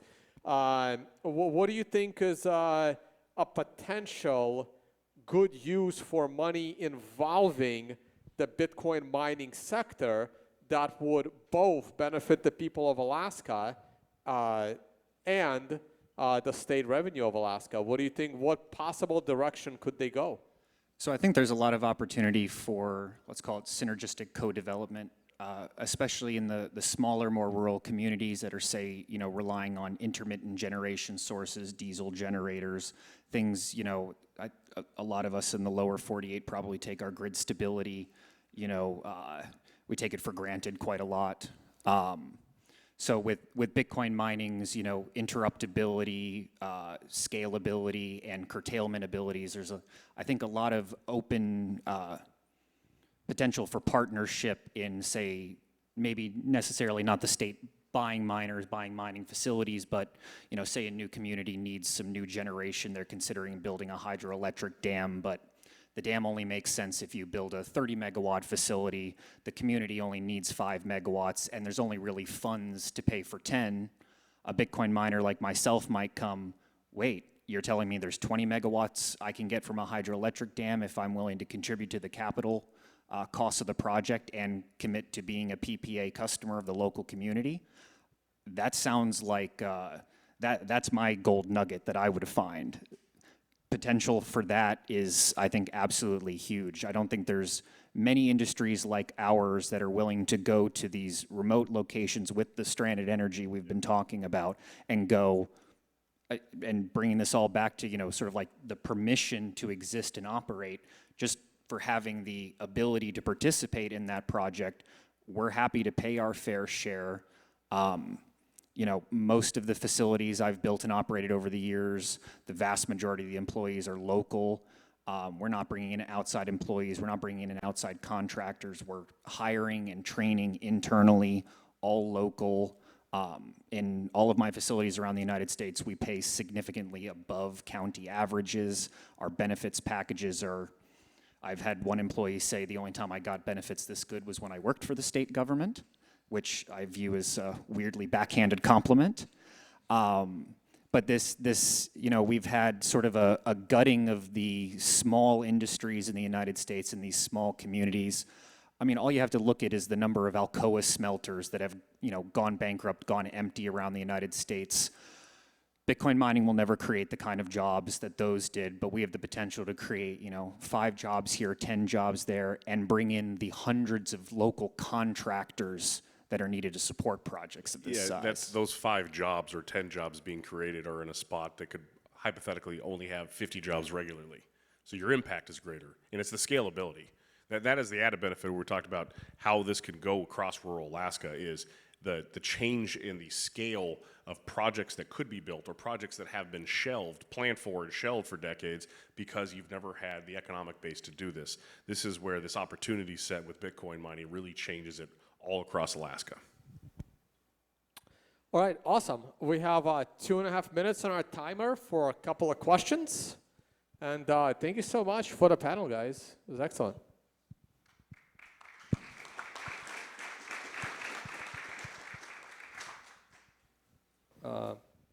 Raise your hand and ask away. If Bitcoin is for everyone, I was just wondering, is it nonpartisan, or is it getting there, or why isn't it as nonpartisan as it is for everyone? I don't know. Does that make sense? Kind of makes sense. Just a quick comment. Bitcoin, it's not just nonpartisan. It's just like it's a technology that doesn't care, like the internet.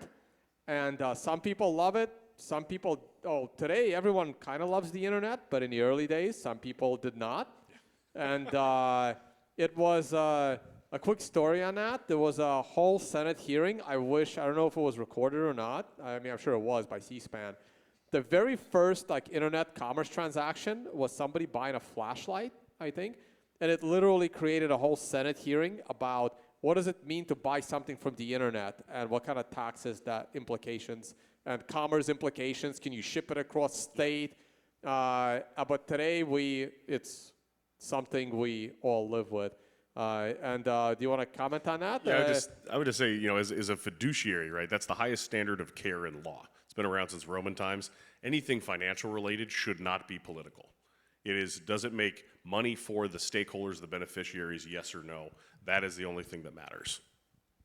If I can add on top of that, I think the intersection with politics and Bitcoin becomes, the idea of having sound money is almost disturbing to some people who have been reliant on the debt and fiat systems to build their businesses, build their political influence. So I don't view it so much as a, party A, party B issue, but a fact of that money is part of society. When you're talking about changing how money works in your society, you're inherently going to upset and worry a part of that society. I mean, disruption and innovation has never been a painless process. It's never been this is such a great technology. We've got 100% approval from everyone. Everyone agrees this is the right way to do it. That's not how humans function in large groups of people. So, you got a question, sir? I can repeat the question, but go ahead. Has there been any discussion of investing any of the $84 billion that we have by the Permanent Fund Board of Directors? Yeah, we've talked about it as trustees in a public setting, trying to actually talk with staff. Their biggest holdup right now is how do they define that into what asset class? And that is an ongoing conversation. And so we're trying to figure out how do we do that, and then if the board determines we want to move forward in that way, how do we actually give them that intent without overstepping our responsibility of not making investments? But it's a conversation that has it's ongoing, and we're trying to figure that out, and that's really the most difficult thing for just all institutional investors. All right. Thank you so much. And thank you again for coming in, joining us, and flying down to Juneau. Thank you. Thanks, guys. Have a round of applause for our panel.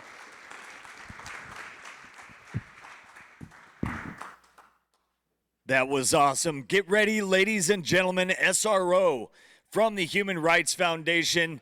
He's got a love for humanity, a love for freedom, and maybe a little punk rock flowing through his bloodstream. Welcome to the stage, Alex Gladstein.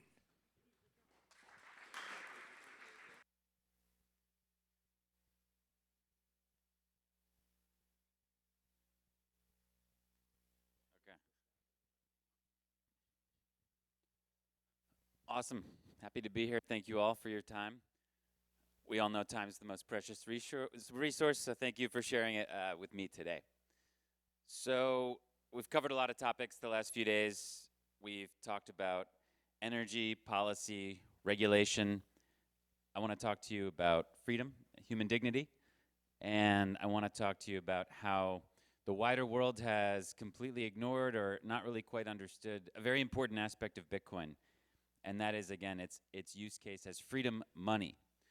So oftentimes you'll get the mainstream media, and in the Alaska case, that might be a lot of the people in, local authorities, local government, the media especially, probably folks talking about these issues in the news, whether at the local level or at the state level, and they may say things like, well, there's no use case for Bitcoin, right? It's just this sort of speculative asset is probably where we're at.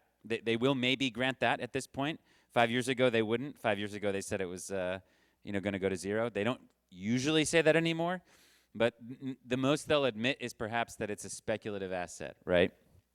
So this is a quote from one of the most venerated newspapers in the English language from last year, and they said that 15 years into its existence, this is The Atlantic, Bitcoin has yet to demonstrate any serious use case. So we have a whole establishment of people, whether in Washington or up here in Alaska or in any country around the world, in any region, and 95+% of them still don't understand that Bitcoin has an enormous variety of use cases beyond being a speculative investment.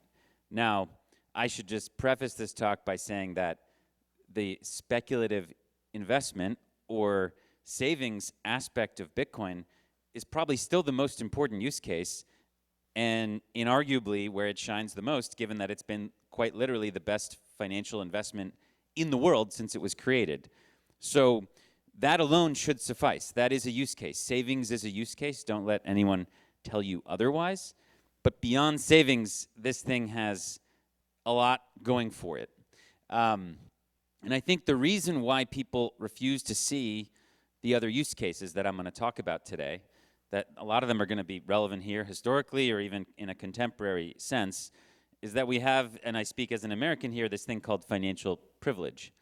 So this is, what I mean by this is our currency is dominant. It's used by almost everybody around the world. You can take US dollars out of your bank account, put them in your pocket, travel to some other country, and the person who picks you up in the airport in the cab will probably accept them. And they may really be excited about accepting them because the dollar is probably better than their currency. Other people don't have this privilege. Beyond that, there's all the other kinds of privilege we have, where the average American can easily invest in the stock market, the American stock market, companies like NVIDIA and Amazon and Google. The average American can access bonds that have performed better than most other bonds in the world. The average American can easily send money to family and friends using apps like PayPal or Venmo or Apple Pay. And these are just not things that the rest of the world has. Most people in this world don't have anything like that. Their currency sucks. Their currency may depreciate or be devalued by as much as 50% or more in a year against the dollar. And as we know, the dollar's even melting. Well, theirs is melting a lot faster. They often have no way to invest in American companies. They only have their own domestic companies to invest in, which are much more volatile and often have just gone down. And they don't really have a way to save safely in the sort of traditional sense. Even in America, even if we're, we can be skeptical of the government, but let's face it, we have FDIC, we have depositor insurance. In most cases, the government is going to protect you if someone steals from you. That is not the case at all in many other places around the world.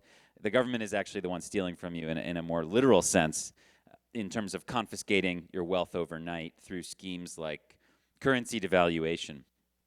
And that is the reality for everybody outside of these glowing areas, right? So the glowing areas on this map constitute about 1 billion people out of 8 billion.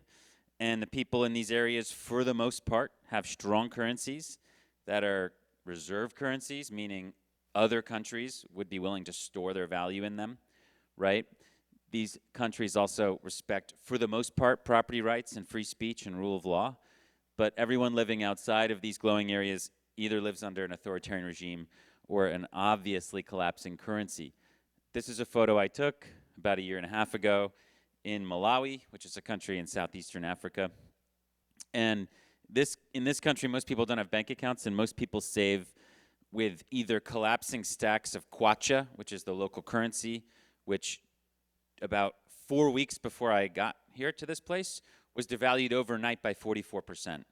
So imagine waking up one morning and the government telling you in the media that your savings is worth 44% less than it was the day before.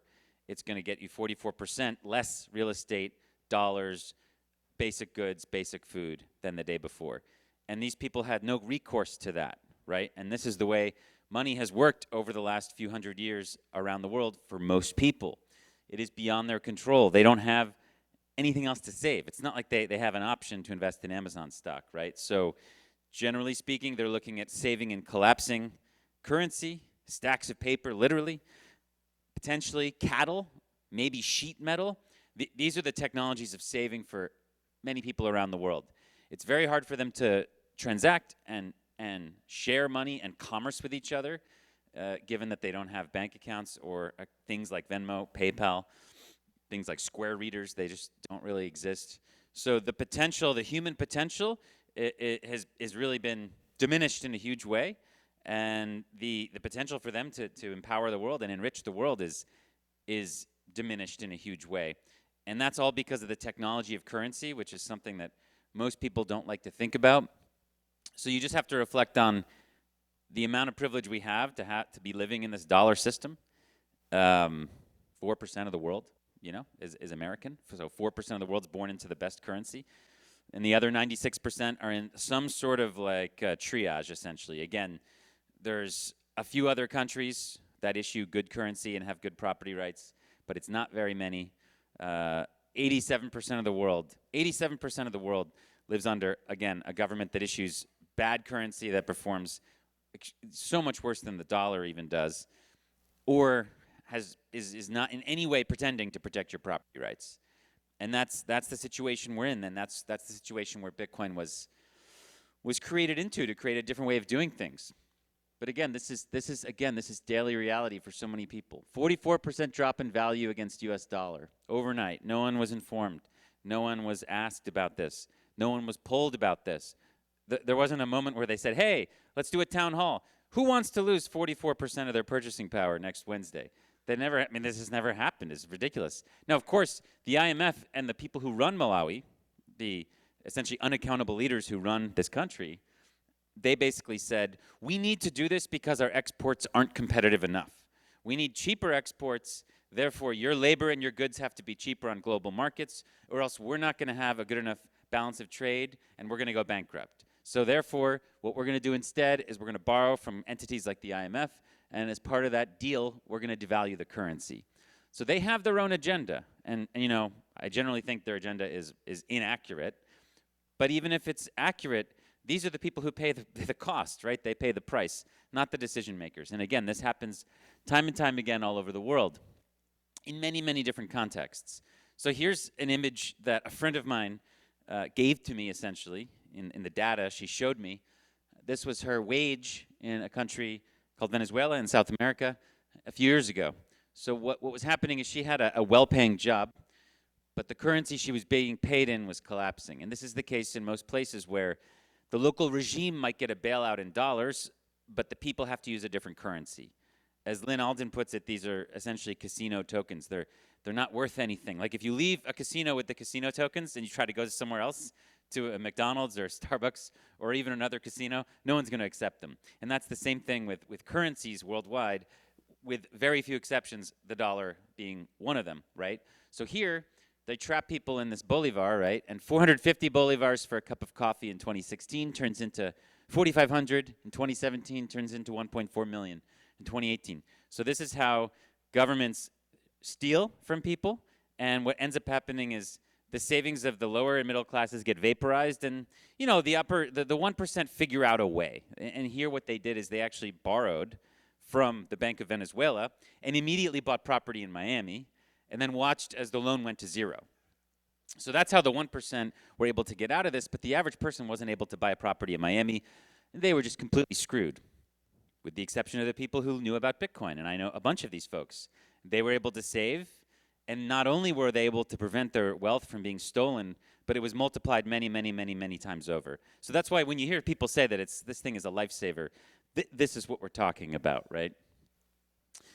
We have a situation where 2 billion people aren't banked, or don't have ID, right?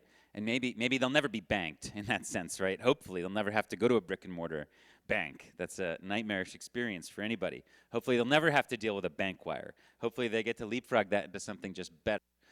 But when people talk about financial inclusion and, bringing people into the system, what they don't talk about is this. Financial inclusion is exclusionary. KYC, the KYC system that governments are trying to build and ring fence us in, is by its very nature exclusionary. It's always going to exclude people who aren't part of the system, right, for different reasons. But that's not what they want us to think. And the numbers on this are huge. I mean, these are just percentages of enormous countries where people just don't have a bank account. So there's no way for you to send the money directly without someone in the middle who can extract rent or censor or steal, right? So you're looking at 250 million people almost in India, more than 100 million people in China and Pakistan. And often women are the ones who have the least access to some of these banking instruments, right? You're talking about in many countries that you might be surprised by. Egypt or Lebanon or Nicaragua, less than 1/4 of women have a bank account, right? And in the humanitarian field, what is becoming widely known in that field, which is a big field, it's an industry, right? Essentially, all of these different humanitarian actors trying to help people in crisis around the world, financial services are not working for them, right? Payments are being refused, they're getting dead ends, and at a major conference, this was in the past year, one of the largest actors in the world in the space said that payment issues are now the #1 threat to the humanitarian space. So just think about that. There may be enough generosity and enough altruism to fix the world, but if you can't get the money to where it needs to be, that's not enough, right? We need better money. So if you could sort of combine the lack of inclusion in terms of people without bank accounts and who aren't part of the system with authoritarianism, which is what my organization, the Human Rights Foundation, focuses on, you have this enormous challenge, right? So 5.7 billion people live under authoritarianism. They can't have these fora with their elected officials. They can't protest in the street like you can do here. They cannot grill their public officials. They cannot vote their public officials in and out of office. If a public official commits corruption or steals, they're usually protected by the regime. So even though our system is highly imperfect, it is light years beyond what most people are dealing with, which is a completely unaccountable, opaque, essentially fiefdom of sorts, where one family or one person or one group of people control everything. That's more typical of the average person's experience on our planet, right?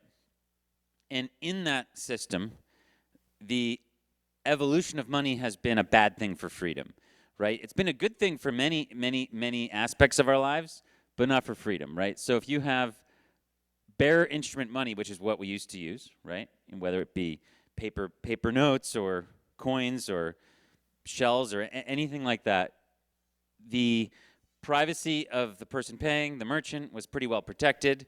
Even a paper check was sort of hard to put in a giant database because it was analog, right? You'd have to literally scan it into and make a digital copy of it, and that would have been hard to do mass surveillance on. That whole world that was pre-2000, pre the internet, was pretty hard to do mass financial surveillance on. But today's world's very different, right? Whenever you do a swipe of your card or a tap of your chip, all that stuff has a full stack of your personal identification. It gets immediately put into a system, and not only does it give the government immediate access to what are you doing and who are you giving money to and what's going on. What you spend says a lot about more you than what you say, by the way.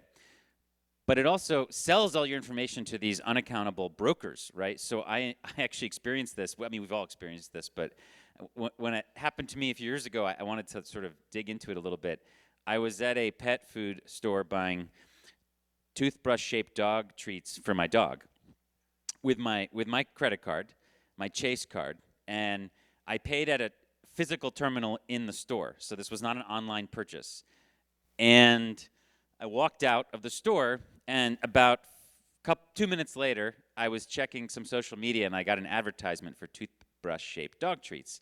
I was trying to figure out how that could happen, because how did they, it wasn't just geolocation on my phone, because how did they know I didn't buy parakeet food or cat food or whatever? So I dig into it, I make some phone calls, I dig around, and I sort of realize, which we all should know, because we all signed the paperwork when we got these credit cards, right, or debit cards. What you sign away is any right to that information. So what happens is there's a huge broker network, and Alex bought this here on this time, at this location, is sold to these companies, which use these huge algorithms to then target you with advertisements. So not only do we have traditional surveillance and sort of the police state to deal with, we also have surveillance capitalism to deal with, and this is the way our money has evolved. And you know what? This was probably the only way it was going to go before Bitcoin. If you read Lynn Alden's book, Broken Money, it does a great job of explaining the scientific history of money. And there was really no other way. I mean, gold, for all of its benefits, you know, essentially was wrecked by the telegram. I mean, are you really going to do shipment by gold when you can update ledgers essentially in minutes from New York to Paris? No, you're not. No one was going to do that. So 100 times out of 100 times, run it back. Gold was not going to be the bedrock of this system. At least I agree with her on that, until someone invented digital gold. Thankfully, we have it now, and it's one of the only ways out of this system, which is just going to evolve money, if you want to use that word, more and more and more away from an instrument of freedom and privacy into an instrument of state control.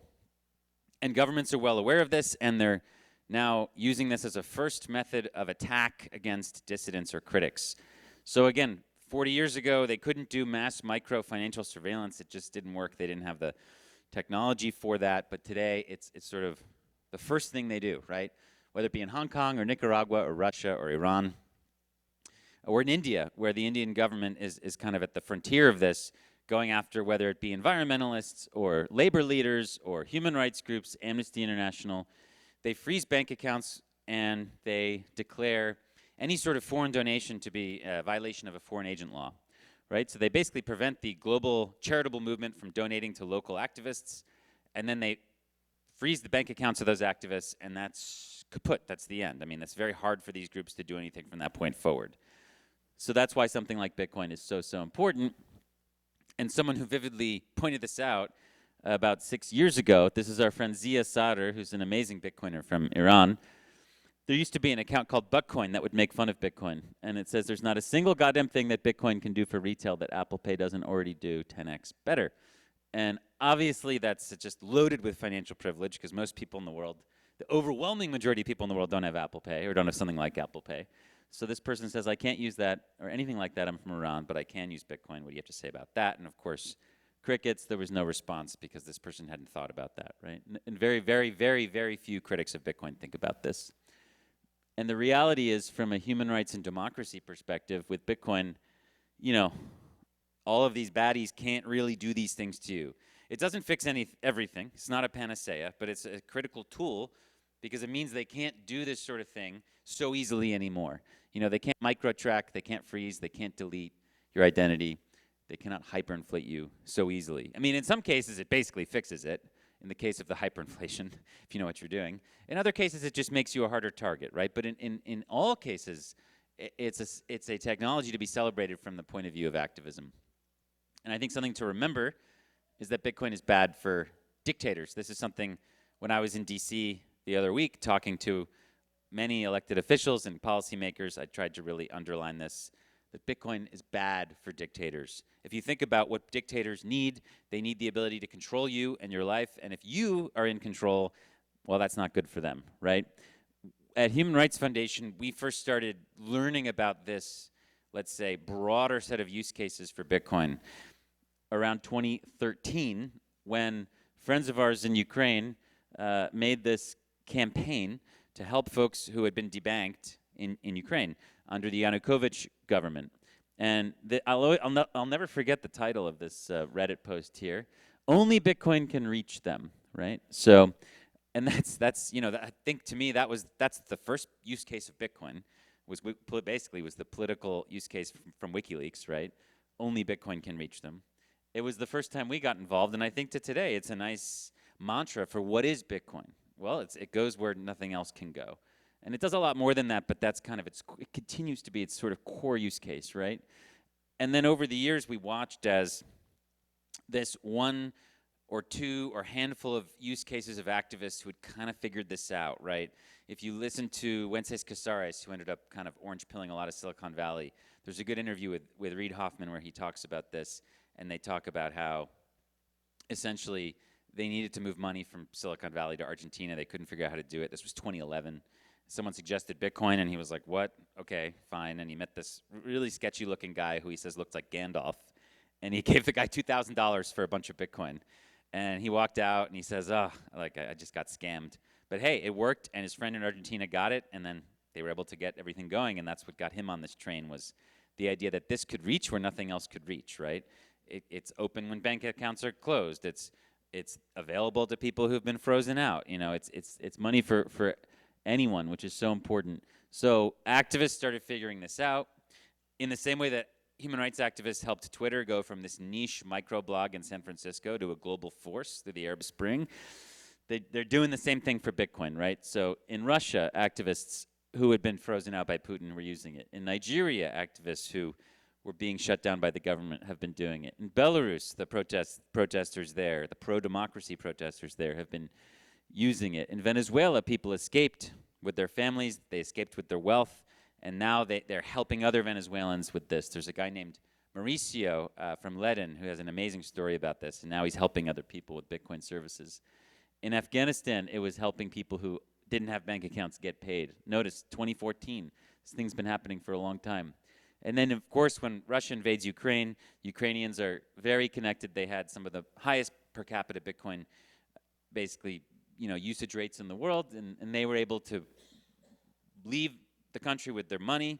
They were able to use ATMs throughout Europe that had basically a way of withdrawing up to 1,000 euros a day in cash without ID. They were able to basically continue to be banked even though they were unbanked in their new countries. We're talking about millions of people here, right?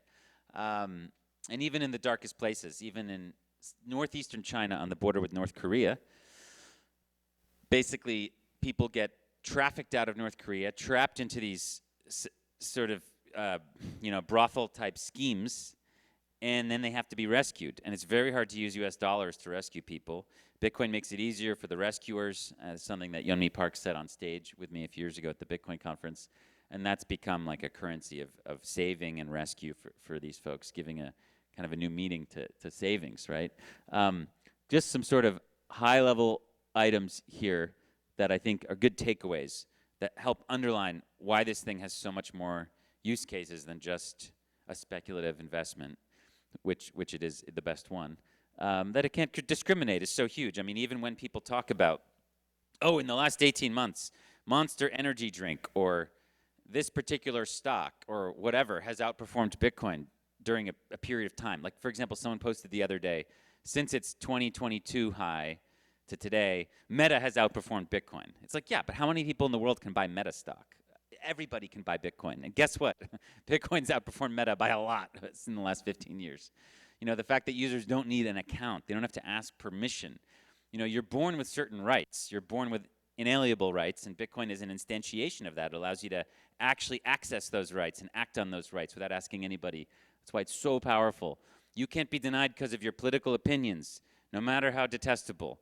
The way you look, the way you speak, the way you act, the way you think, where you came from, what you believe in, none of this matters to the Bitcoin network. It's so powerful.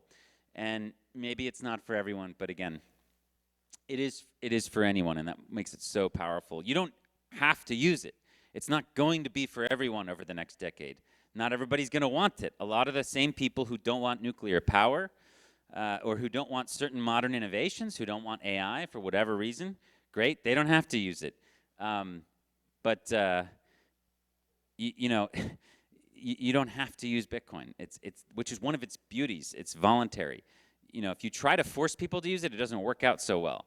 What the Salvadorans tried to do didn't really work. If someone doesn't understand Bitcoin, you try to force it on them, they're going to lose the money or they're just going to sell it and get out. Education has to come first. And that's one of the things that I think gives Bitcoin such a strong foundation is that the education comes first and then you build on that. It's not something that can be declared with violence and with fiat. I mean, even here in Alaska, I've been spending the last few days going around to the different museums, learning about the history of this amazing place. There were times when, whether it was the Russians or my own country who came in here, and they would force the local people here to use a foreign currency that they've never even heard of. And they basically said, you want to live here, you pay your taxes in this thing. And at the end of the day, you realize, of course, that all fiat is based on violence, right? No matter where you are. This is a way out of that system. And it's happening. This is not some internet fad. This is new research that's coming out of Cornell University, independent research showing enormous numbers of people around the world who've either used Bitcoin or use it today. We're talking 10, 20, 30% of entire countries here.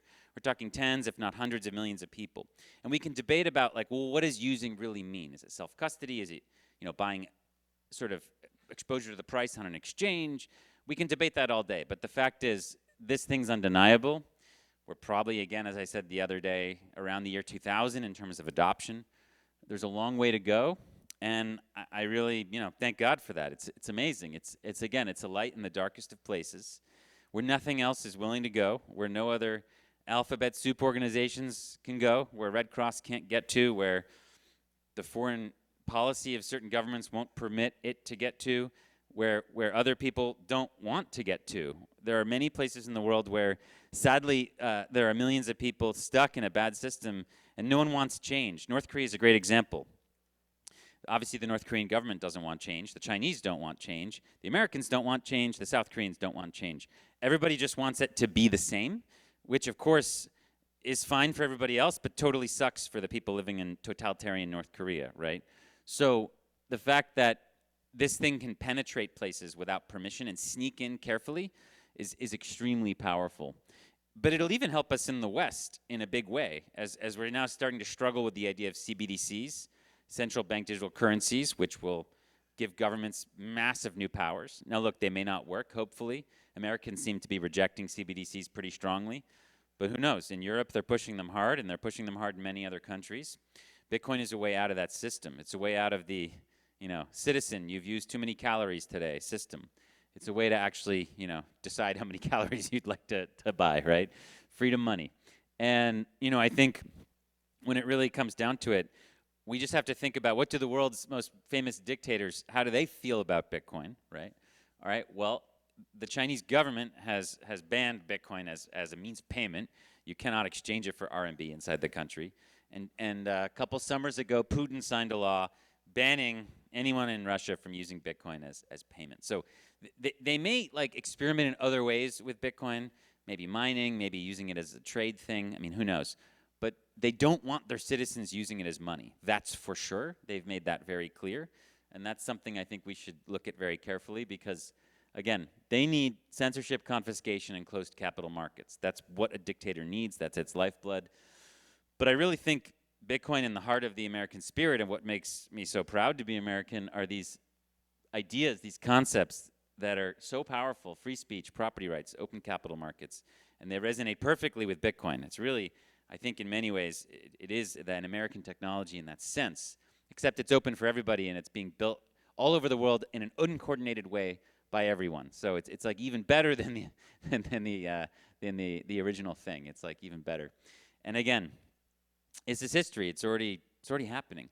The Rubicon has been crossed. This is a bridge in Venezuela where the government tried to block aid from coming into helping the opposition. And it worked in terms of the legacy system. I mean, the trucks were stopped. You couldn't get the aid in. What you don't see here are the millions of dollars of Bitcoin that are flying by that the government can't stop anymore, right? So the world has changed permanently. And I do think that, the work that you're all doing by evangelizing Bitcoin and sharing its awesome features with people is so important, because a lot of the activism we do is virtue signaling, like free this country or whatever on social media. Doesn't really do anything. But if you can teach people how to achieve financial freedom, teach them and their families how to do it, that's real impact. I really think that that's why Bitcoin in many ways is the most important form, the highest order of human rights activism. That's why we do what we do at HRF. That's why we have this program. We try to fund human rights work around the world with Bitcoin. And the final thing I'll just say, and I'll leave with you, is this. This is very, very, very important, that Bitcoin is freedom money, But crypto is not. This is super, super important to take away. There are use cases for crypto. I mean, stablecoins are used by millions of people around the world, and we should understand why. They have really terrible money that collapses. So, of course, they want dollars too. It's only fair, right?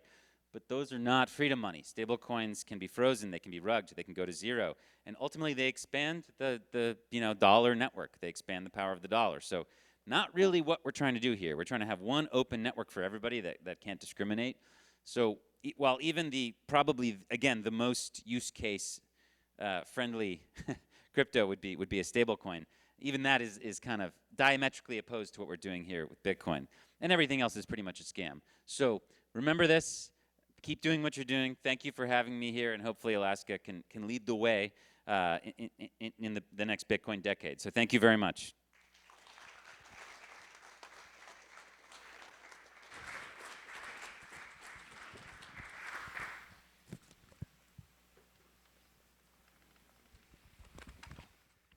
Thank you so much, Alex. Seeing Bitcoin isn't just about number go up. It's freedom go up. It saves lives all around the world. All right, we got a couple giveaways, so let's go ahead and do this one. How many Bitcoin were included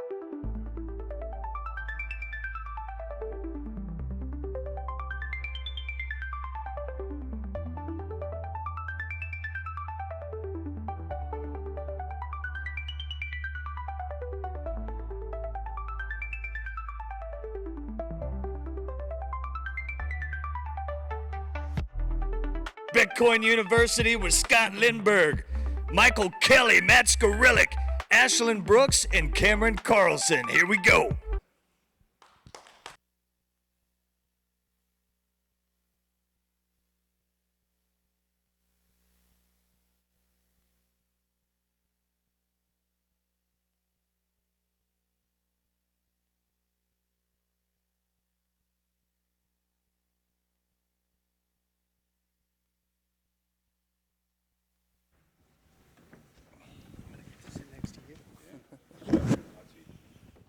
We good?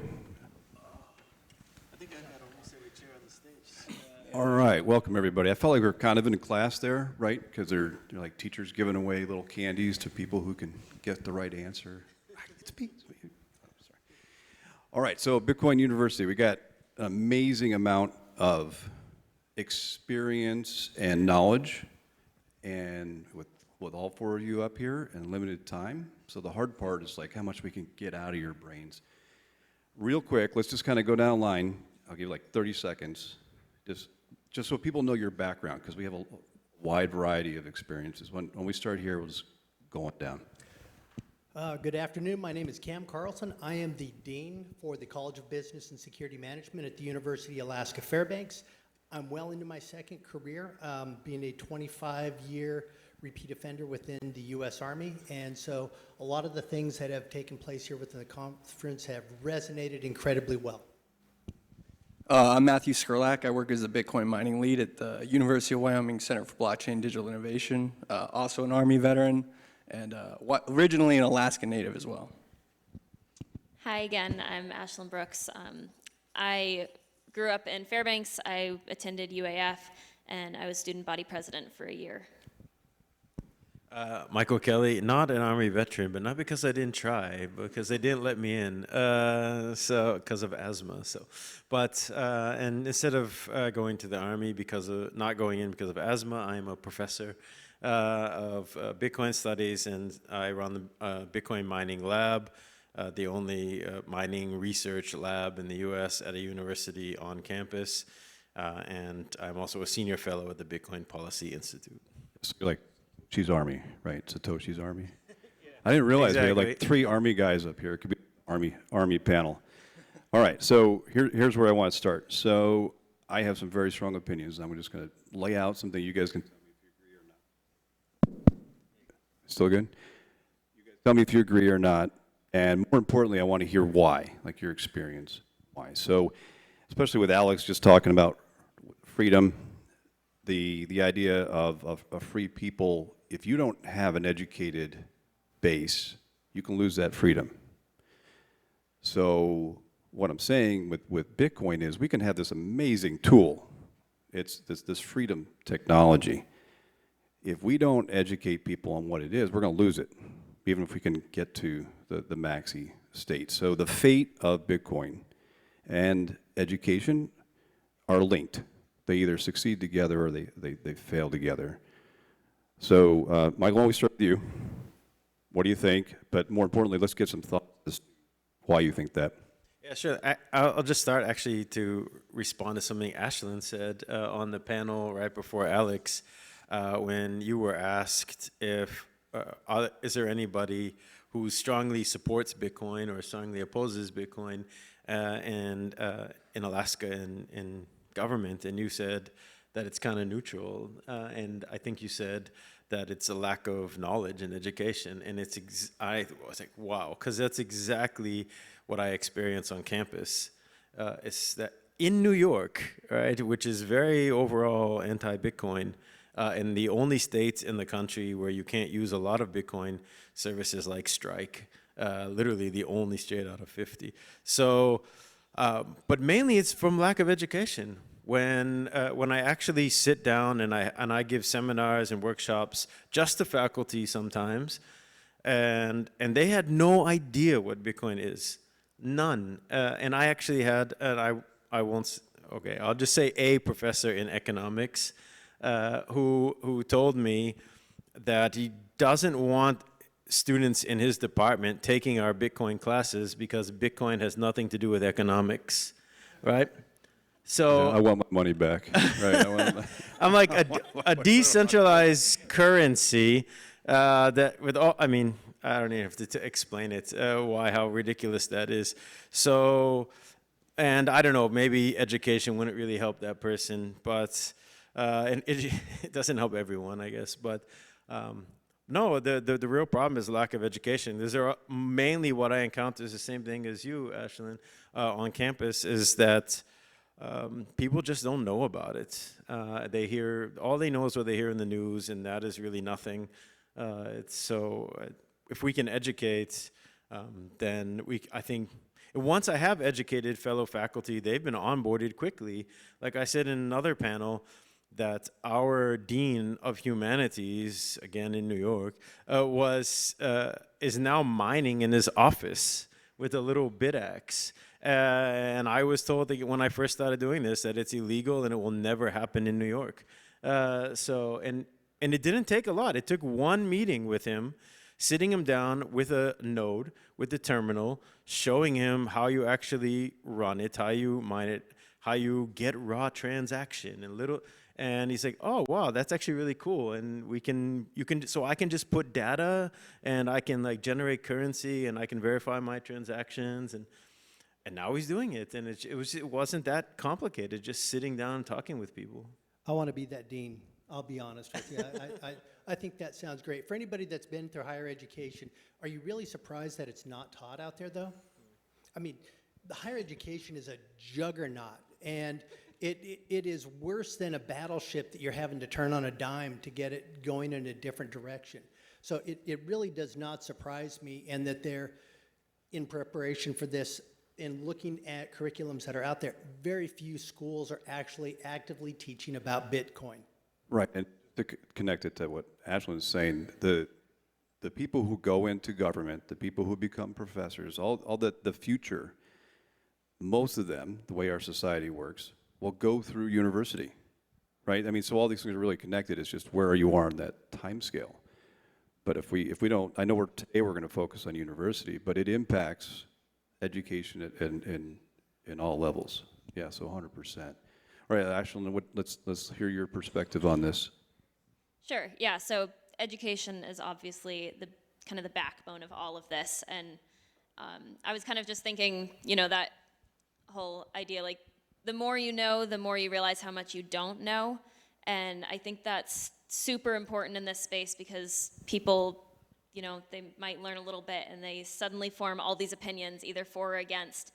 But Bitcoiners are some of the most humble people I have ever met, because everybody who's actually invested in learning about Bitcoin realize just how much about the world they really don't understand. And so you go out and you talk to anybody who's been in the space for a while, you are going to meet the most humble people you've ever met in your life. And I think that's really just a testament to how much education is important to this, because as you learn more, you know, like, you start to realize how much you don't know about the world, and you just want to keep learning more about it.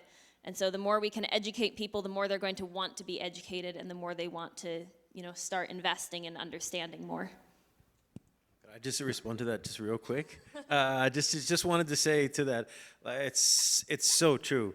Like, we have our students in Bitcoin studies, we bring them down to a lot of events. We brought them down to Strategy, had a conference at their headquarters, and then we brought them down to Bitcoin Policy Institute. And they're meeting the most famous people I meet in Bitcoin core development, and I'm nervous.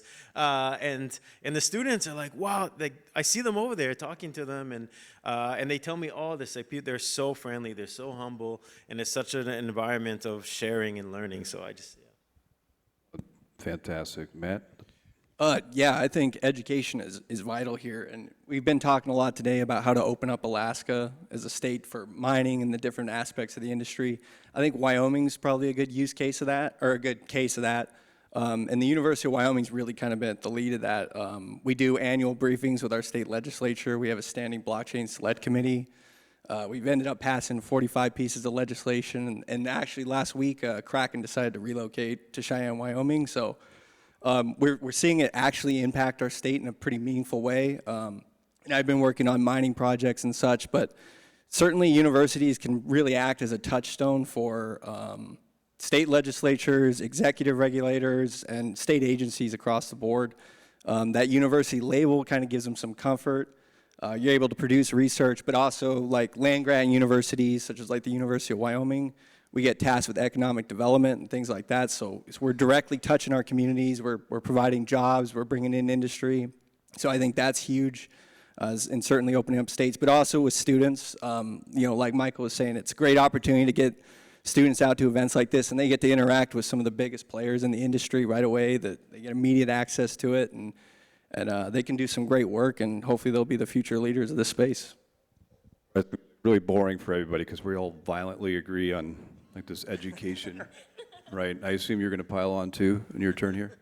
Well, again, kind of going back to the juggernaut of what higher education is, if you understand the dynamic of how universities basically adopt and bring education in, it's not, you know, Cam Carlson, dean for the college, you know, walking in one day saying, hey, I've got this bright idea. Guess what we're going to teach? It happens actually the opposite. And in a way, we want it to happen that way. We want faculty to come in and say, you know what, we've identified a need in this space to better educate individuals to ensure that when they exit the university, that they are prepared to make the decisions that they need to, how they're going to invest, how they're going to divest, the directions that they're going to go, whether they're in economics or business or whatever degree that they're in. So when I go back, I know one of the things that I'm going to be doing is I'm going to be working with some of the faculty, two in particular, that I already have very good relationships with, and saying, what are you thinking about us adopting this and putting it in a curriculum?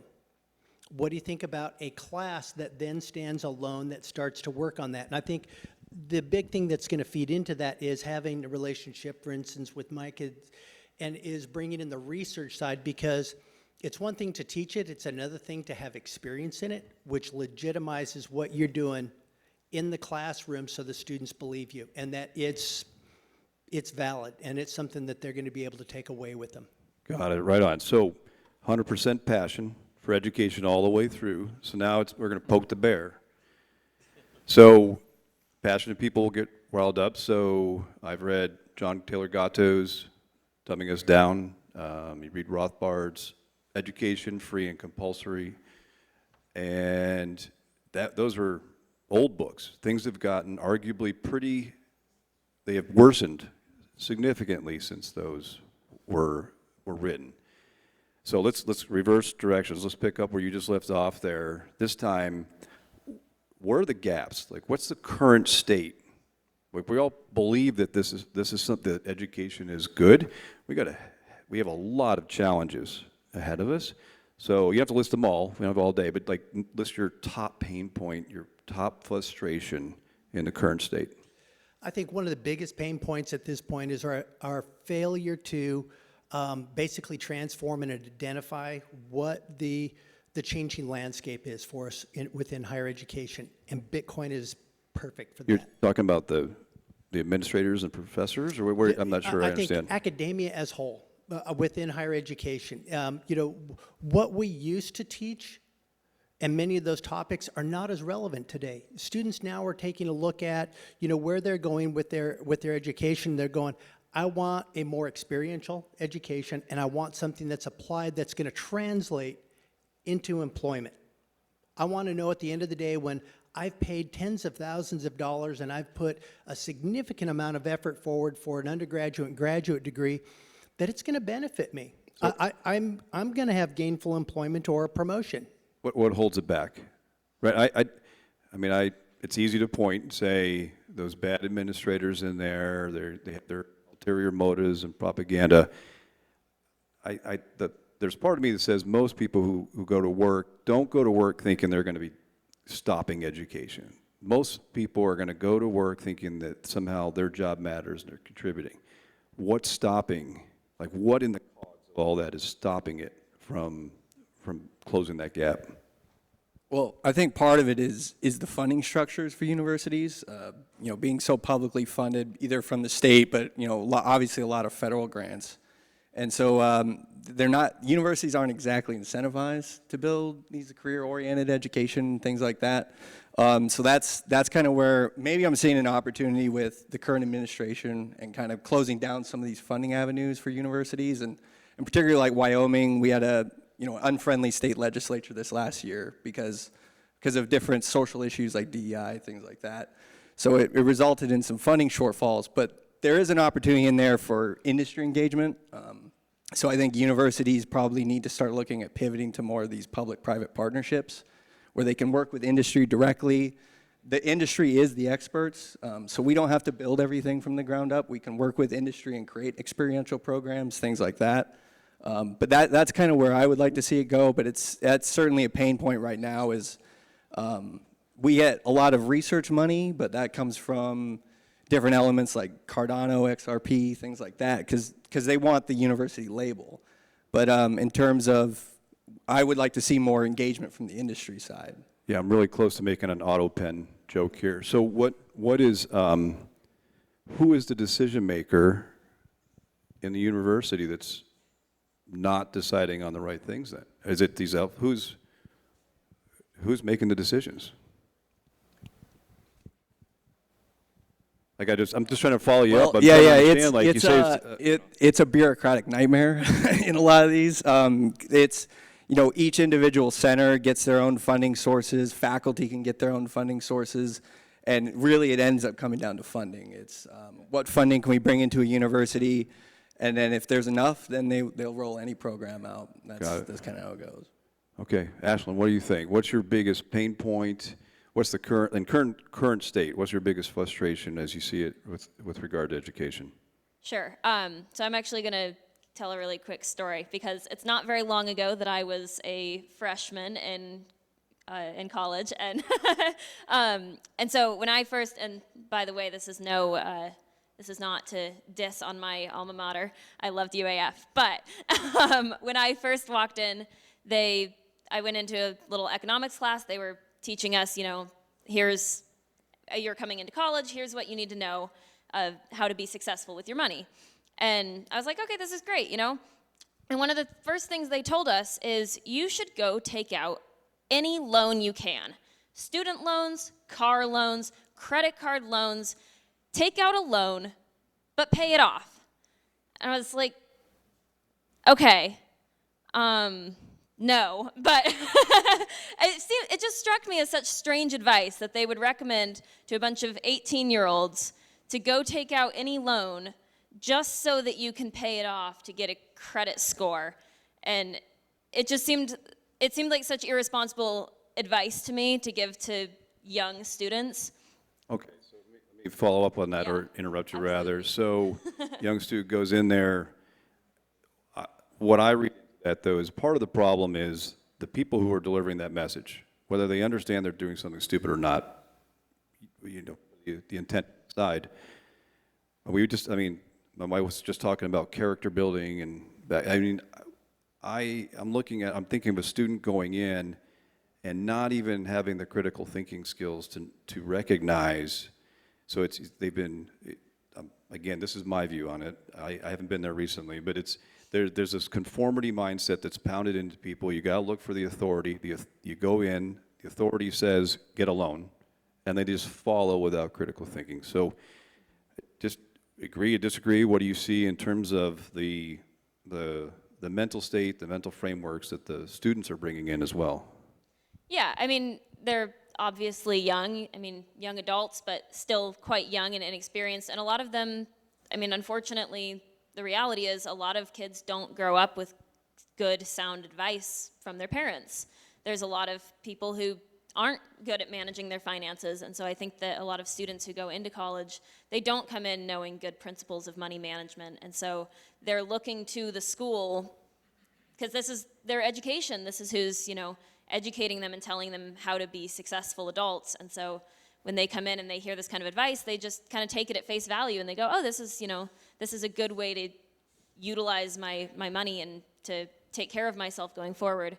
And so I don't put all of the blame on the school, because I really just think this is kind of a consequence of the fiat system and how how our country has looked at money, and it's really just the old school fiat system that, needs to change, but I think that it's, until we can start getting into the schools and teaching better money management at the school level, it's probably not going to change in the broader community either. So.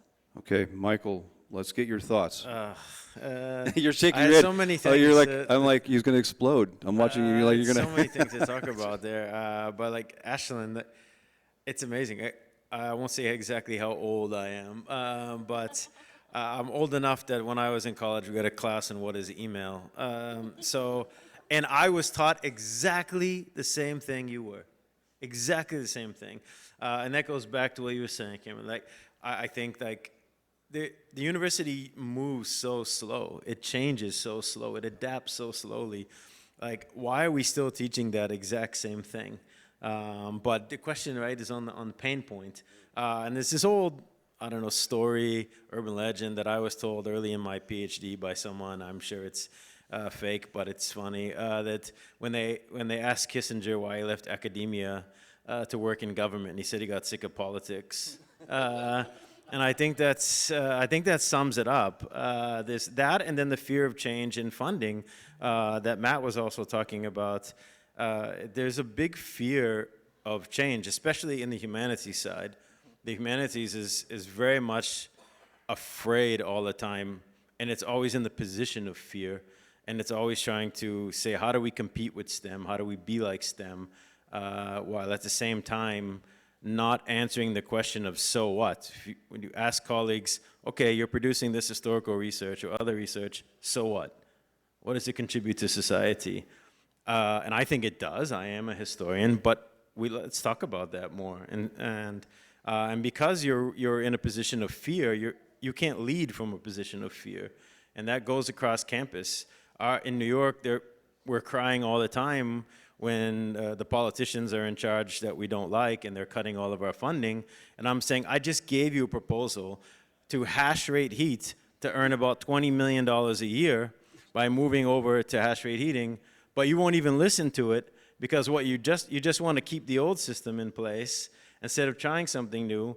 And then what? Then you'll get your person in power and you hope they stay in power forever while screaming that the other side is dictatorial.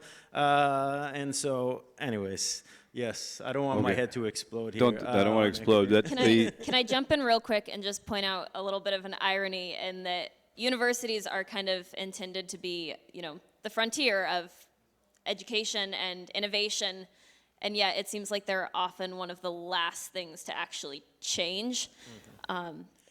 Actually, just respond to your response. I at the Bitcoin Policy Institute Summit a couple weeks ago, I met someone who works for the Human Rights Foundation, if Alex is still in here, and he was telling me this amazing story of how he was kicked out of his university for supporting Bitcoin and wanting to do research in Bitcoin, and they were telling him, just give that up, don't do that. And he felt like, and he's from, he came from Asia, and he said, I thought America, wow, American professors, they're like the greatest minds in the world, and everything is open-minded, and he said, wow, it was a totally different reality from what he expected, and I have students all the time telling me they feel like they can't really say what they want to say in class, and they just more or less agree with whatever the politics are of the professor. All right, I think you guys just hit on a couple big cultural hurdles that we have in terms of education. If the culture does not support an intellectually safe place to voice your opinion, if the university can't even do that, you're in big trouble. The other thing that I didn't hear any of you bring up, but it ties with the money. You guys just, any of you that want to chime in on this, the Jeff Booth, the price of tomorrow type of framework, we have all these tools. And AI, we talked about earlier, and other things. Education should be getting cheaper. And I mean, the whole first half of this conversation was, we need money, we need money, we need money. And in the back of my head, I'm going, no, you don't, no, you don't, no, you don't. I disagree that you need more money, personally. And yet, these universities think they need more money. And that's they're pursuing growth for the sake of growing the bureaucracy. We good? Yeah, so that they're growing the bureaucracy for the sake of growing the bureaucracy. Just anybody want to comment on why technology that should be making education better than ever, right? Like a kid with AI connected to the internet can learn anything in any language anytime. Yet I pay $10,000 for tuition, and you guys are going to teach me something that's not going to help me in the job. I'm just so why are we obsessed with this money? Well, I think it goes back to kind of the modern university structure. Again, it's heavily subsidized, a lot of public funds in that. And with that, they built a very massive bureaucracy inside these universities. And of course, they're all self-interested in protecting what they're doing. Yeah, I'll buy that first set. Yep. Yeah, so the bureaucracy is hard to penetrate, but yeah, like I was saying, that's kind of where I see an opportunity, though, as the universities get squeezed for their current funding sources, and they have to pivot.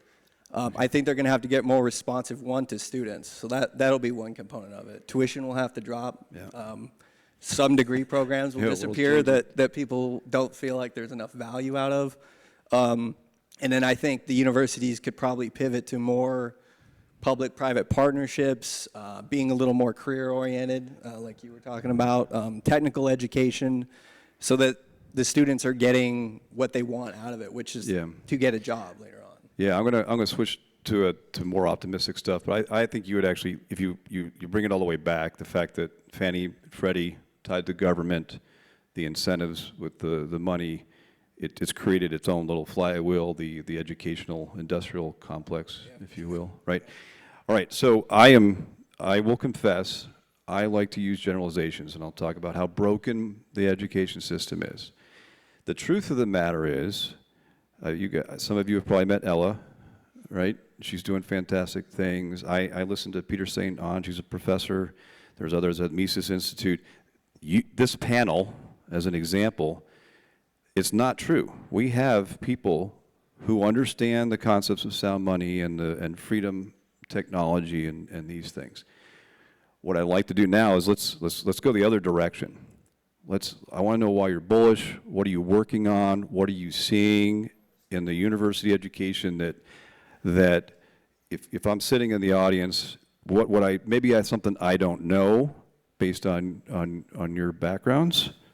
And I know you guys have already had some of the conversations I heard earlier today. You guys are already talking about this. So let's go to the optimistic side. What are you seeing? What kind of good things are you guys working on?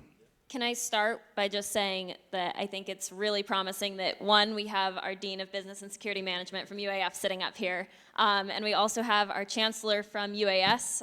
She was around earlier today, and so I just wanted to kick it off with that I think that's a really positive sign that we have investment from the universities. I actually, initially when I reached out to Dean Carlson, I reached out to the university chancellor at UAF, Chancellor White, and he was kind enough he didn't come himself, but he sent someone who would be interested in it and would know about it. And so I think the fact that we have so much involvement from the leadership of the universities is really incredible. And then just that we have professors who are willing to engage in these conversations, I think is a really positive thing. Yeah, Agree. I'm actually very positive and bullish on a lot. One thing we don't ever really have we don't really have conversations about on campus is what is the purpose of university. So I would like to see more of that. I also would like to see community forums where we actually answer to the community, why is my research important?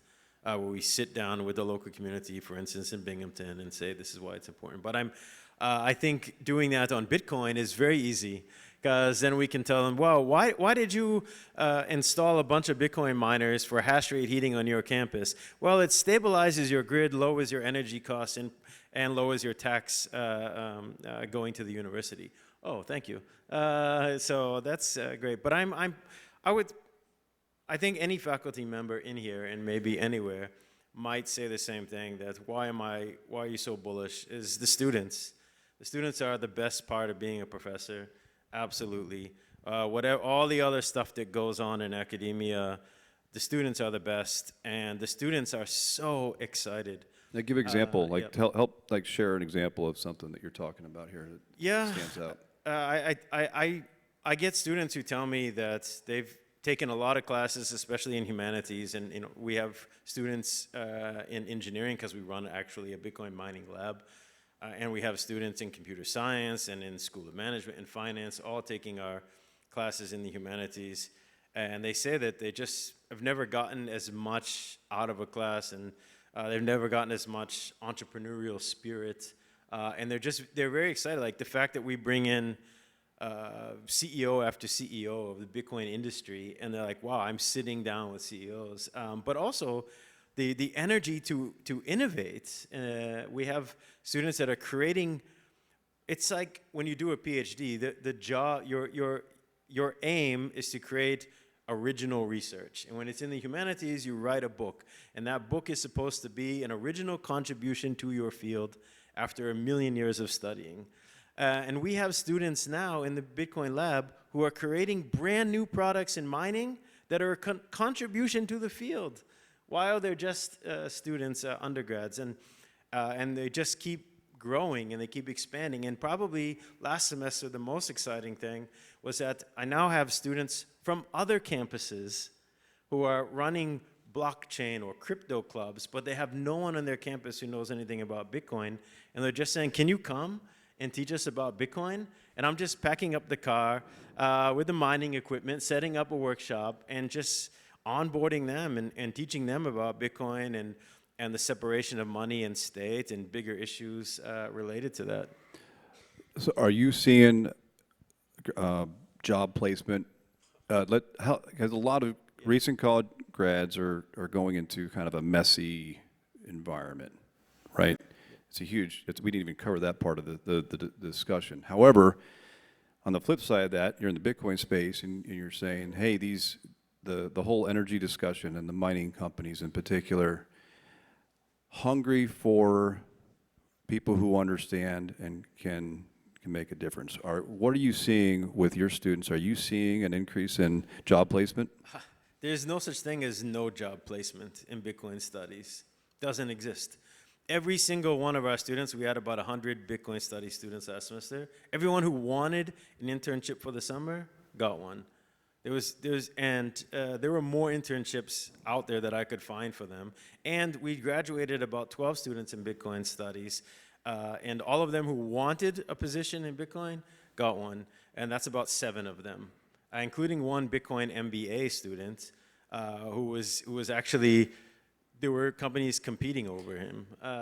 So yeah. Right. So if we have any parents, anybody who has almost college students, they should be looking at this as this is the direction, this is the future, and that's an example. Matt, what are you seeing in Wyoming? What do you got going on there? Well, we're really optimistic in Wyoming. One, I was able to stand up a Bitcoin mining initiative last year, so to get official approval for that and to be doing that is awesome. But broader, the University of Wyoming's been engaged in this space since about 2020. We actually stood up a accredited blockchain miner degree that we offer, and within that, it's primarily based on Bitcoin first. So it starts all Bitcoin, and then they can branch out into the other fields if they want. But certainly, we got that going on. So the universities are beginning to emerge with a model for this. Wait, let me back up. So I can can go there and get a degree that says I have a degree in Bitcoin. Not Bitcoin specifically. It is a blockchain miner degree, but you can attach. The nice thing we did that is we actually run it as an interdisciplinary program. So our program's owned by all of the colleges on campus, and that gives us kind of the ability. When I stood up the mining initiative, it allows us to work with the College of Agriculture, the School of Energy Resources, Engineering, and our business finance departments. So it's we can be very broad with it, and we can build out classes and curriculum for those students, and anyone can get that minor degree. So if you're an engineer over in engineering, you can get that degree. You'll get a basic understanding of Bitcoin, and if you want to dive deeper, we can do more niche topics such as mining, things like that. So I'm bullish on the models being developed in universities. We're starting to see them develop on top of more and more interest I'm seeing from universities, whether it's one-off professors who they're now getting orange-pilled and they want to find a way to penetrate their programs with this. And then this whole panel is a good case of that. So as those grow, and then we are able to flesh out the models, I think you'll see the acceleration of this in the university setting.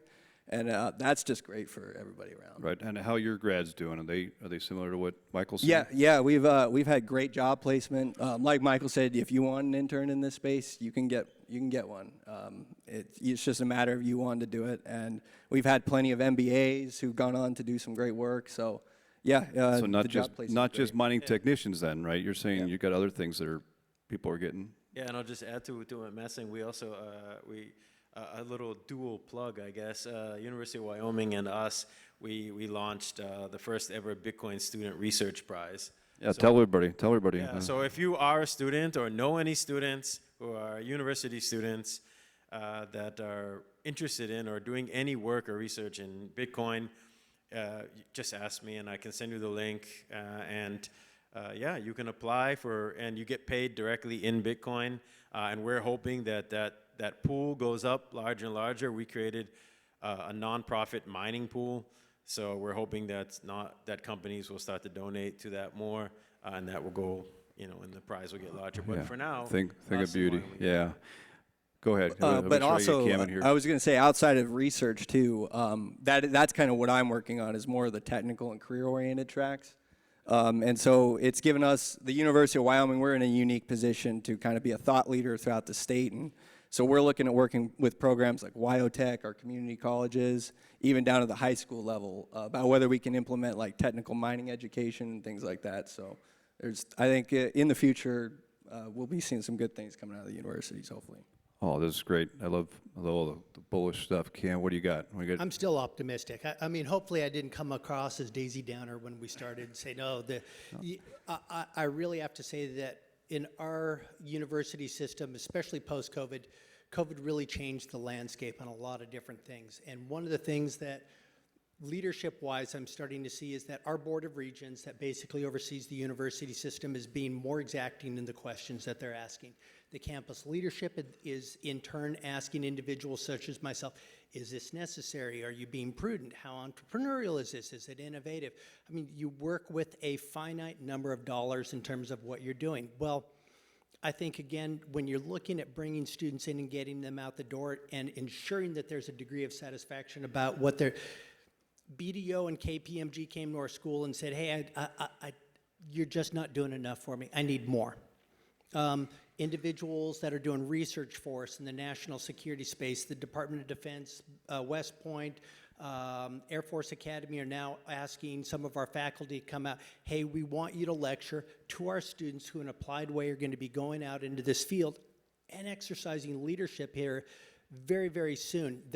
Those draws, again, kind of legitimize changes that are starting to take place to what, or at least how we've been doing business for a while. Again, this right here, having the ability to go back and develop relationships with these folks, you know, going forward, gives me as a dean, with again that finite number of dollars, hey, if we want to start something with Bitcoin, and again, okay, we're going to teach it, that's one thing, but if you're going to make it applied for that, when somebody's walking out their door, other than a book and somebody going, hey, this is great, I actually got to do it, where I understand the mechanics of it for what the world is going to ask of me when I walk out across that stage, that legitimizes it. And that's where we're going at this point. So I'm still incredibly pumped with the direction that we're going.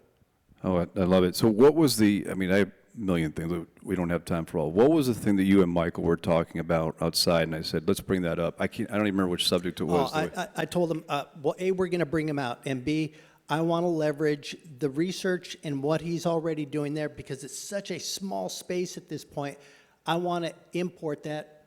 We're going to do the same to our university because you get a hedge in it when you are really the first to market on something like this. And again, when Ashlyn came in and said, hey, I'd really like you to get on a panel on something like this, and I'm going like, oh, I'm going to be completely underwhelming when it comes to my knowledge of the topic. But what I do know is the educational space. And the fact is that there is a large gap that can be fulfilled and that we can fill. And that's the direction that we're going. And this conference is going to help us address that. Well, yeah, when you say that, I remember the gradually then suddenly type thing. The first university to go, the first professor to go, super hard, super slow. The fact that you now have the people on the stage. I was really impressed at the BPI summit, the number of people in academia that are fellows at BPI. There's now a growing network where you can reach out within the education ranks to help improve. You guys are nodding your head. What do you think? And I'll just add a little plug there, say that a part of my research as a fellow of the BPI, I said I am preparing a comprehensive, I hope, report on the state of Bitcoin in higher education. And I have a survey link if anyone is connected to a university in any way. Yeah, let's get a plug. I mean, this is to educate, so let's go ahead. What do you got?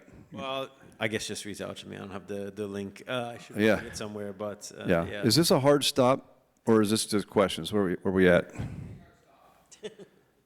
Okay, let's do this then. We got a couple minutes. I want an opportunity. Each of you, what can people do if they have questions that they want to reach out to you, or resources you want to give to them that you recommend? Since you're already going, Michael, why don't you go first? We'll come up this way. Sure. Final thoughts here. Yeah, I'm pretty easy to find. I'm at the Bitcoin Policy Institute or at my university, Binghamton University. As you'll see on the website, part of the problem of public universities is it takes about a year to update a profile. So I just don't bother. So the BPI one is accurate. So that's how you would find me. And thoughts of what to do next is just to start learning. And if you are a student or even faculty in Alaska or at any other university and you just want a minor, we'll send you one. I'll send you one out from like a little BitX, and you can just plug it in and learn how it starts mining. And I'm serious. I do this all the time. Students from all over the country, right? And I just send them a miner. And get them mining, and that's the way to do it. So if you really if you want one, let me know. Reach out to me. Easy to find, and yeah. All right, Ashlyn. cool. I would love a minor. I mean, I'm more than happy to talk to anybody. I don't have a formal position really, but you can find me just Ashlyn Brooks on Facebook, LinkedIn, and I'd be more than happy to connect with anybody that way. And I just wanted to say a quick note of how glad I am that all these people are up here and that we have the universities involved in this. And I do strongly believe that education through the university system really could do so much beneficial for Bitcoin, for Alaska specifically. I think this is a huge opportunity for us, and I'm really, really glad that the dean over here is willing to start incorporating this, and I really am excited to see where this goes for Alaska. Yeah, after this, feel free to come up to me and reach out, but also check out the University of Wyoming and what we're doing. I think it's a pretty unique program, and hopefully we'll have some big announcements going forward. I also forgot to mention we're actually mining Bitcoin as a university, so that's pretty cool. But yeah. Michael, yes. So definitely want to move forward with you on that. For those of you that have Bitcoin and you want to help us get a program up and off the ground that is moving in this direction, I'd love to move the development officers at our university to take Bitcoin, and this might be a way to drive that and achieve it. All right, so everybody, like you can watch this on YouTube, of course, but for people that are here in the conference, the benefit is you're in person. So we're going to end here. Give them a big round of applause, but let's hit them up in person outside and build some relationships like that you see going on here. Thank you guys all. This is awesome. Appreciate what you're doing.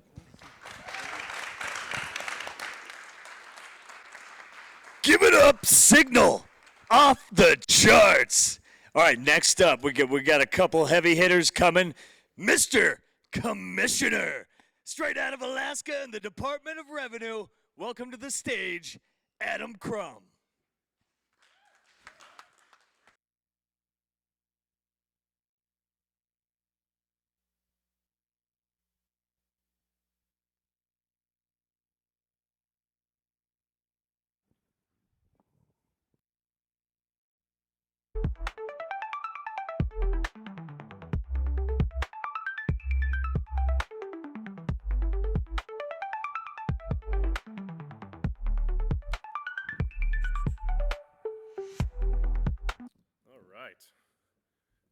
I think it's been a long week for a lot of you guys. It's been good to be down here today. Just want to say good afternoon, Alaskans and fellow Bitcoin enthusiasts. It's an honor to stand before you today, not just as Alaska's Commissioner of Revenue, but as someone who believes deeply in the transformative power of innovation. When I look out in this room, I see the modern day pioneers of our state. Just as our predecessors came north chasing gold in 1896, you've come here chasing something equally revolutionary. Digital gold. But before we dive into the future, let's take a moment to acknowledge what brought us all here today. Each of you has made a conscious choice to be part of something bigger than yourselves.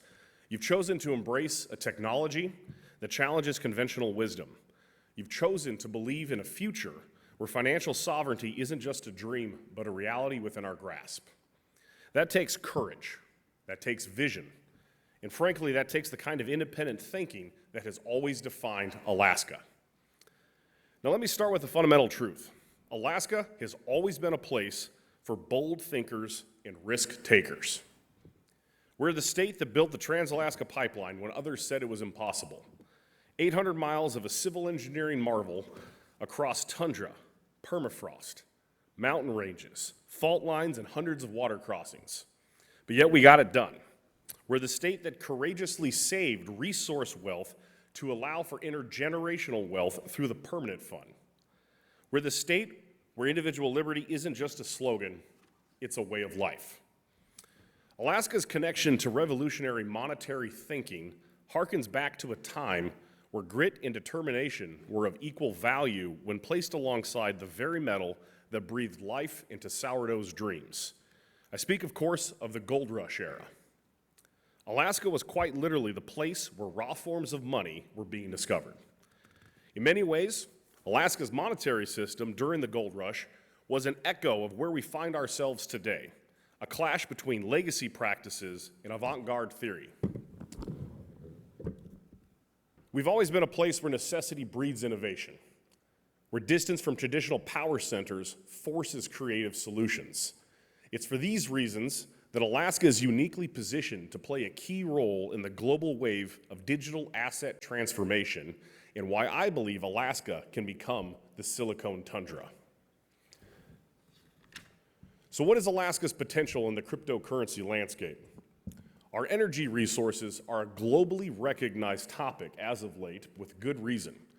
We have something that Bitcoin miners around the world are desperately seeking: the conditions for abundant and affordable energy.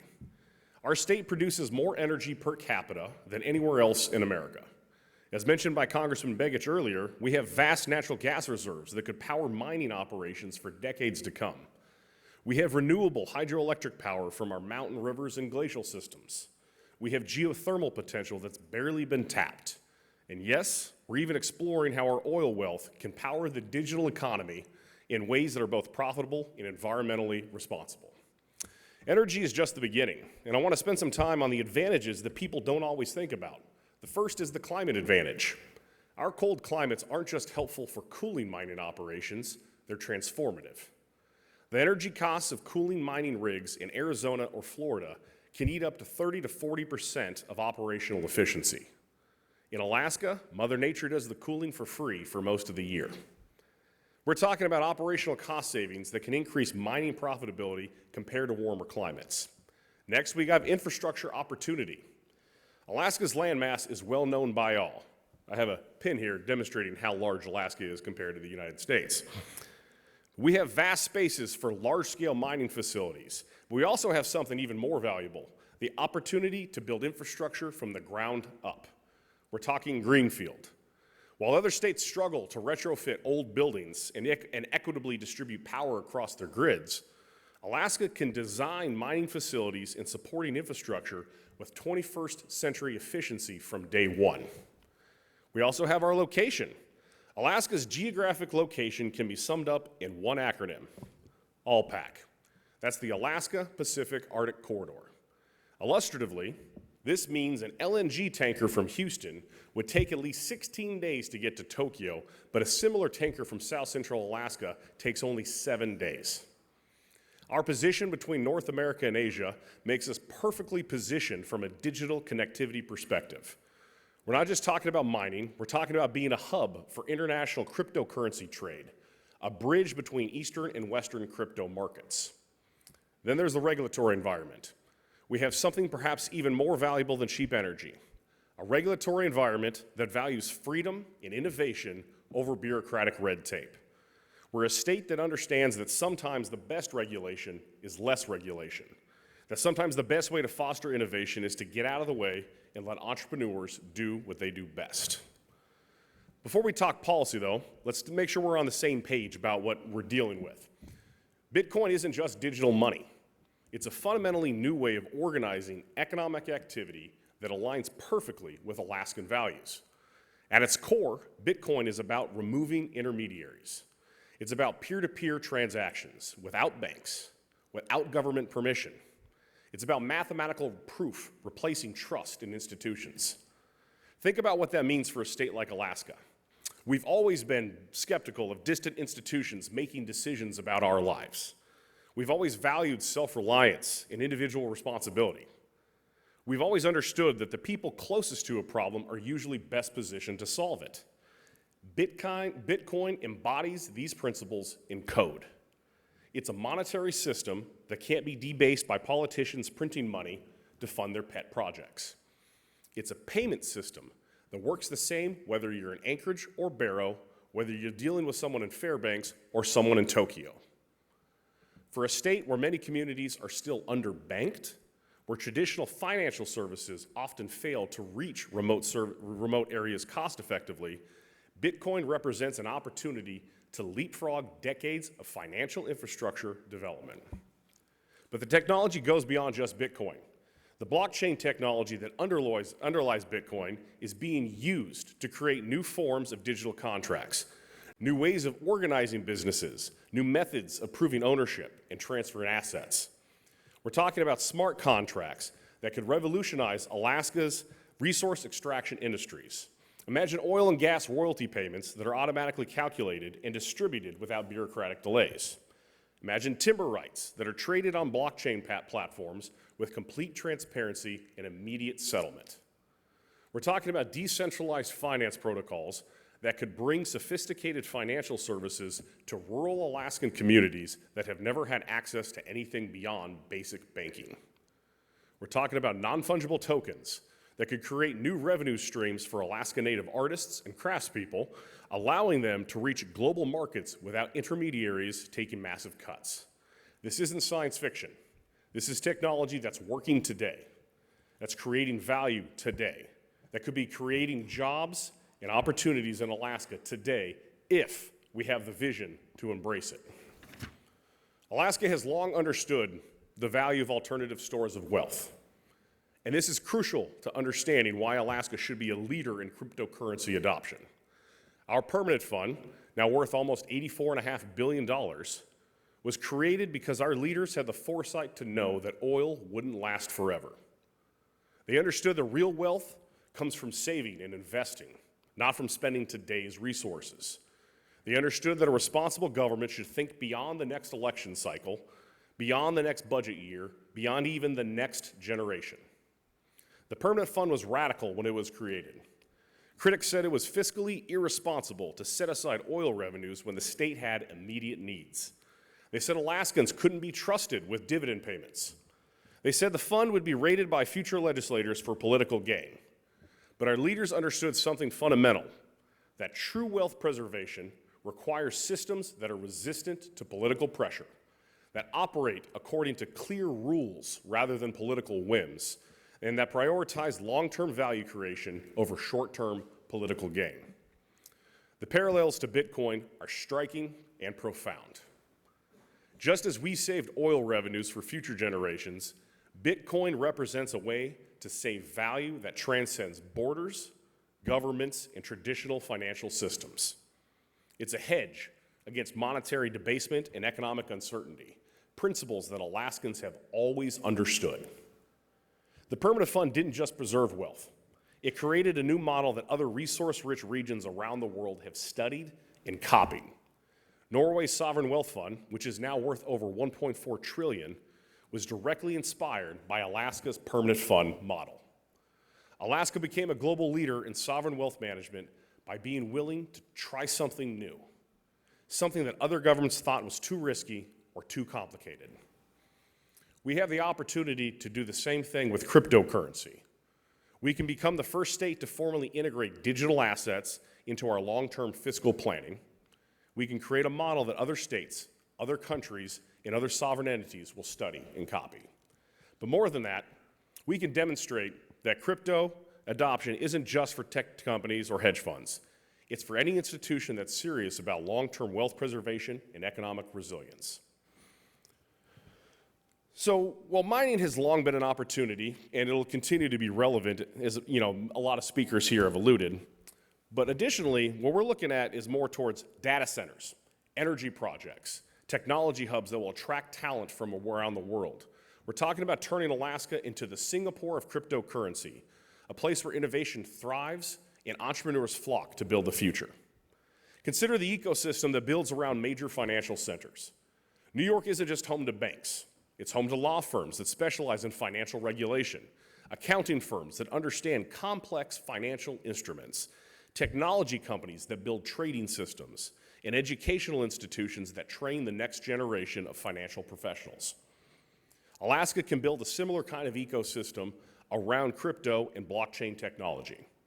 We can become a place where crypto companies come to incorporate, where blockchain developers come to test their applications, where investors come to find the next generation of digital asset opportunities.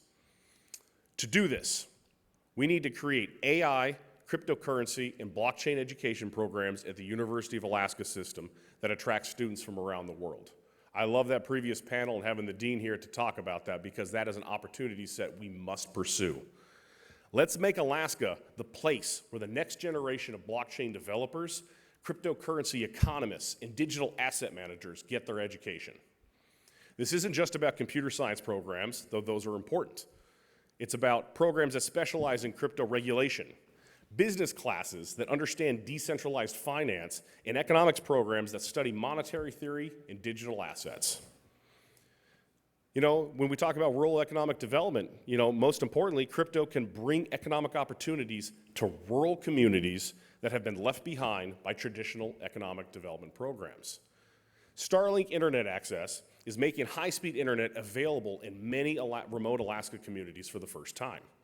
Combined with crypto's location-independent nature, this means that somebody in Bethel or Kotzebue can participate in the global digital economy in ways that were never possible before. This means rural Alaskans earning income as crypto traders, blockchain developers, digital artists, and remote workers for crypto companies.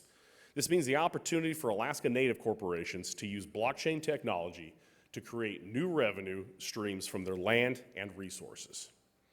But this isn't just about mining or crypto trading. The blockchain technology ecosystem includes decentralized finance protocols, NFT platforms, blockchain development, supply chain management, voting technologies, and applications that have yet to be imagined. Alaska can be the testing ground for all of it.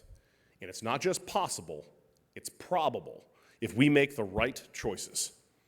Before we dive into this, I'm going to make it clear that the following would all require a whole of government approach. Multiple agencies working to get us there, the executive branch and the legislature, and education across the public. This is just a snapshot of some of the things that can be done if we all pull together. We need to explore the regulatory sandbox. Hello? Good.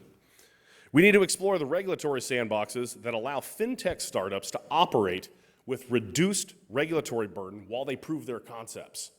These sandboxes have been successful in other jurisdictions, the UK, Singapore, Switzerland, at fostering innovation while maintaining appropriate oversight. A regulatory sandbox allows innovative companies to test their products with real customers in a controlled environment with relaxed regulatory requirements for a limited time period. This gives regulators the chance to understand new technologies before writing comprehensive rules. And it gives entrepreneurs the chance to prove their concepts without massive regulatory compliance costs. Alaska is perfectly positioned to create the most entrepreneur-friendly regulatory sandbox in the United States. We have a small, manageable population for testing new services. We have a government that understands the value of innovation, and we have consumers who are willing to try new technologies if they provide real value. And as a state, we need to look at how blockchain technology can improve government services from voting systems to land records to business licensing. Alaska's relatively small population and tech-savvy workforce make us ideal for testing these applications before they're deployed in larger jurisdictions. Imagine a property record system where ownership is recorded on a blockchain, making title searches instant and eliminating the possibility of fraudulent transfers. Imagine business licensing, where renewals are handled automatically through smart contracts, or voting systems where results can be verified by any citizen while maintaining voter privacy. These aren't distant dreams. They're technologies that are being tested today, and Alaska can be the first state to deploy them at scale. Alaska has always struggled with rural banking. Many Alaska communities have no physical bank branches, making basic financial services expensive and difficult to access. Traditional banks find it uneconomical to serve small, remote communities. Crypto and decentralized finance protocols can solve this problem. They can provide sophisticated financial services, lending, savings, payments, remittances, without the need for physical infrastructure. They can connect rural Alaskans to global financial markets in ways that were never possible before. Now, something that must be said is that embracing crypto doesn't mean abandoning traditional finance. Especially being the Commissioner of Revenue, I have to make this statement. It's my forward-looking statement. The future isn't Bitcoin versus the dollar, it's Bitcoin alongside the dollar, each serving different needs in a diverse financial ecosystem. This is crucial to understand because some people think that supporting crypto means being anti-bank or anti-government. That's not the case at all. Smart crypto adoption makes traditional financial institutions stronger, not weaker. Alaska's banks, credit unions, and financial institutions have nothing to fear from crypto adoption. In fact, many are finding new revenue streams by offering crypto custody services, payment processing, and investment products to their customers.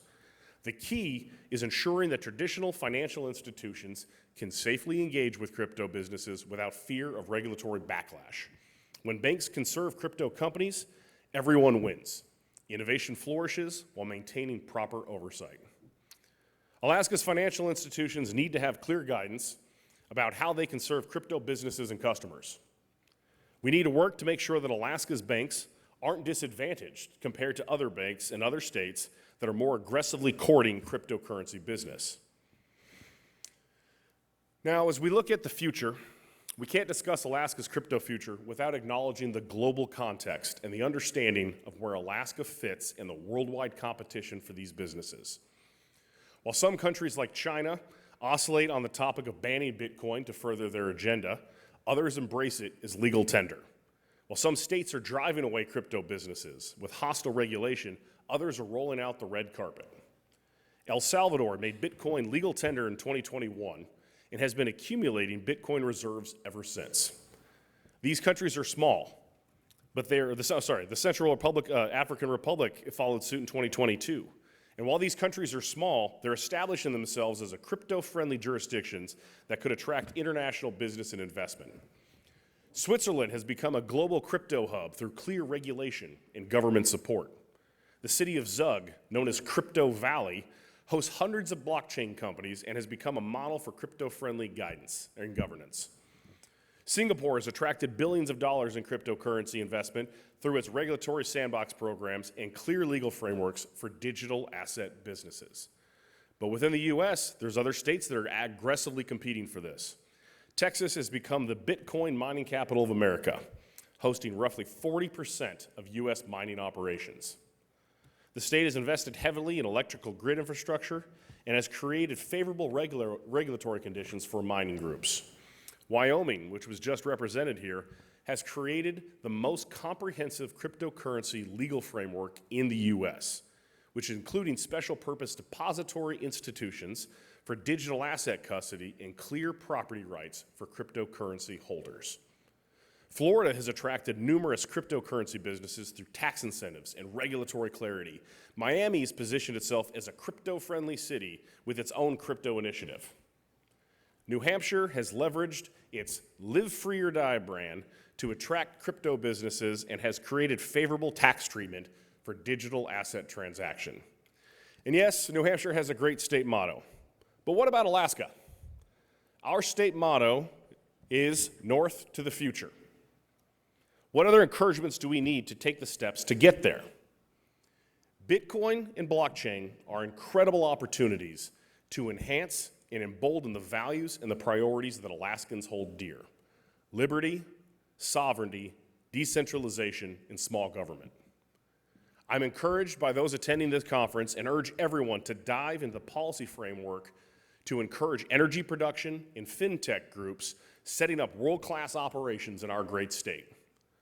Let's act like the bold thinkers and the risk takers of yesteryear, making our state the place where innovation meets opportunity. And only by doing this can we transform Alaska into the Silicon Tundra. Thank you.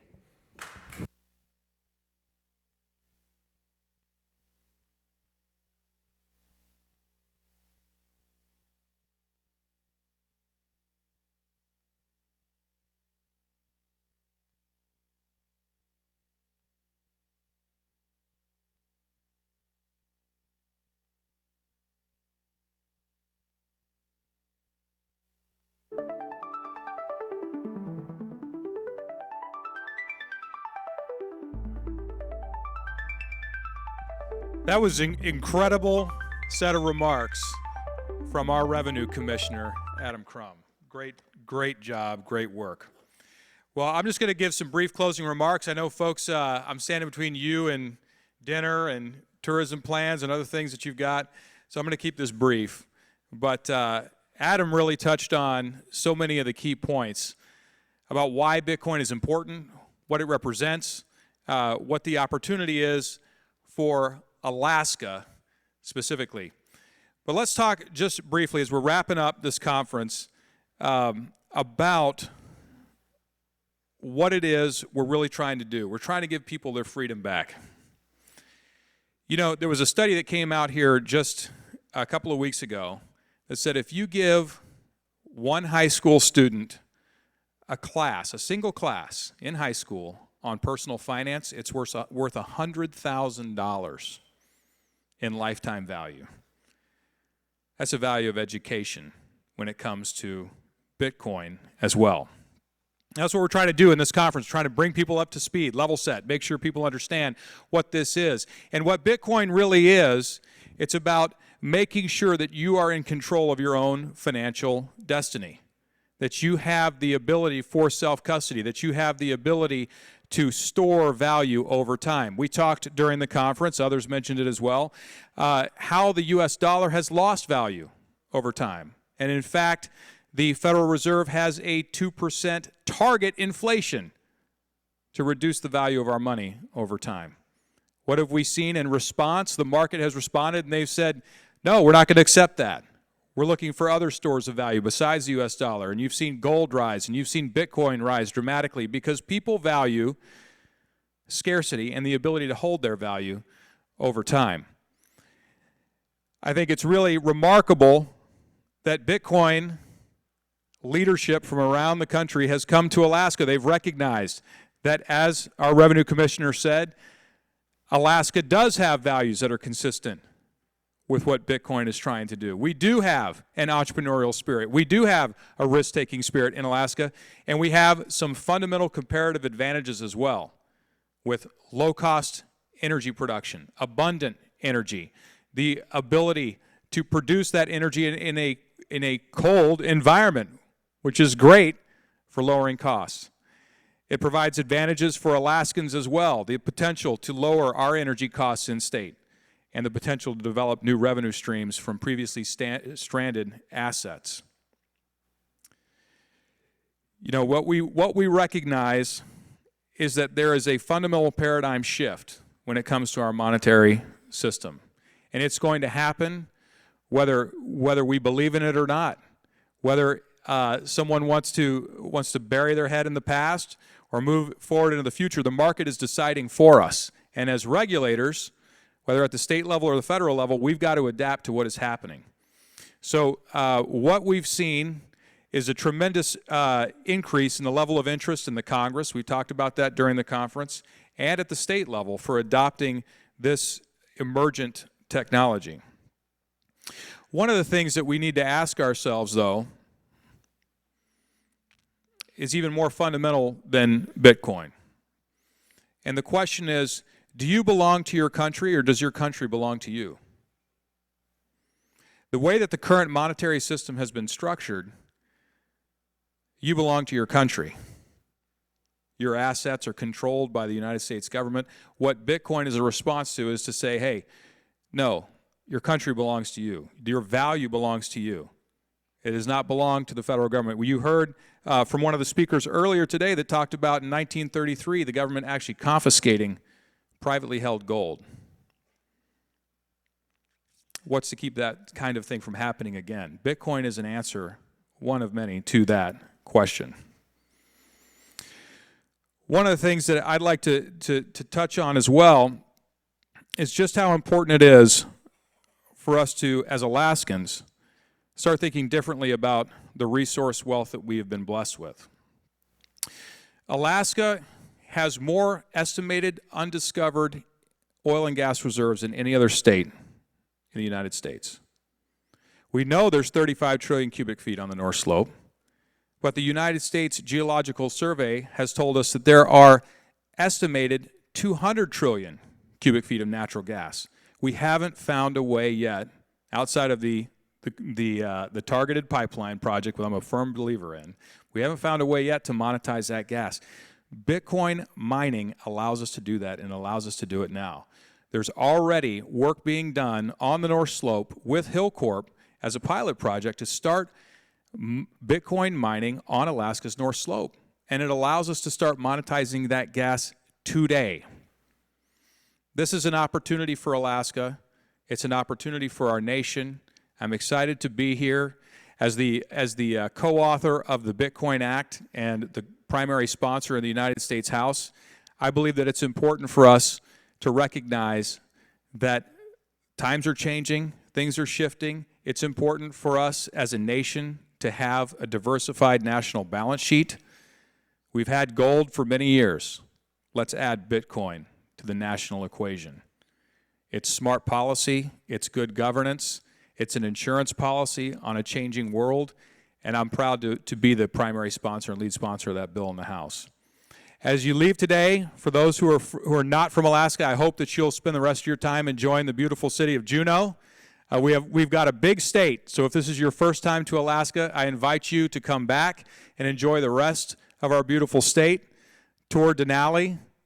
Yes, I said Denali. Tour Denali, tour our wonderful national parks, get to know the people. We are an entrepreneurial people. We have strong roots in hard work, and we're very accommodative and friendly. So I hope you'll come back, enjoy the state, enjoy our natural beauty, and if you've got any questions that you'd like to ask at the end of the conference, please come see me. We're here to help. We're here to facilitate investment in Alaska. We want to be an accommodative business environment for you. Thanks for investing your time coming up to Alaska, and we look forward to continuing to work with you in building out this Bitcoin mining infrastructure going forward. Thank you. Let's make Alaska Bitcoin country. Man, thank you, Congressman Begich. That was incredible. And thank you all for attending this. This was a once in a lifetime event, I felt like, but there's gotta be many more. Wade's gonna be sending out those invites soon, I'm hoping. So, guys, enjoy yourselves, safe travels. Stay tuned in, stay hooked in with all these great creators, educators, miners, congressmen, human rights activists. This was incredible. Thank you guys so much for an amazing experience. And Godspeed. Send it! Seconds, layer it deep. Rhythmic heartbeat sound paired with crackling fire effects to build tension, creating an ominous sense of anticipation. At 8 seconds, introduce a brass swell combined with a rising synth pad, growing in intensity until 14 seconds, signaling the